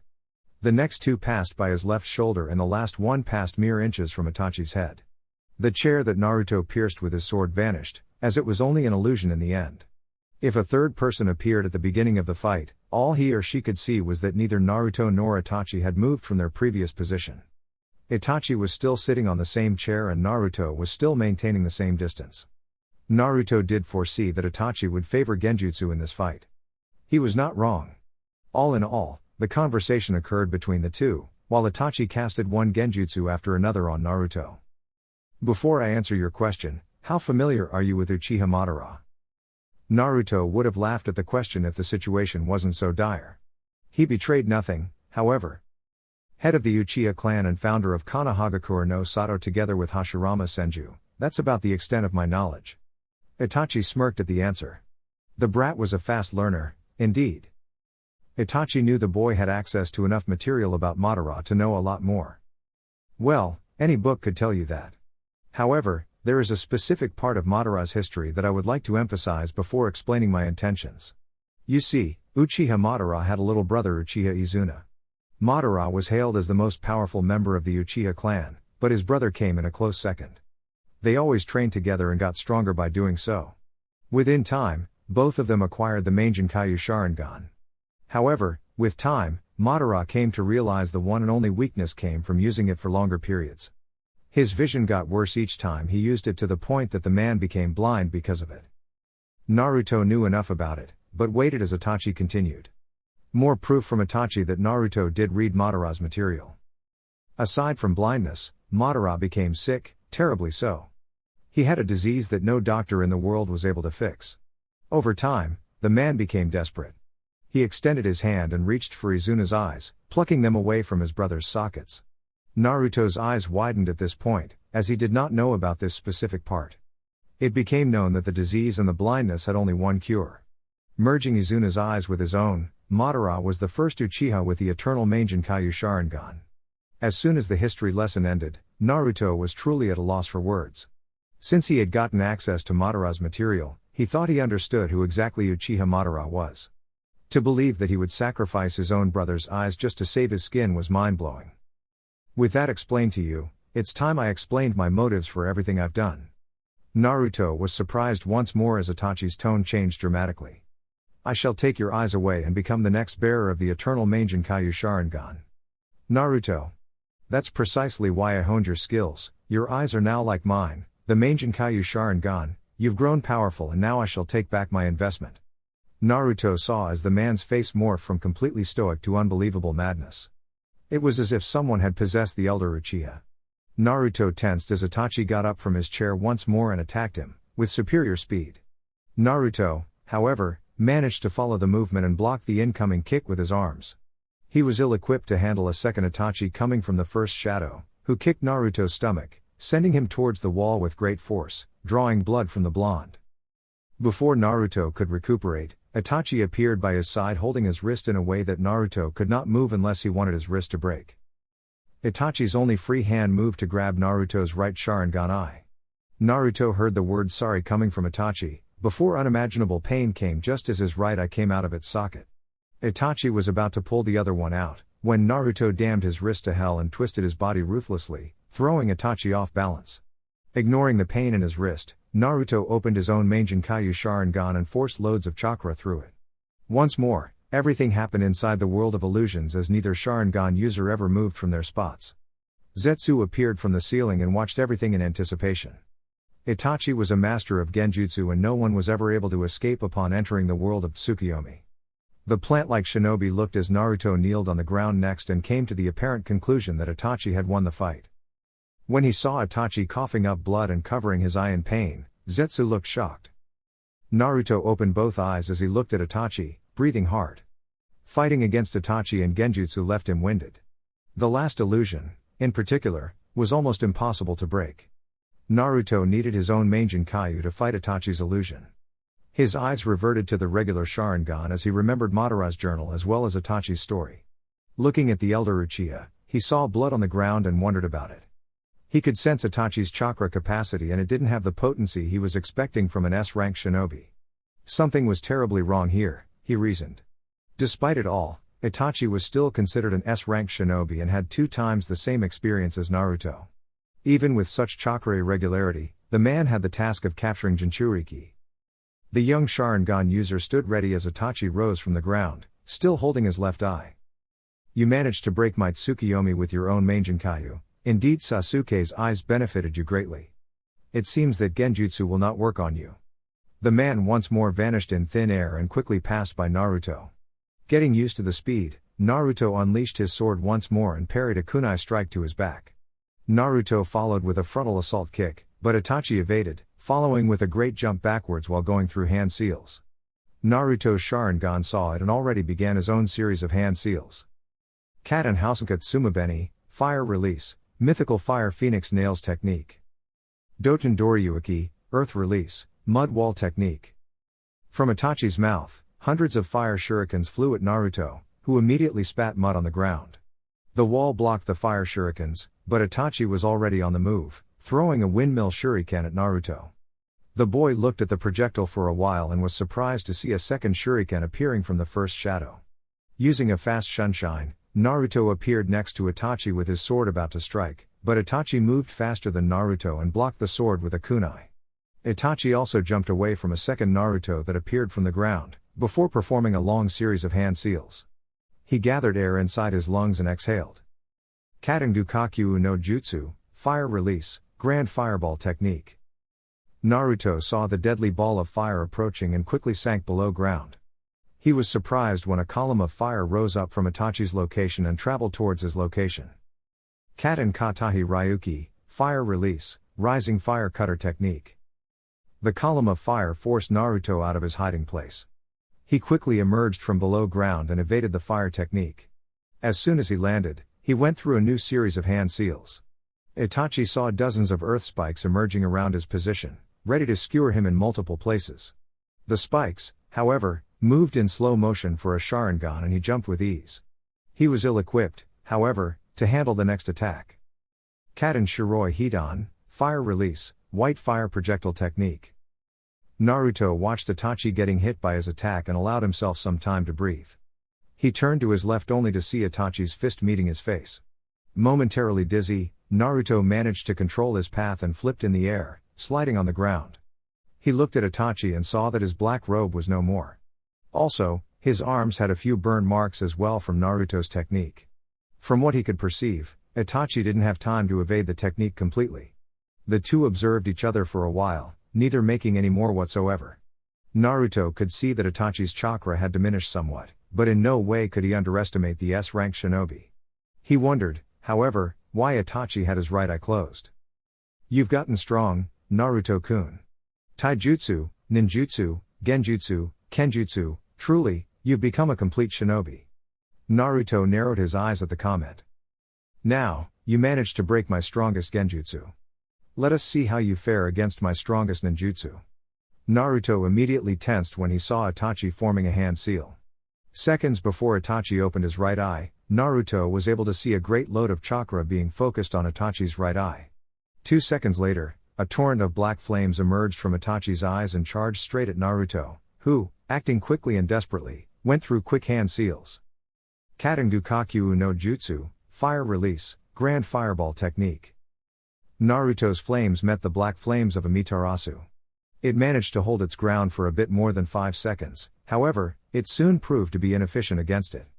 The room they were in left little choices for escaping the black flames.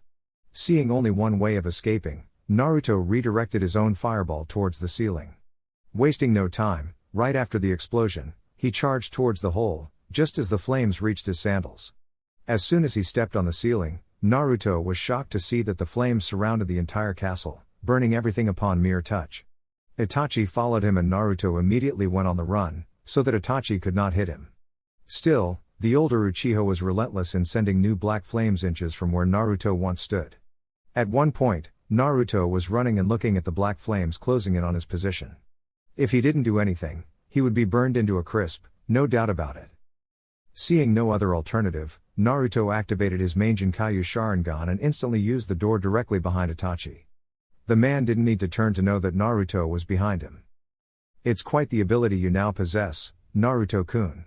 To this day, the only man capable to speed like this was our esteemed Yondaime Hokage. If you're really after my eyes, then you have a funny way of showing. If I was caught by those flames, I would be burned and the eyes destroyed." Itachi smirked at the comment, before turning to meet Naruto. "I have means of controlling the flames, you don't need to worry as I have means of securing my investment." Itachi took a sword out of nowhere and engaged in a kenjutsu battle against Naruto. Soon it became an intricate dance followed by sparks made by swords clashing. Itachi held his own ninjato with 2 hands and used force in his swing. Naruto parried the strike, but his body could not stand still. Itachi took the opportunity and moved inside Naruto's defense, slashing his stomach. Naruto flinched at the pain, but maintained the assault. Itachi saw the movement and evaded Naruto's swords, which were about to decapitate the older Uchiha. Itachi could see, however, that the wound inflicted on Naruto's stomach was already healing. The Kyuubi's power is truly magnificent, healing a wound like this in mere seconds is nothing short of incredible.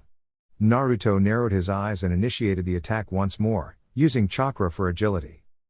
Itachi, however, had experience in his favor. His movements were much more coordinated, allowing him to better position himself to parry Naruto's strikes. Naruto had the speed to evade the attacks, but speed alone wouldn't help him. Anyone could move fast, the problem is moving fast without hindering skill with the blade. Itachi was not considered a master in the art of kenjutsu, but he was by no means an amateur. A master would have defeated Naruto much faster. "It seems you lack the finesse of sword play, Naruto-kun. Still, very impressive for someone your age." Naruto snarled at the patronizing comment and kept the pressure on. When it seemed that he would be doing the exact same kata as before, which Itachi parried easily, the older Uchiha was surprised when he felt the beginnings of genjutsu invading his chakra coils. Itachi released the illusion in less than a second. However, that precious second cost him, as Naruto's sword suddenly appeared on the other side, causing the same wound that Itachi caused on him before. The pain, in Itachi's case, however, was much worse, considering that he didn't have a fox inside his gut to heal him. In addition, because of his illness, all wounds caused twice as much damage. Itachi saw that Naruto pressed on the attack and went through hand seals. Kat and Houseka no Jutsu, Fire Release, Mythical Fire Phoenix Technique. Naruto halted his advance, forced to evade the multiple fireballs that Itachi threw at him. Of course, the goal of the technique was not to maim, but to force Naruto away from Itachi. Naruto understood that as he landed on the ground after dodging the last fireballs. Naruto and Itachi looked at each other, breathing hard because of chakra coil overexertion. Naruto had more chakra to use, sure, but Itachi had better chakra control, thus his ninjutsu required less chakra and thus less pressure on the coils. So far, neither side of the battle showed any advantage and, silently so, Itachi could not help but admire Naruto's training. He dared say that Naruto was ready for Akatsuki. All that remained now was for Naruto to survive Itachi's strongest and most feared attack. Naruto's team ===. Naruto's old team, followed by Kakashi, Kasumi and Itsuko in Anbu gear, left Konoha 1 hour after Naruto did.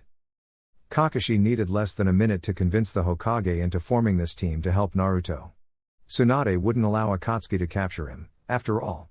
Even if Naruto was considered an A-ranked shinobi, approaching S-ranked because of the Mangenkyo Sharingan, Uchiha Itachi was still Uchiha Itachi.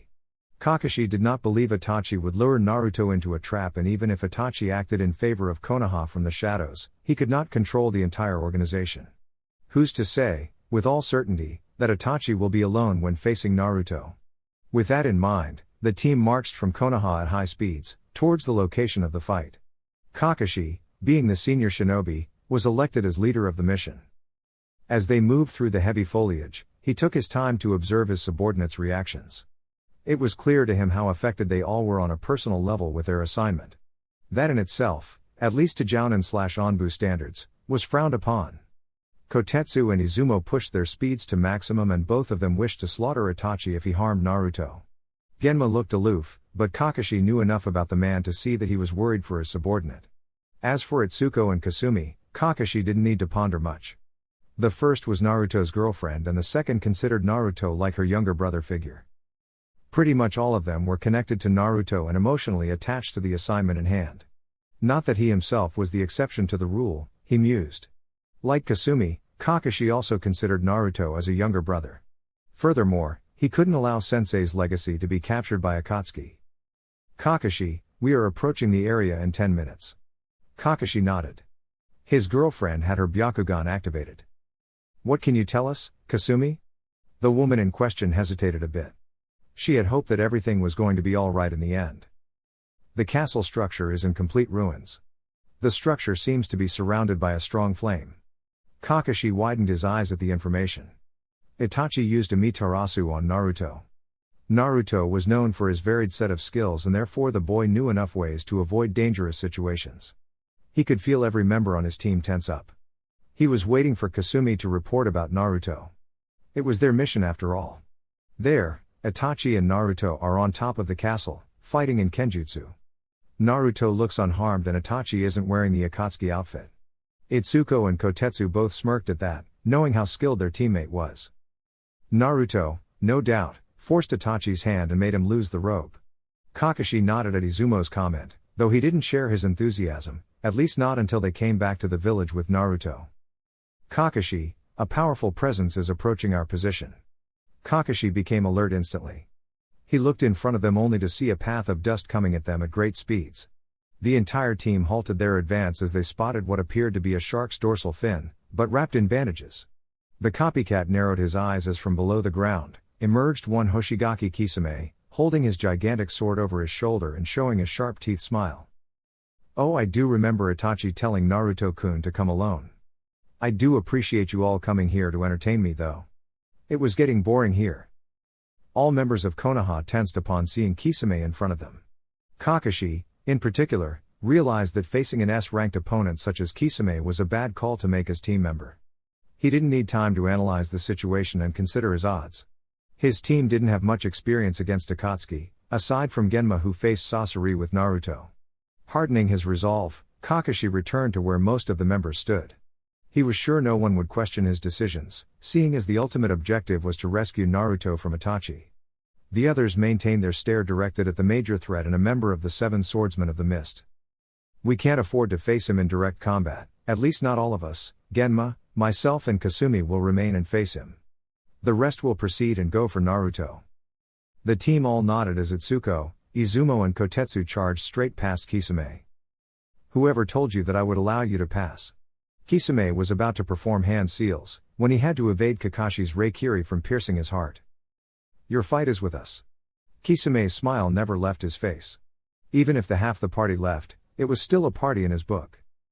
With Naruto . Back to Naruto's fight, they were once again staring at each other, Itachi with his main Jinkaiyu and Naruto with the regular 3 Tomoe Sharingan. I feel like I must congratulate you Naruto-kun, it seems you managed to escape 2 of my most powerful techniques. Tsukiyomi, God of the Moon, a powerful genjutsu generated by my left eye and yet you managed to break every illusion I was able to cast upon you. Amaterasu, Goddess of the Sun, the strongest fire ninjutsu in existence and generated by my right eye. Once more, you managed to deal with it using your own main Jinkaiyu Sharingan. There is, however, a third ability that I have yet to show you and that it requires both of my eyes. I call it Susanoo, God of the Sea and Storms. Naruto tensed just as he felt Itachi's chakra coursing through both eyes at the same time. Subtly asking for some chakra recharging from the fox, Naruto stood by waiting for what's about to happen. Naruto's eyes widened as around Itachi, a red aura skeleton appeared. It didn't take long for the skeleton to generate muscle and armor, before the creature was formed. It looked menacingly towards Naruto, promising a great deal of pain. Itachi said it himself that this was the ultimate power of his main Jinkaiyu Sharingan, Susanoo it was called. So far, Itachi had used 3 techniques, whereas Naruto only had 1 at his disposal. Naruto opted to remain waiting for the attack, when once more he was surprised.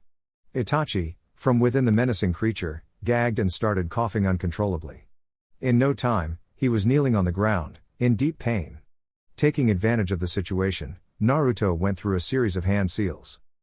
Katengu no Jutsu, Fire Release, Grand Fireball Technique.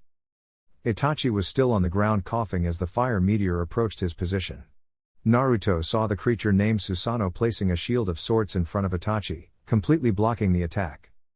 This is called Yata no Kagami, 8-span mirror. It is completely unbreakable, Naruto. You won't be able to harm me anymore.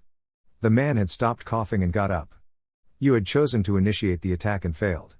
Allow me to reveal how powerful Susanoo truly is. One of the creature's arm had the shield and the other was free to gather a bright red energy. Naruto's Sharingan could see the amount of chakra behind that concentrated energy and flinched in worry. Yasaka no Magatama, 8 slopes curved jewel. The concentrated energy was released towards Naruto, who cursed and went through hand seals immediately. Doten Beizu Hashira, Earth Release, Multiple Earth Pillars Technique. He even forced more chakra for this technique. Multiple Earth Pillars rose in front of Naruto, in a vain effort to stop Itachi's attack from reaching him. In the end, the pillars did nothing to slow down the projectile and Naruto was forced to use a Shunshin to evade the attack.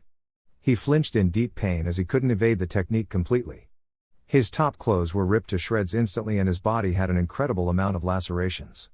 Itachi had the same look on his face as the creature prepared the same attack once more. Naruto, still in pain, saw no other alternative other than using his own main Jinkaiyu Sharingan. Itachi released his attack once more, but this time Naruto evaded it completely using his MS ability.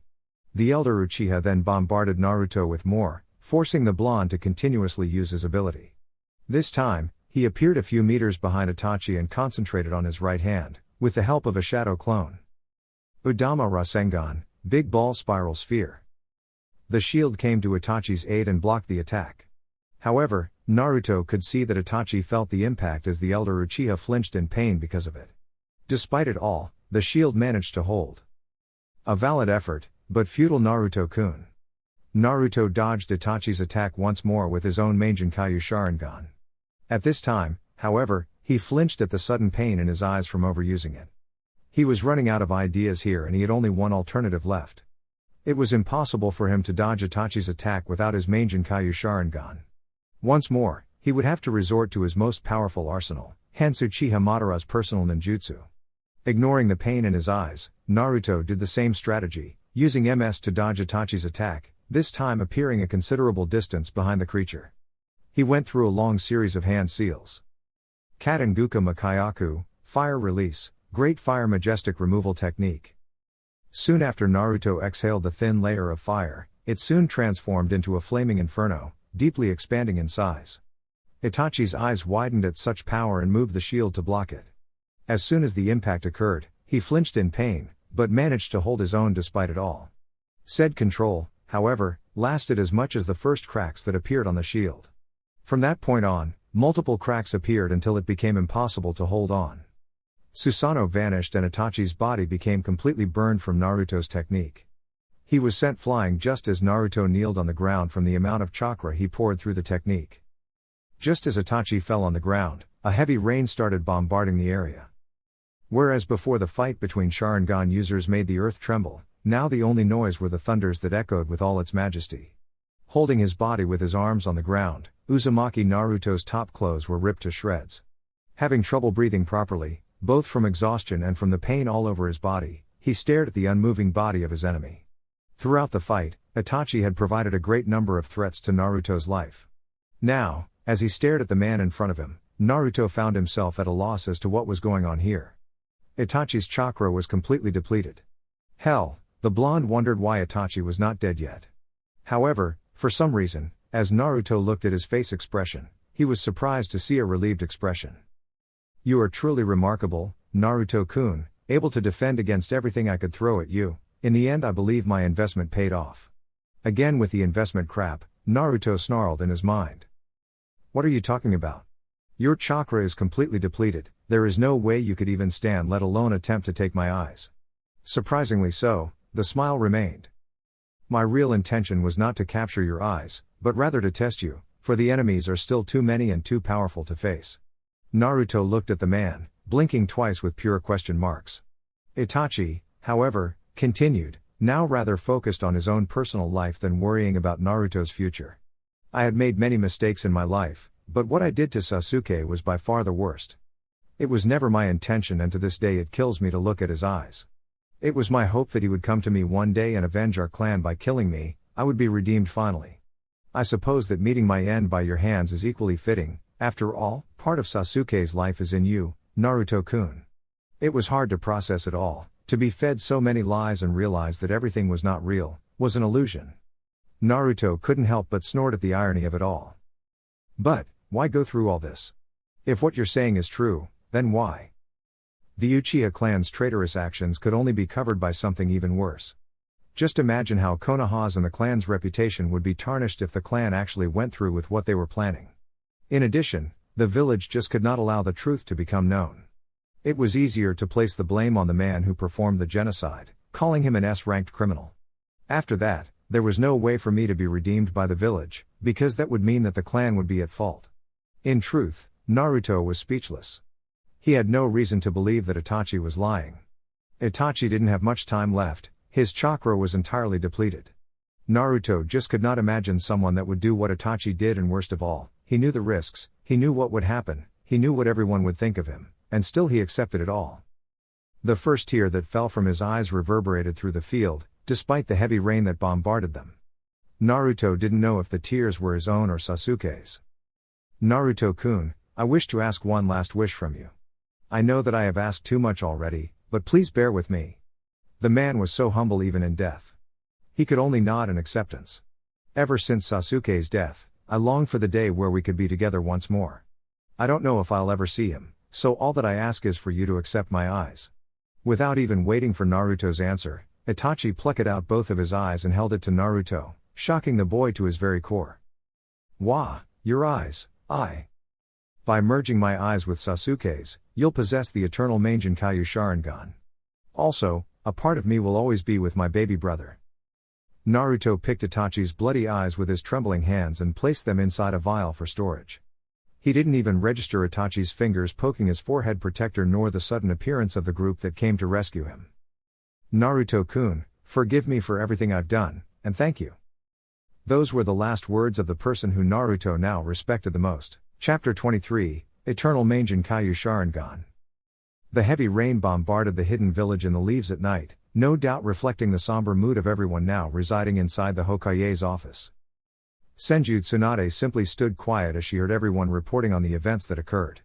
Considering the mission's importance, it was essential that she fully understood the situation. She never would have imagined how far ahead Uchiha Itachi thought, since the Uchiha genocide.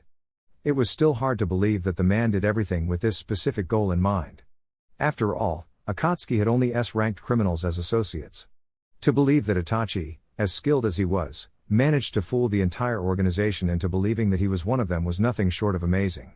When everyone finished reporting, Tsunade furiously rubbed her temples for a while, trying in vain to rid herself of the terrible headache. "I see, everyone is dismissed and don't worry about Naruto." The operation proceeded without any issue. Right now, Shizune is personally overseeing his recovery.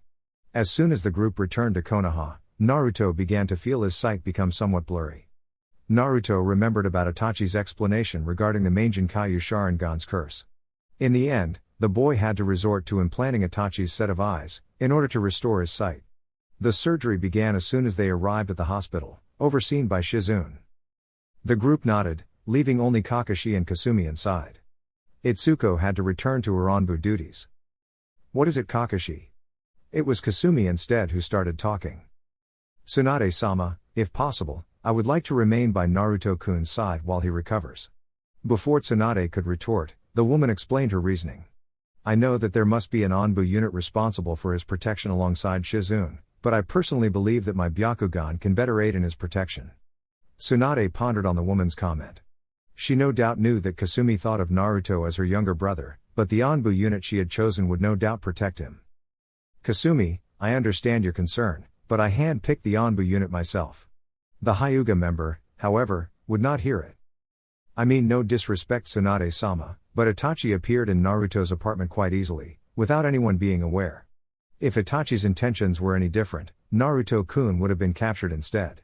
We don't know if Itachi shared his secrets with the organization, so we don't know if the other members will come to capture him." Tsunade frowned at the response. She was quite adamant in being by Naruto's side and her argument had merit. Of course, Itachi had ample knowledge of Konoha's hidden tunnels. He was an Anbu captain and a member of the Uchiha clan. Said clan, she later learned, had built many tunnels from below their compound, in the case of invasion. She had ordered Anbu to change the tunnels' locations, but it would take time to do that. Itachi breaching her village security once was bad enough. She could not risk it once more. "All right, Kasumi, I'll allow it. Though you'll have to defer to the Anbu in charge of his protection. Though, considering how close you two are, I'm guessing you had already contacted her." The Hyuga member nodded, blushing slightly at being caught. Kakashi did attempt a snicker, but stopped once he saw his girlfriend's Byakugan fully activated. Kasumi was quite miffed that Itsuko managed to pull her own strings inside Anbu. As soon as the mission detail came, she had already called in some favors from her peers. Naruto's recovery room The chosen venue for Uzumaki Naruto's recovery room was none other than the Senju compound, Tsunade's house as per her insistence. The moment that Hyuga Kasumi stepped inside the compound, all Anbu hidden became alerted immediately. In no time, Itsuko appeared in front of her friend and quickly escorted her to Naruto's room. Her Byakugan would certainly be fundamental in assuring that no one appeared without Konoha's knowledge. That aside, Naruto's room was actually located below ground. Senju Toburama requested his brother to construct a bunker for them, just in case. Only someone with Senju blood can access the bunker. Such level of security was unheard of in Konoha's history. The entire room only consisted of a bed where one Uzumaki Naruto happened to be sleeping in. He was heavily sedated, because of the eye fusion and the amount of strain he placed on his chakra coils. Tsunade estimated that it would take close to a week for Naruto's eyes to adjust. In the meantime, she decided to let him rest for the entire week by an induced coma procedure. It was necessary, considering the damage to Naruto's optical nerves due to the Mangekyo Sharingan. Tsunade had no doubt that the Kyuubi's energy would greatly help in his recovery. Inside his head, however, it was a different history. The scenery before him was no different from the last 1,000 times. It was nighttime in Konoha, and the chilling wind, which usually brought on a smoothing feeling, carried a terrible omen. The moon, like before, was red instead of white. However, Naruto soon realized that something was different. In his usual dreams, he was seen running back to the Uchiha compound from a late-night shuriken training. Now, though, he is staring at the ground from a high place. He was now seeing a little kid running home carrying his white bag over his shoulder. The wind picked up once, and then Naruto vanished from his usual spot, appearing right in the middle of the Uchiha Clan Compound. It was relatively late at night, and only a few of the clansmen were seen roaming around the streets of the compound, none of them the wiser of what was about to happen to them. They all looked at Naruto and greeted the Anbu, knowing about his identity. Grabbing the hilt of his ninjato, Naruto slashed twice, immediately slicing two Chunin's torsos. Their blood splashed on Naruto's Anbu mask, shocking everyone into silence. Naruto didn't wait for questions and simply used his agility and skill in Kenjutsu to reach his next target, more clansmen. By the time everyone realized his intentions, Naruto had already killed at least half of the clansmen that were roaming the streets. The others screamed his name in pure hatred and charged at him with every intention of ridding the clan of a traitor. Naruto stood resolute, however, somehow knowing fully that he would be labeled as such, a traitor. Using his grace and finesse earned through hard training in Anbu, he managed to kill everyone that were on the streets. It all happened in less than a minute, and the streets were now filled with dead bodies and blood. Normally, one would not be able to take the gravity of his actions and freeze, but not him. His orders were clear. Once the streets were cleared, Naruto moved inside the many houses of the compound, striking everyone he could find, that possessed Uchiha blood running through their veins. Men, women, child, Jonin, Chunin, Jounin, it didn't matter. He did not allow time for talk, probably because he would hesitate otherwise. By this time, his once white mask now turned to a dark red, courtesy of his kills. It was all so easy, and that slightly scared him. By the time he reached the clan head's house, he found both his parents kneeling side by side, just waiting for their punishment after what they did, or at least tried to do, against the village the clan founded. By this time, Naruto had to remove the blood-dripping mask and stood resolute behind his parents, with ninjato in hand. "So you've chosen their side." His father's words had broken his concentration immediately. "To-san, Ka-san, we know Itachi." His mother cut him off, as she could feel his pain without him needing to say anything. His hands trembled as tears threatened to fall. "Do not fear, my son, this is the path you have chosen, and despite our difference of ideologies, I'm greatly proud of you." It only served for his hands to tremble even more. However, his father was not done. "Promise me one thing, though, always look out for Sasuke." This time, Itachi could not control his tears as he fulfilled the end of his mission. His parents fell on top of each other, killed from a clean and deadly attack. Wiping his tears away and fully knowing about the consequences of his decisions, Naruto looked up just as a small Uchiha Sasuke opened the door to their parents' room. As soon as that happened, Naruto now found himself looking down upon the scene before him as if he was just a spectator. The scene changed into a dark cave where Naruto now stood face to face with the man whose memories he saw and witnessed firsthand just now. Only instead of the Akatsuki robes Naruto remembered, Itachi wore the traditional Anbu clothing. "Itachi. I envisioned a time in the future when Sasuke would confront me, so that I could tell him the real truth of what happened that day, the real truth behind the Uchiha Massacre. In truth, I was offered a choice in the matter by the man named Shimura Dansu. Either join the Uchiha clan, launch the coup and be killed together with the clan, or kill the Uchiha clan and save the village as well as my baby brother." Naruto looked at the man in front of him and wondered how someone could possibly be able to make that choice. He deeply respected the man already without knowing about this. Sadly so, when I went through the attack on the Uchiha, I failed to realize the damage my Tsukiyomi could cause on a 9-year-old boy's brain. That was in fact the entire reason Naruto had the Sharingan. I kept thinking about how I could have done things differently. Perhaps I could have spared Sasuke altogether after the attack on the clan, but I figured that it was important that Sasuke viewed me as nothing more than a murderer and avenged the clan. If I did leave him be that day, surely we wouldn't be having this conversation right now. I have no doubt, however, that Konoha would spoil my baby brother, considering he would be the last loyal Uchiha clan member. Also, no doubt, Dansu would use all his leverage into corrupting Sasuke for his own goals. Are you saying that it was better that Sasuke suffered his fate? How can? My love for him is absolute, Naruto-kun, make no mistake about that. However, I do know that everything I fear would happen to Sasuke would in fact happen had he lived. The Uchiha clan had a rotten past, and said past only managed to corrupt the future generations further. By doing what I did and becoming a murderer in the eyes of the world, Sasuke would kill me and then rid the Uchiha clan of its dark past. Now, the mission I tried passing to him was passed on to you, and you managed to perform to its utmost perfection, Naruto-kun. What are you talking about? Even in death, Itachi somehow appears in his mind, and he is being secretive as usual. You managed to avenge the Uchiha clan, thus cleaning its history. Now the Uchiha clan lives solely inside of you. It's quite ironic, considering your lineage. The Uzumaki clan is related to the Senju. Come to think about it, it is quite fitting that a Senju managed to quell the flames of the Uchiha. History, after all, tends to repeat itself. You Naruto-kun are now the living embodiment of the union between Konoha's two founding clans. Naruto heard it all, trying to process the information. He understood what Itachi was saying. Perhaps a parallel to what happened before the village's founding. After a gruesome battle between the Uchiha and Senju, the two leaders Madara and Hashirama decided to join forces into creating the first hidden village. Naruto did allow a smile as he looked at Itachi. One thing did bother him, however. Itachi, just how are we having this conversation? I don't remember having the same with Sasuke. The Sharingan is indeed a powerful and highly capable weapon. Aside from being able to copy techniques and anticipate the opponent's movements, it is also able to store the user's DNA, hence how after receiving Sasuke's eyes, you in essence became an Uchiha. My eyes are more evolved than Sasuke's. As such, I was able to transfer selected memories onto my eyes for when you receive them. In other words, the damn bastard was counting on Konoha to implant Itachi's eyes in him. The procedure is similar to how I would trap you in a genjutsu. Of course, the focus is to send the opponent into a false reality, but the opposite is also doable. I deliberately chose certain information that will be relevant to you in the future. The truth about the Uchiha clan was one of them, including the real events that led to my best friend Uchiha Shisui's demise. Uchiha Shisui? He didn't know said name. He looked around in alarm as the scenery changed around him, courtesy of Itachi's recollections. Also known as Shunshin no Shisui, he was perhaps one of the most gifted Uchiha in history. I dare say that he was more capable than I was, though he was a few years older than me.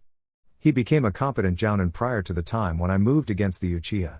In addition, aside from me, he attempted to stop the Uchiha clan from turning on Konoha. Like me, Shisui also had developed his Sharingan into the Mangenkyo Sharingan, gaining a powerful ability of directly influencing people's thoughts with his Mangenkyo. His mistake, however, was that he revealed said ability to the Hokage and the members of the council. His plan was to use his ability towards the Uchiha clan head, my father, and dissuade him of the coup idea. Why do you say it was a mistake to reveal his plan to the council? It is said that no other person loved Konoha more than Dansu. As such, there was no limits to his actions just as long as Konoha became victorious in the end. After Shisui revealed his plan to the council, Dansu met with Shisui, under the premise of further understanding Shisui's plan. However, his intentions were quite different. Naruto paled as he saw Dansu plucking one of Shisui's eyes from its socket, before the Uchiha member vanished.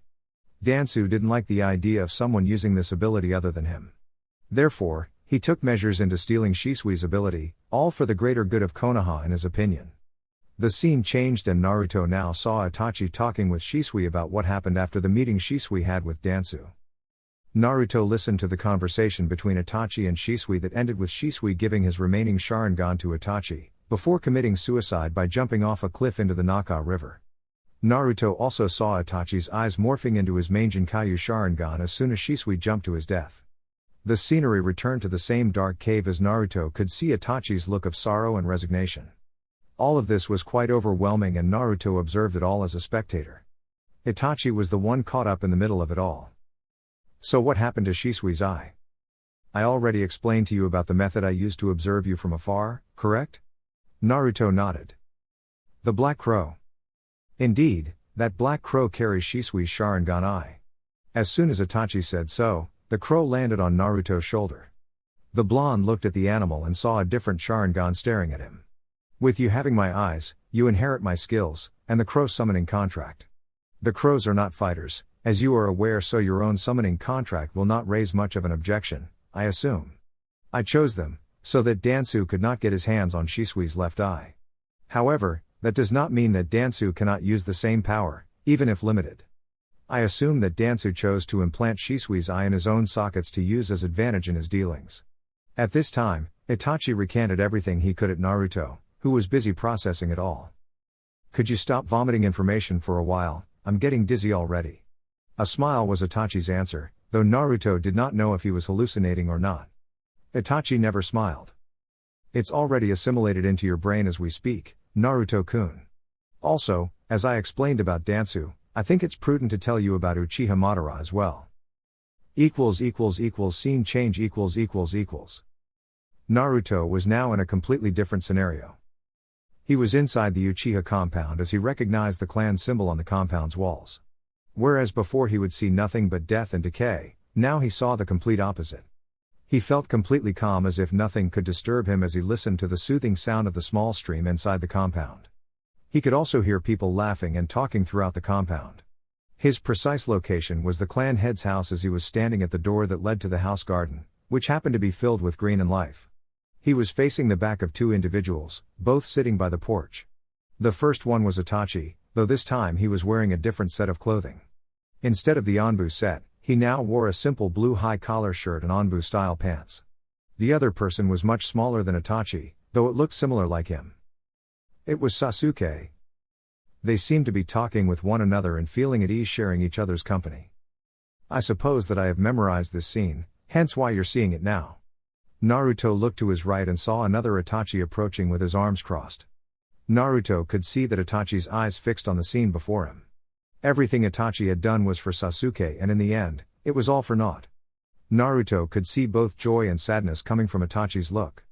Joy at reliving the image of his interaction with his brother, and sadness over being the one responsible for Sasuke no longer being amongst the living anymore. "It could be that by mixing my eyes with Sasuke's, I get to in a way spend time with him." Naruto nodded. "You did say that to me when we fought." "That I did, though I could not be certain that it would happen at the time." "That would be a first coming from you. Everything you did thus far was with a select purpose. It's kind of a relief that even the great Uchiha Itachi at least once acted on a whim." A simple snort was all Naruto heard from Itachi following the slight jab. The elder Uchiha much preferred to stand there and watch the scenery before him in vivid detail. It was one thing to remember and another to see it playing in front of your eyes, and he thanked Kami for this small blessing. Both Sharingan wielders stood there not talking for a while, before Itachi turned to Naruto. "I believe it's imperative that you know some facts about Akatsuki. With my eyes alone, you will be more powerful than ever. However, that alone won't help you against them. After all, information is always the key to winning a battle." Naruto nodded as Itachi began talking. Real world . It had been 3 days since Naruto's surgery, and so far, nothing out of the ordinary happened. Itsuko considered it a blessing thus far, considering her boyfriend's last mission and how close he came to being killed by Itachi. As an Anbu, she learned how to control her emotions, or better yet, direct it towards the benefit of the mission. It was the only reason that she was allowed to go alongside Kakashi. Normally so, it went against protocol to send someone emotionally invested in the mission outcome. Of course, emotions were impossible to extinguish, no matter what method she heard people would perform in the past, so after tough assignments, Anbu resorted to stress-relieving activities to help them cope with what happened. When she joined the program, as a tough kunoichi she was proud to be, Itsuko did not believe it. As time progressed and as her mission's specs worsened, stress and anxiety began to take hold on her, little by little. One of the seasoned kunoichi Anbu saw this and managed to get through to her in time, helping Itsuko to search for something that would take her mind away. The noise of the teapot boiling made her smile as she reduced the flame of the oven and poured some herbal tea for both her and Kasumi. Itsuko was no fan of tea ceremonies, but rather the effects of the warm drink on her nerves. Starting with the soothing smell and finishing with a relaxed sip that would wash away all negative memories that still lingered. Leaving the rather spacious kitchen of the Senju compound's main house, she then walked through the silent halls towards the living room where her older sister figure was there waiting for her own herbal tea. "Here is your tea." Kasumi nodded in gratitude as Itsuko knelt on the opposite side of the table. Itsuko waited until Kasumi had her first sip before asking about Naruto's status. "So far, nothing out of ordinary. Despite being below ground, my Byakugan can see him like he was right next to us. Pretty much his entire chakra is being directed to his eyes, to better adjust his condition. Not only his chakra, but also I could detect the foxes doing the same thing. Tsunade-sama came by to check on him this morning and found no ill effects to worry about. Itsuko nodded, before returning to her mind, silently praying for his well-being. You should rest a bit, Kasumi. I have seen you drift off from time to time. I and my team are here to protect him. Kasumi smiled, but denied the proposal. I will have plenty of time to rest after he wakes up. Itsuko knew better than to expect that Kasumi would say yes to her advice. She remembered the time when Kasumi joined Kakashi in training Naruto after he received Uchiha Sasuke's eyes. The Hyuga still blamed herself for not protecting Naruto back then. If the boy did not act back then by protecting himself, he would be dead and she would not be able to live with herself. After that, Kasumi's affection for her little brother figure increased exponentially to the point of being overprotective at times. Itsuko.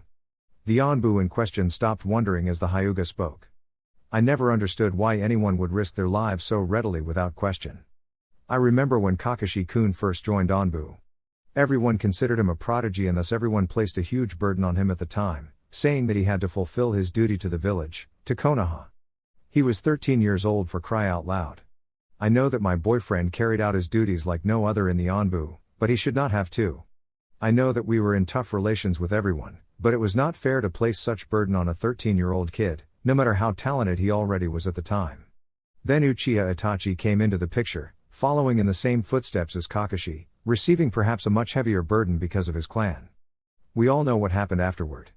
I thought that Konoha was done with placing such burdens on young shinobi. Now, you think that Naruto-kun will suffer the same fate? Kasumi nodded with a solemn expression. Skill-wise, Naruto-kun has the potential of surpassing both Kakashi and Itachi. However, I fear that the burdens that he is facing will be too much for him to bear. Aside from his responsibilities in Konoha, he also has to deal with the threat of the Akatsuki, which happens to be composed of shinobi that I do not believe even Tsunade-sama can face alone. In addition, I fear that Itachi and Sasori were only the tip of the iceberg. Whoever the leader of the organization is, he would have to be stronger by definition. Itsuko released a sigh in dismay, as she saw a lot of merit in Kasumi's words. Indeed, her boyfriend's life hanged by the balance, considering the immense threat out there. Everything you said is true, I'm afraid. Naruto-kun is strong and skillful, but a shinobi is only as powerful as his mind allows him to be. In this regard, I believe that Tsunade-sama made a wise decision in placing him in a coma for the week. Technically speaking, it was not a necessary step to take, as his eyes would adjust on their own in time. Aside from that, though, I have faith that he will overcome his obstacles just as he has been doing all this time. He has us after all to watch out for him, right? Kasumi nodded with a smile as she looked at her friend. She did not have many friends outside the Hyuga clan with whom to talk these days, and Itsuko was a great company. You're right, he has us to help him. Thanks for listening, Itsuko. The Anbu member smiled and got up to return to her shift. With Tsunade . The female Hokage was busy enjoying a nice warm cup of sake after finishing her workload for the day. A couple mission reports came in today, but nothing bad happened in them to warrant her attention, to which she appreciated immensely. After what almost happened to the village Jinchuriki, she was afraid that Akatsuki would make another move. Every time that happened, trouble arose. She was not fooled about the easy atmosphere outside her window. Tsunade's experience told her that at any moment, something would happen that would ignite the small flame and cause chaos all over again. Thanks to Naruto's team, Akatsuki is short two powerful allies, but she had yet to identify the other members and, more importantly, the organization's leader. Oh, too bad you already started drinking. I was about to invite you for some sake, Haim. Tsunade barely glanced at her teammate through her window.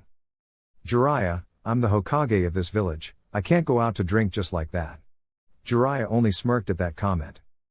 Oh, I doubt that very seriously, considering that I've seen you 2 nights ago, doing exactly the opposite. Come on, it's been ages since we went out like the good old days. Damn it, Jiraiya, alright, let's go, but you're buying. At the nearest pub . No sooner had the 2 Sannin entered the pub, Tsunade demanded a sake bottle just for her. After the waiter served the bottle, Tsunade simply used her strength to open the bottle with one hand and drank it all in one go, without needing a saucer. Witnessing the scene firsthand, Jiraiya could not help but remember that he had to convince the woman to go have a drink with him. Well, she did not look that worried in leaving the office to drink. Ah, that was good sake. Now spill, what is it you want to talk to me? What makes you think I have something to talk about, besides hanging out with my sexy teammate? Tsunade did ignore the man's pitiful attempt of lighting up the mood. Let's just say I know you and let's leave it at that. The last time you invited me out for a drink, you asked me to convince Orochimaru into going to a brothel with you. Jiraiya permitted a small feeling of nostalgia despite Tsunade figuring him out. At the time, he and Orochimaru were the best of friends, though the snake Sannin was too prudish for Jiraiya's taste and just would not budge. It was the only way for Orochimaru to lose his virginity, considering that said man never bothered to ask anyone out, much less look at the opposite sex differently. Jiraiya firmly believed that Orochimaru had never lost his virginity. In addition, with everything that happened after his betrayal, Jiraiya doubted that Orochimaru would worry about it. Well, you caught me. Jiraiya released a long laugh, before finishing his own sake. My intentions were indeed to have this drink with you, considering what my spy network managed to discover. Don't beat around the bush, damn it, spill it already.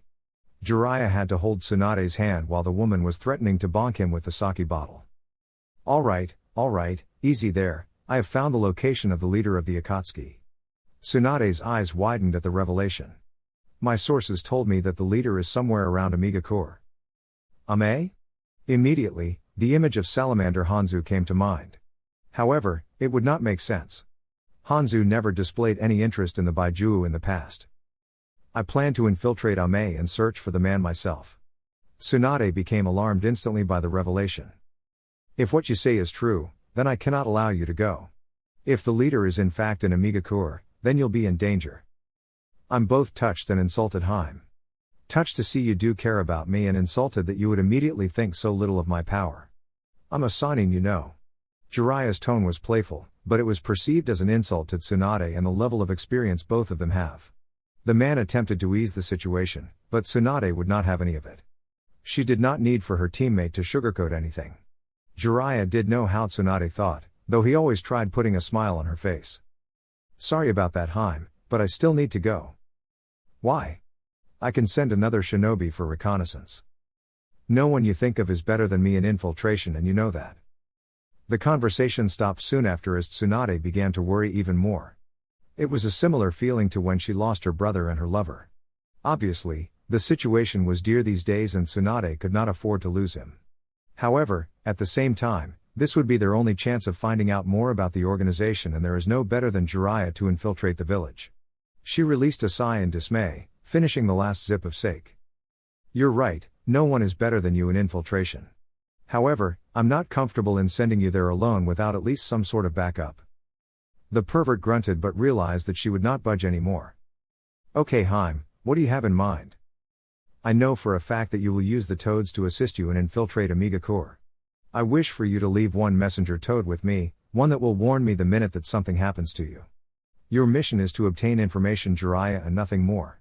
Should you come into contact with any member of the organization or even the leader, send in the signal and I will arrange for a team to pick you up to safety. Once more, Jiraiya frowned at the notion of needing it all, but Tsunade would not have any of it. In addition, he knew that Tsunade would send the only team thus far who specialized in rescue missions. He could not help but smile in recognition and pride. How is the kid hanging, by the way? The operation was successful and now he's resting for the week. He should be waking up in about 2 or 3 days, give or take. His team will be ready for the distress signal. Okay, Haim, we shall do it your way then. Although it fills me heart with joy seeing how much you care about little old me. A vein appeared on her forehead at the comment, earning a snicker from Jiraiya. I know that dark days are up ahead, so I won't do anything stupid, Tsunade Haim, you have my word. The Hokage nodded before they asked for another bottle of sake. The night was young and Tsunade had left her clone doing her work. She knew that it wouldn't fool Shizune, but at least the job would be done. With Naruto . The day soon came when Naruto woke up. As he opened his eyes, all he could see was darkness around him. A small panic attack overcame him, until he remembered that because of the procedure, he needed to remain blindfolded. He could feel the difference in his power now that he had Itachi's eyes as well. Memories of the elder Uchiha resurfaced and Naruto stopped daydreaming about his newfound powers. He still couldn't believe that Itachi would do the things he did for Naruto. However, it didn't change the fact that he did and Naruto just couldn't allow said sacrifice to be in vain. Itachi was right. He was the second byproduct of the union between Senju and Uchiha, with Konoha being the first. Inside his veins run both powerful bloods, and he will use it to protect the village at all costs. Naruto became alarmed when he sensed 6 presences around his location. He relaxed upon recognizing that 2 of them belonged to Itsuko and Kasumi. He could see the Hokage and Shizune as well. When the door opened and Tsunade entered along with the others, he wasn't alarmed. "You're awake finally, brat, how are your eyes?" A smile was seen on his face. "It still hurts a little bit," Naruto responded as he felt Shizune approaching him with her medical chakra running diagnostics.